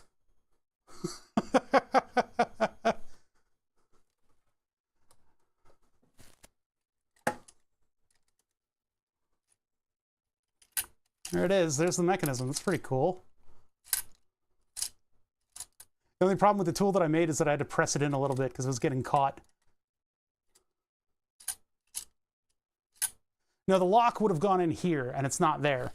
That's the part that this releases. So this lock releases this pin, or whatever, this pawl, or this thingy, and that releases the lever to do the work. Because the locks aren't doing the work. The work is done by the mechanisms, which are pretty cool. This is a pretty awesome mechanism. Look at this thing. That's cool as hell. And there's no coin thing in here. And there's no key in here either. Oh, looks like that fell off during shipping in a weird way. So yeah, this is where the coin thing fits in. Yeah, this would be the more expensive lock down here. Although the one up top is where you do all the freaking, so.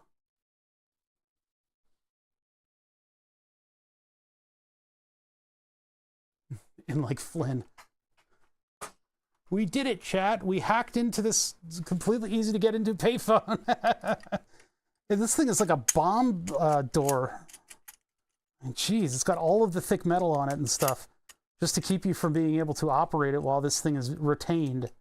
So this is retained and you're unable to open it, and so the pins are holding in the safe door.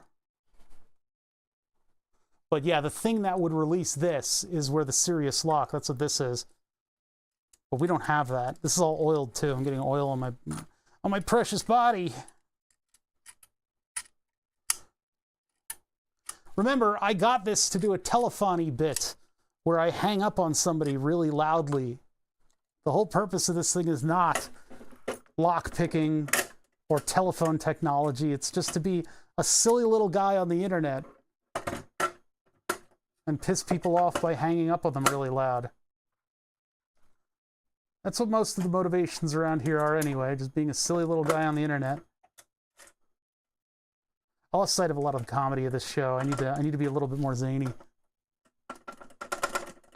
Put a video screen and make it like RoboCop. No, what I was gonna do, not with like a Raspberry Pi. You can get like cheaper stuff to process audio, and I could make this into some kind of a Discord microphone for a bit. So if I pick this up, I can have a joystick set off like a trigger, a button, a key of some kind, right? And that could mute the other audio so that it'll only take in audio through this microphone. And then this microphone, being an electret microphone, could easily just be manipulated in order to make it cut off the frequencies like telephony does. That's a known thing to do. It's very easy to do, and I could figure that one out. And then I could make the keys either do DTMF, which is the dialing mechanism that uses dual tone multi-frequency technology in order so that it can influence the, well, actually originally you would do a rotary, and then it would click a certain number of times, and that would be a physical thing that was actually moving at the telecom things. But DTMF is a way to do 2 tones at once, and I could also use it to do the really annoying dialing noises, or I could set off audio bits with these things, and I could make them do like different sound effects and stuff, and I could talk into this thing, listen through the receiver, when push comes to shove, hang up on somebody really loudly.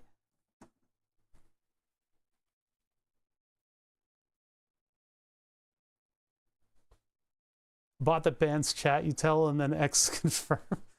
Type in the user code 111111111, and then they're banned. My Stream Deck. I actually need those labels on the buttons, even though I've been using the same Stream Deck layout for like 10 years. I need those buttons to be labeled, and I need to get the XL to work too. Now this is supposed to live near my desk. I'm gonna put a cell phone charger in the bottom here.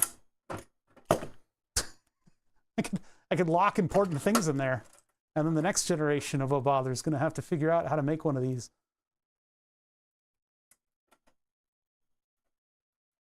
I mean, this is enough to keep people out. Just this right here. What about? Hold on a minute.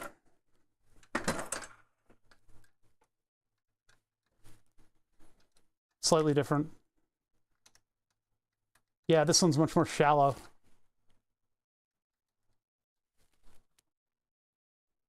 Shame. And I think this needs to release before it opens up. So you give me room to breathe, and I'll end up doing the things that you think I should do. This one's a slightly different key. My arm's tired for some reason. Probably lifting this thing up to the table. This thing does weigh a lot. Mostly because it's made out of thick pieces of metal. Look at all this metal down here. Can I, through this chamber, get up into the other one?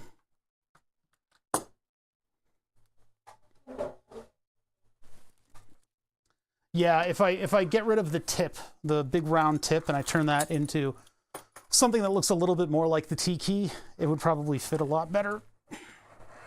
Oh, God! Ah! Ah! Oh! Nah. I mean, I could get this plate off. There's 2 screws here, but something else has got to be holding it on. Oh, yeah, it looks like there's a thread coming in from the other side. Jeez, this thing's built like a safe. Oh wait, it is. It is a safe. That's what it is. Is there a single coin? I don't think there's a coin in this. Let's look. Ah! Fucking hell. There's nothing in the coin return. Nah, there's no coins in it. Just a big spring. Just a big spring plate that would retain the coin bin. I wonder when they decommissioned these, what they did. Like, because they would have had to open it up, take out all the stuff, take it off the wall, close it back up. Close it back up, what do you include in it? The thick metal would be good at... You guys come in here and you push these agendas. I'm going to make Bother use a Pi 5, even though he hates them. Why would I put a Raspberry Pi 5 on a job like this? What exactly would that benefit me? When I could just use, like, simple electronics to do it all.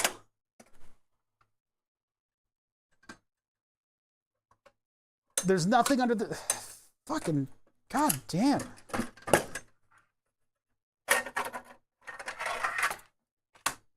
It is a piece of paper that is in the circle shape.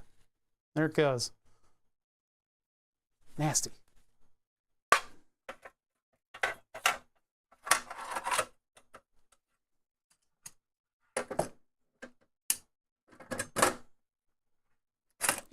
That feels good, by the way. That mechanism, locking that thing up, that feels good. Too bad it's not anywhere else. It's like in a payphone that I'm never going to open up. And then this thing This is the pièce de résistance. This is it.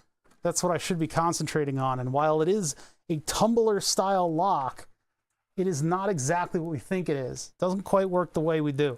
I'm going to try tumbling it a couple more times. Let me get the lockpick that I like.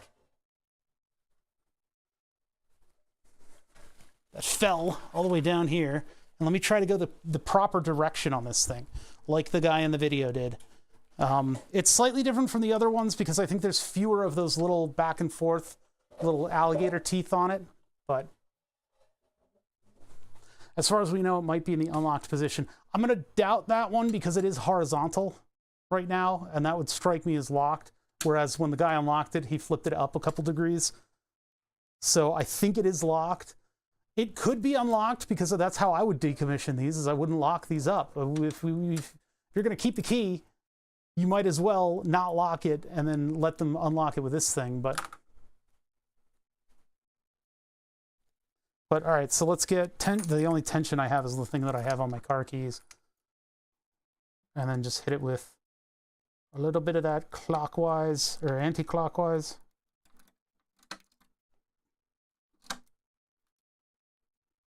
I like this one because it has a tiny little bump in it, and I'm so bad at lock picking that all I can do is rake the things. So that just gets in there smoothly, and then I can do this a couple times, give it a shot.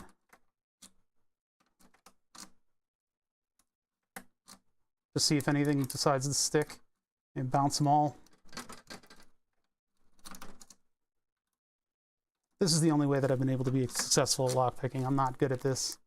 I'm not good at this. I should be a lot better at it. I'm not. And it could be the tension I'm putting into it is preventing these from falling correctly. Or there could be some other piece of the mechanism that's not, that is specifically to prevent this kind of simplistic lockpicking. It's more likely that there is. Just some piece of this mechanism is specifically in place to keep somebody from doing this dumb of a process on it. I can single pin pick simpler, non-secure. Yeah, like this is prime time. This lock will get picked kind of lock. So I don't think it's as easy as me just going and just bouncing a bunch of stuff, because they all seem to have this deep cut towards the front of the lock, or towards the front of the key. And I think that deep cut is to prevent something like me, someone like me, from coming in here with just a piece of metal. Yeah, it doesn't seem like.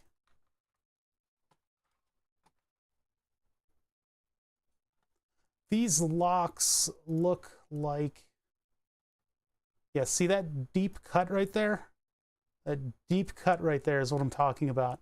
And I think that's to get around a specific kind of like mechanism for lock picking. So it makes it harder for you to put a piece of metal in there and have it go up and give it that information. The way you have movement freedom tells me I would probably tension it on the opposite end of the keyway in case there are very high cut pins. Well, I mean, what's this big chunk? That one doesn't, that's a different type of key. This one has it too, the big cut in it. That's Western Electric though. This one is, I don't know what brand this is. This is a newer one, but it's way less secure.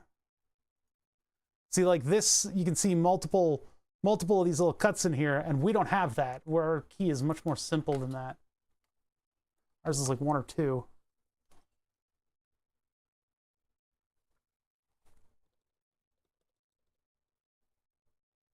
See, we have a much different profile on that. I mean, if I tension it on this side, I don't think it's going to do me any business like that. And then I can get in.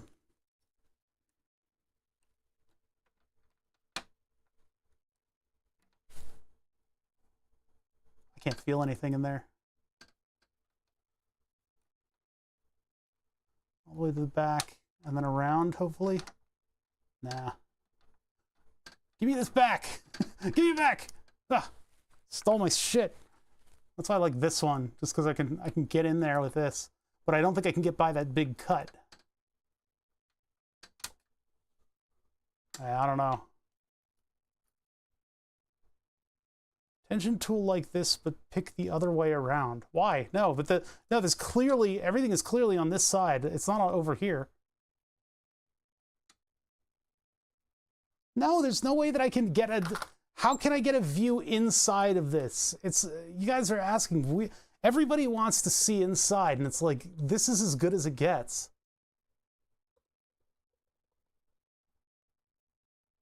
That's it. That's all you get. I can't show you more than that. But yeah, expect me to like whip out. Like, let me get the X-ray.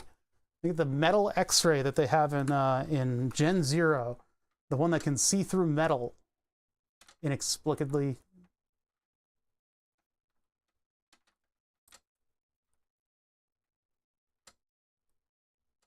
No, that's just a shadow of the cut here. Just get the key that was meant to open it. Yes, that's the impossible of me sometimes. Did I see something like flick back into place? Yeah, it's just one of the little guys, one of the little doodads. But I have a feeling if this is like any of the other ones that we've seen, that there's this big thing needs to be, there's like one of the pieces of this thing needs to go back, like it needs to come back this way, and I can't get this tool around it. That's what I'm talking about. It's like the big cut in the keys that we see for this, which are, there's only like 2 or 3 examples, but it's this thing where you've got 29A. I don't know what all the designations are, but you can see here that there's this big loop right here, right? This looks very similar to the other ones, but yeah, that looks a little different though. But that big piece right there is something that would need to go back into place in order for it to allow it to release or whatever. Or maybe this is just a way to retain the key so you don't leave the key in.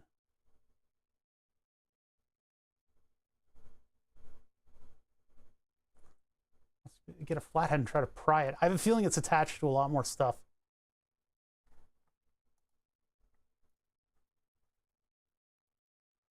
Yeah, I mean, I could go on a comprehensive hunt for lock types to see if I can find what the low security Verizon lock would be on this thing. It was probably something in a private space where, like a school or something, where they wanted to have a payphone, and so they didn't need to have the super duper security on it.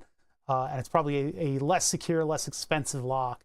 But I don't know, and there's as many locks as there are idiots out there, so anyone's guess is as good as mine. But it's definitely not one of these crazy doodads with like 4 lines on it. But then again, like these are the ones that keep coming up with that big cut in the front. So there might be a chance that it's a much more simple lock. I'd have to spend hours and hours figuring out how to pick the damn thing. And it is certainly locked. I believe that it is locked. Otherwise, it would be in a different position, or the key would be stuck in it. I think these do retain the key when you unlock them. Maybe that's what that cut's doing. I'll have to look up some stuff. I mean, Lockpicking Lawyer is not a silver bullet for every single lock type that exists. That guy can, you know, pick any given thing, any given day of the week. But payphones have been around long enough that quite a few different technologies have gone into keeping them secure. And we're definitely not at the apex of all of those technologies. We're somewhere down with the like dinosaur bones. But who the hell knows? But yeah, it's definitely the type that has like little bumpy thingies that get pushed up, and then it might have some other kind of mechanism in there to keep you out, although it might be too cheap for that. And then it absolutely turns this way, so clockwise, I guess. That's the way a clock goes, right? I don't do analog clocks. Clockwise, and then I can feel all the bumpy thingies down here. Those are definitely, you can see one, but yeah. And no, I don't have a way to shrink down into a tiny little submarine and get in there. I don't think you guys know how big endoscope, most typical endoscope cameras are cell phone camera based, and so they are not that big. They are much larger than this. They might fit up your butthole, but you know, your poops are bigger than this, I can guarantee you that. Get the lock out, send it to Lockpicking Lawyer, then when he picks it, get back the lock, put it back in, and then open it. That is a genius idea, and I'll give that an attempt. Just package up this 60-pound prototype cell phone and send it over to the lockpicking lawyer, who will gladly, immediately pick it, make a video, publish it, and then send it back to me privately for free. Carbide drill. I don't really want to drill it out. I guess I could. Yeah. So here we have a lock from a Verizon payphone that a streamer sent me, and oh, it's open. I just looked at it funny because I'm the lockpicking lawyer. Give me this lock! Open! Damn it. Damn it.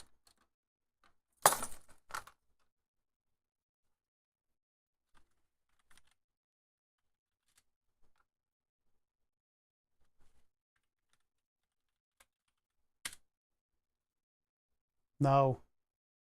Maybe. Oh God. Lot of vintage. Well, these are vintage. These are older than that.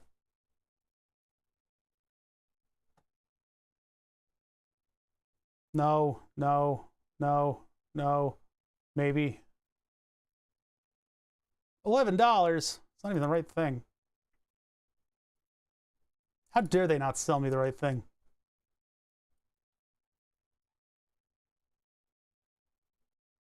Yeah, it's like the type that I have is weird. I think it's just fairly insecure. I think it's just not. Here we go. That's what I was looking for. Mediocre. No, these look like keys that I have. Some of these look like the slightly more advanced ones. You imagine you spend $30 on this, and then you just list it again. You're like, here's all the payphone keys minus the one that fit mine.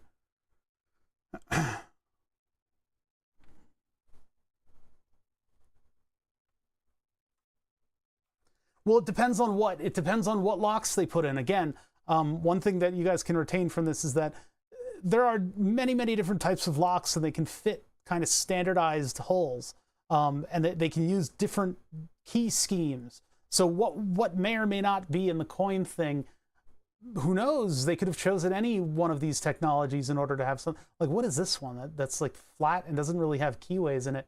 I think one of the types of keyways has vertical keyways on the channels, and so you can have multiple like that. But I don't think any of the ones I have do that.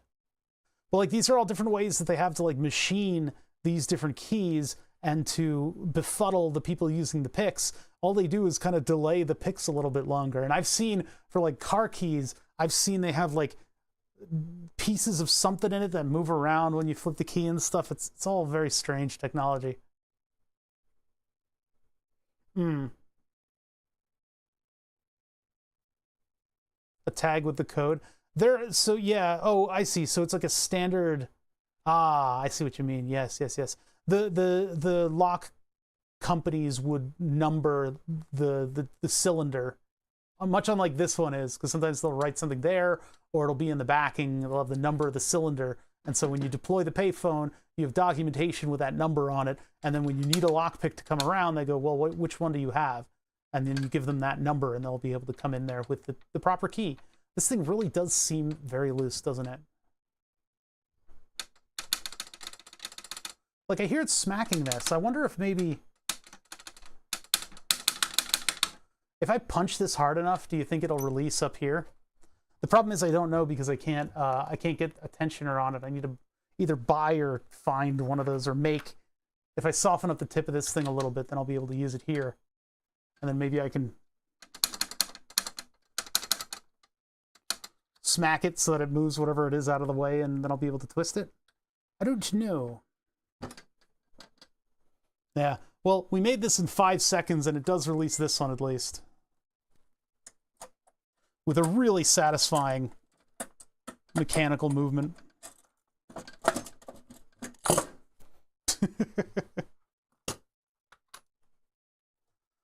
I can deal with maybe one security pin. All that happens is you have to repick the rest.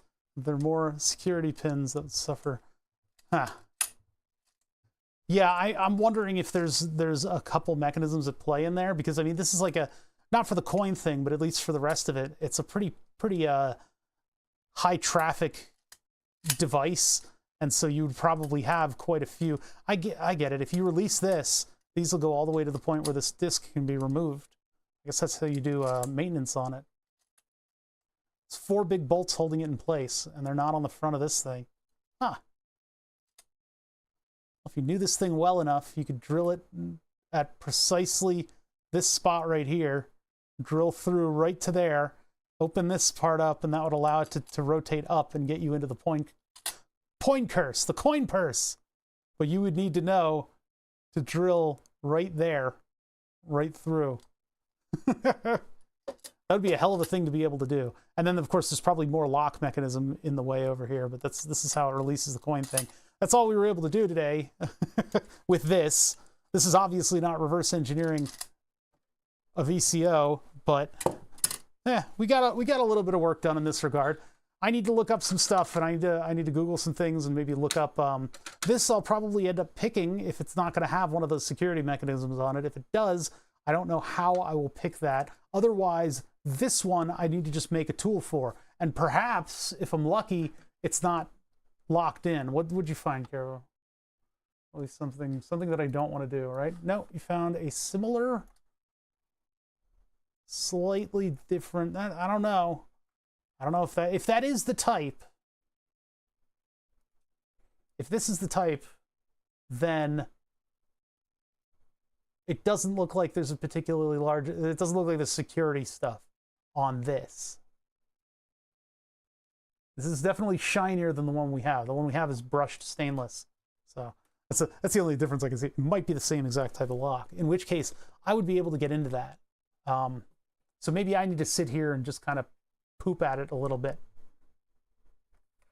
Because yeah, I don't really know what I'm doing with picking locks. I've done a little bit in my time, but all I know is that I put a little tension on it, just a little bit, and my method is just to bounce these, just rake the pins over and over again until I produce some kind of movement in the tensioner.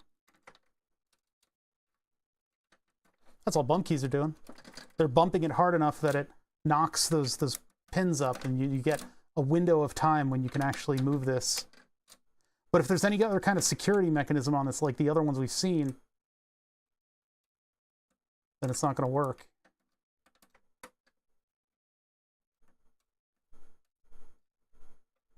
Try doing just a little bit of pressure.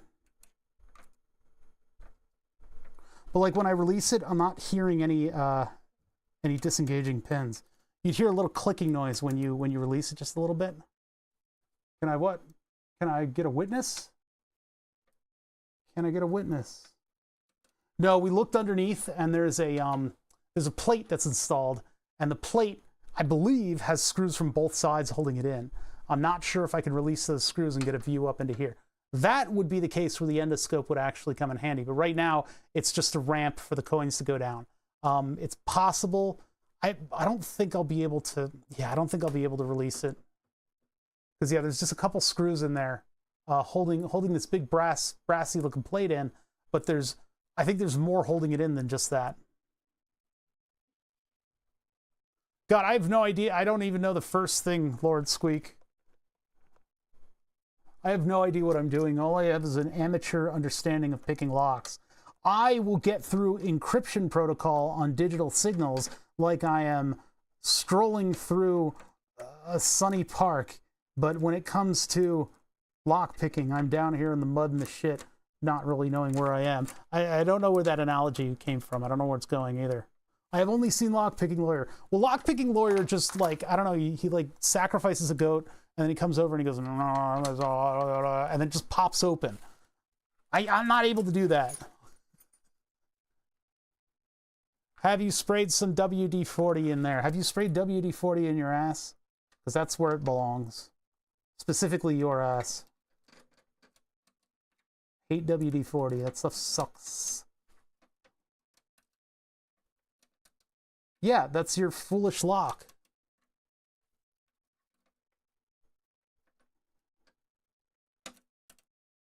It feels like stuff's happening, but I think I'm just fooling myself.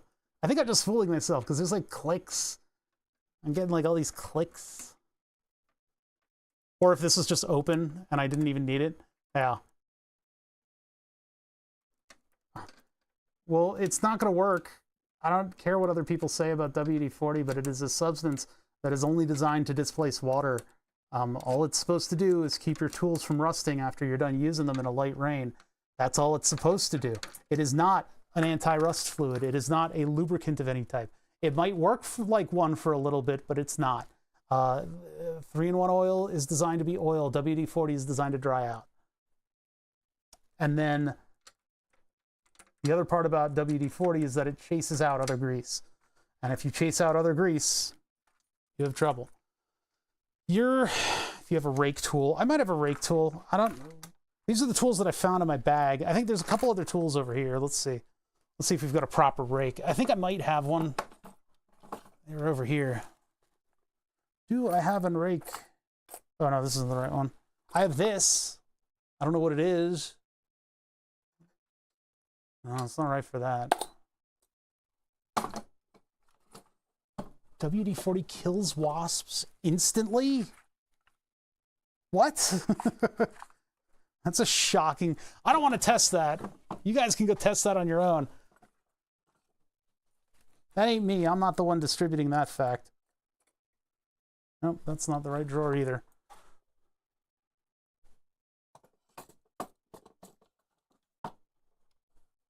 Spray at the wasp, wasp falls on the ground. Maybe that's just because you're spraying shit on their wings.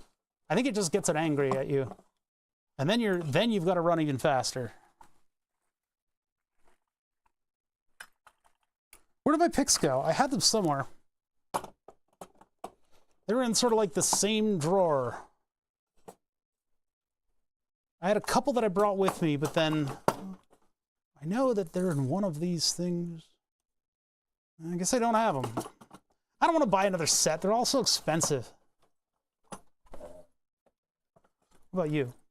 That's all hex keys. No, those aren't going to be useful here. Yeah, I don't know what happened to my other picks. I have a multitude of clay working pin tools, but I don't... Actually, this one might be... Well, these bend too easily. These aren't very strong. That's the only problem with these. Like this, I could potentially use a tensioner, but...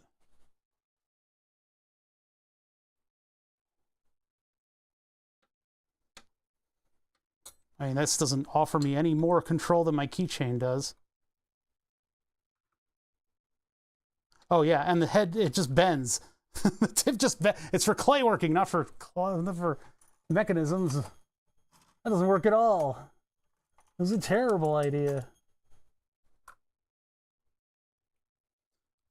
Screwdriver, bottle of liquid nitrogen, safety gloves. Get the mechanism really cold by dropping the nitrogen. Once cold enough, crush the lock open with the screwdriver. You watch too much like Sneakers and Hackers movies. No, I'd be like the opposite of lock-picking lawyer. I'd be like, I can't get into this. I'm so sorry. I'm so sorry to disappoint all of you. Don't use gloves with liquid nitrogen. Are you supposed to have big gardening gloves or something? Well, you're not supposed to use gloves. They stick to you. They hold the liquid nitrogen against your skin, and you don't get the Maynard effect. Is that Maynard? Somebody's effect, Leidenfrost effect, where the outgassing of the heat, the outgassing of the material keeps it off of the surface of the thing that's hot. So you have it float on the surface and you don't get hurt. I felt that move a little bit. Yeah, the Maynard effect is the caramelization of sugars in like bread and steak and stuff like that when you're searing it, when you're toasting bread. That's the wrong effect. Sorry. It has nothing to do with liquid nitrogen. Or maybe it does. Food science gets crazy. Die! Yeah, I'm not going to be able to do this. My arm's getting tired. It's either got something more secure. My rake sucks. It's not a good rake. There's a squiggle line one that I don't have with me. It's somewhere in my other stuff. I'd have to find out where the rest of these picks ended up.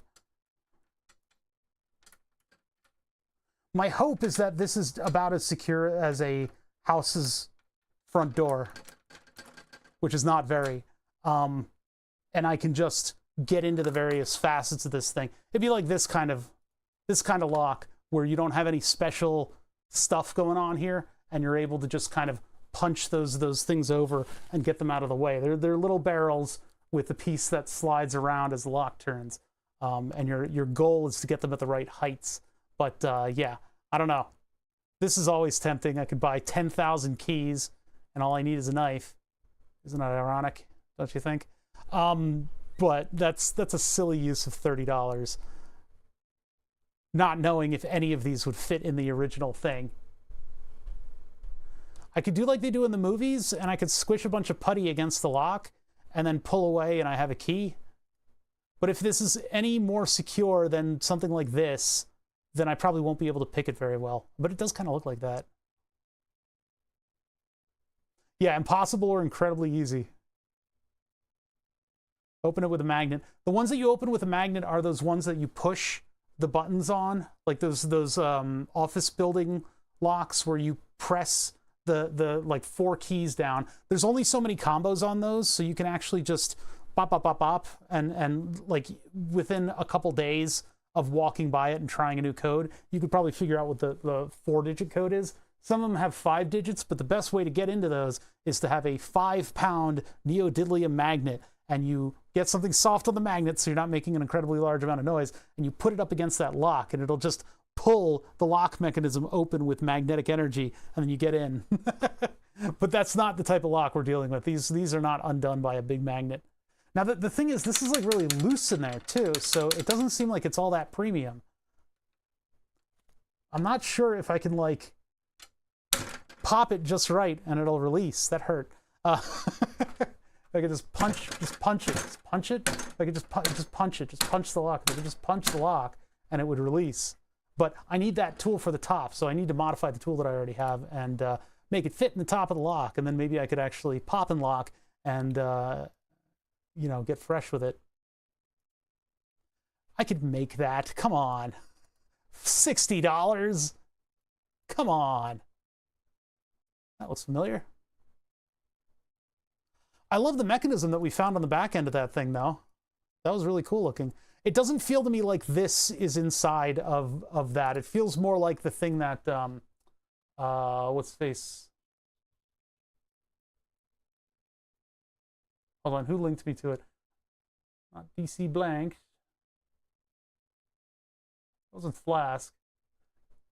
Did Caravos really? I don't know. Somebody linked me to it. It was this mechanism right here. I understand this one, the key simply is unbitted and you bit the, what? Huh? What is this? What's this one? Oh yeah, there's nothing on there? I don't know.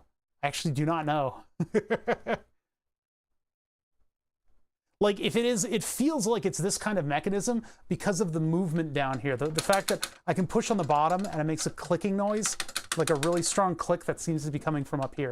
And if I punch this side, it doesn't make that noise. So I punch down here, there's a clicking noise up here. I punch up here, there's nothing. It really does seem like it's that kind of lock with the big thing just kind of sitting there.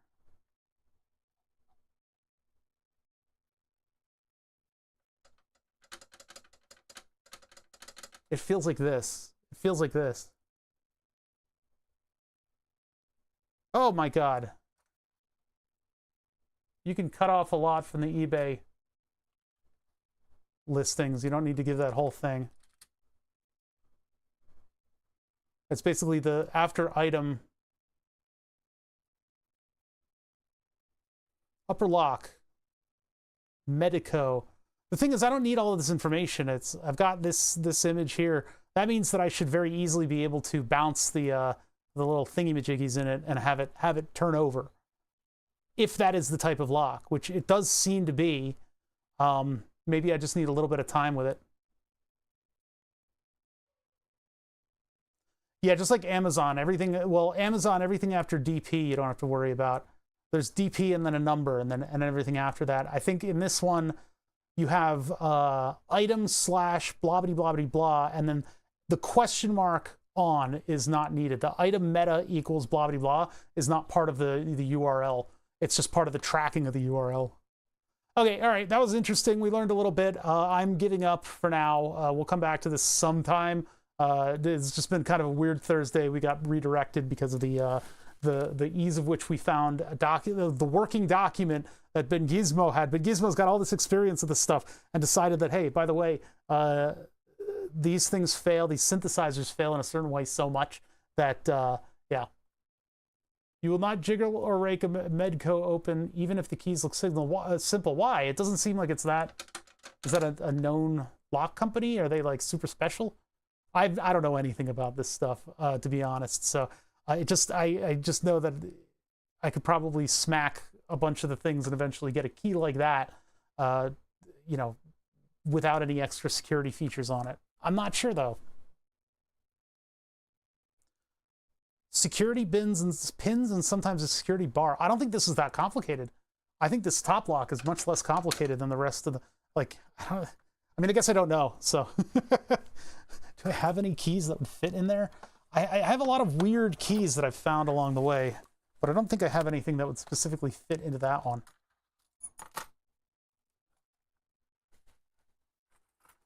Like, yeah, that's definitely not it.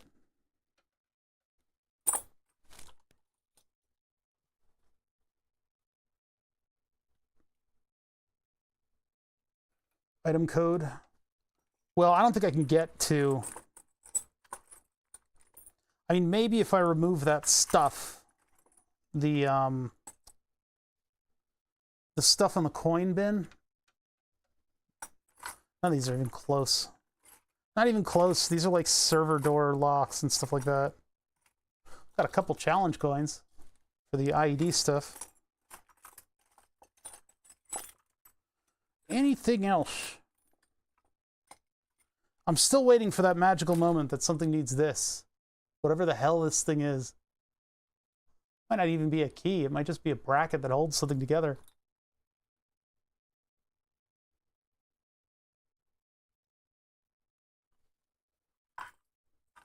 Yeah, the other way to open it is a massive drill bit. Steel case, Grand Rapids, Michigan. Nope. Oh, that'd have been too. That's not even close. This one is for a hard drive holder. That's just a little triangle bit. It's just a screwdriver bit. All right. I don't think I have anything that's going to work.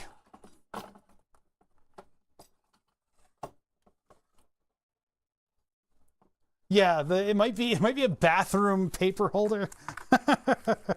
Who knows where the hell? Oh, here's 4 Seasons Total Landscaping stickers.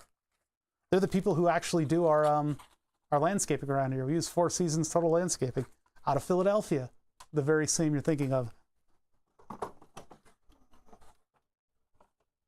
There are probably a lot of businesses that are called that, but ours is out of Philly, so there's a couple keys on here. I don't even know what the hell they're to. They're all oxidized. They're all old and oxidized. Nope. Nothing seems like that serious of a key. No. No, it's two-sided. What the hell were these? I don't know. That one's like almost... That one had a chance. That had a slight chance of fitting in. A bull ring used as a keychain. This is something from my brother's wedding. It's not a sex toy. I don't know. He gave everybody keychains. They were these weird... Definitely look like a piercing of some kind. Of a sexual nature. Nope. Mao Zedong lighter? Can you get me in there? Nah. Nope. This is all the bullshit that I have in these drawers. All right. I don't know. I don't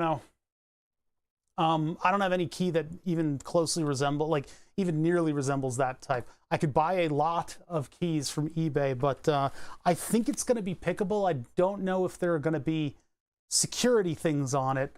I have not seen a lock that closely resembles this one. One that was linked had just the sort of tumbler portion of it, and then a thing coming out with a big pin on it. And that would... The way this thing sounds seems like it is loose on the panel mount, and if you punch the bottom of it, you can hear something smacking up against the metal up above the lock. And if you punch on the top part, it seems like you're punching on something that has no movement at that point. It seems like you're punching it towards the center, and it's just moving directly out from the sidewall, and it doesn't click. Hit it at the bottom, big loud click noise, the whole thing is levering like this. So it seems like I might have that type. If it wasn't for us already having geolocated you across analyzing lightning strike data with this stream, yeah, you could reverse engineer a bunch of my locks, including my car. But good luck. I don't think you're really going to get anything, because I don't even know where those keys go. Those are some old keys in that bin, and some of them are for, like, I think one of them fits a gas pump in Virginia, like Northern Virginia. Good luck. Yeah, anyway, so that was a weird stream. We did a little bit of weird stuff with the payphone. Unfortunately, we couldn't get into the electronics. Someday we will. Someday I'll figure that out. We'll either tension the lock properly and, pick it just right, and I'll be an expert. Who knows? Or I'll brute force my way in with a drill bit. I don't know. I have a milling machine sitting behind me, so the sky's the limit, I guess. I don't necessarily want to totally defang the payphone, though. We did discover how to get into the money drawer, and there's no money in the money drawer, of course. Work is still going on with the VCO. We got a whole stream ahead of us tomorrow. I'll have to figure out what we're doing tomorrow. Burn the subs will become the focus soon, because we need it back. I need it back so that I get viewers, because people don't watch otherwise. Yeah, it was a good number today, actually. You guys are awesome. Thanks for hanging out with me and playing around with this bullshit. We will get to cooler stuff, I think. I don't think we're going to work on this thing tomorrow. I'm waiting for parts in the mail now for Dave's synthesizer. So now we've got to figure out something we can do tomorrow. So I'll catch you guys then. You guys know where to find me. And in the meantime, here's the end card with all of my social media crap. I spelled it wrong. Let's see what kind of brain space I'm in. Can you spell end? There you guys go. Enjoy that. I'm going to go see what's going on topside, maybe give the dog a little walk. Yeah, we'll get the cool stuff. We'll get the cool stuff tomorrow. Maybe I'll actually have a title that describes what we're doing on stream. Who knows? Who knows?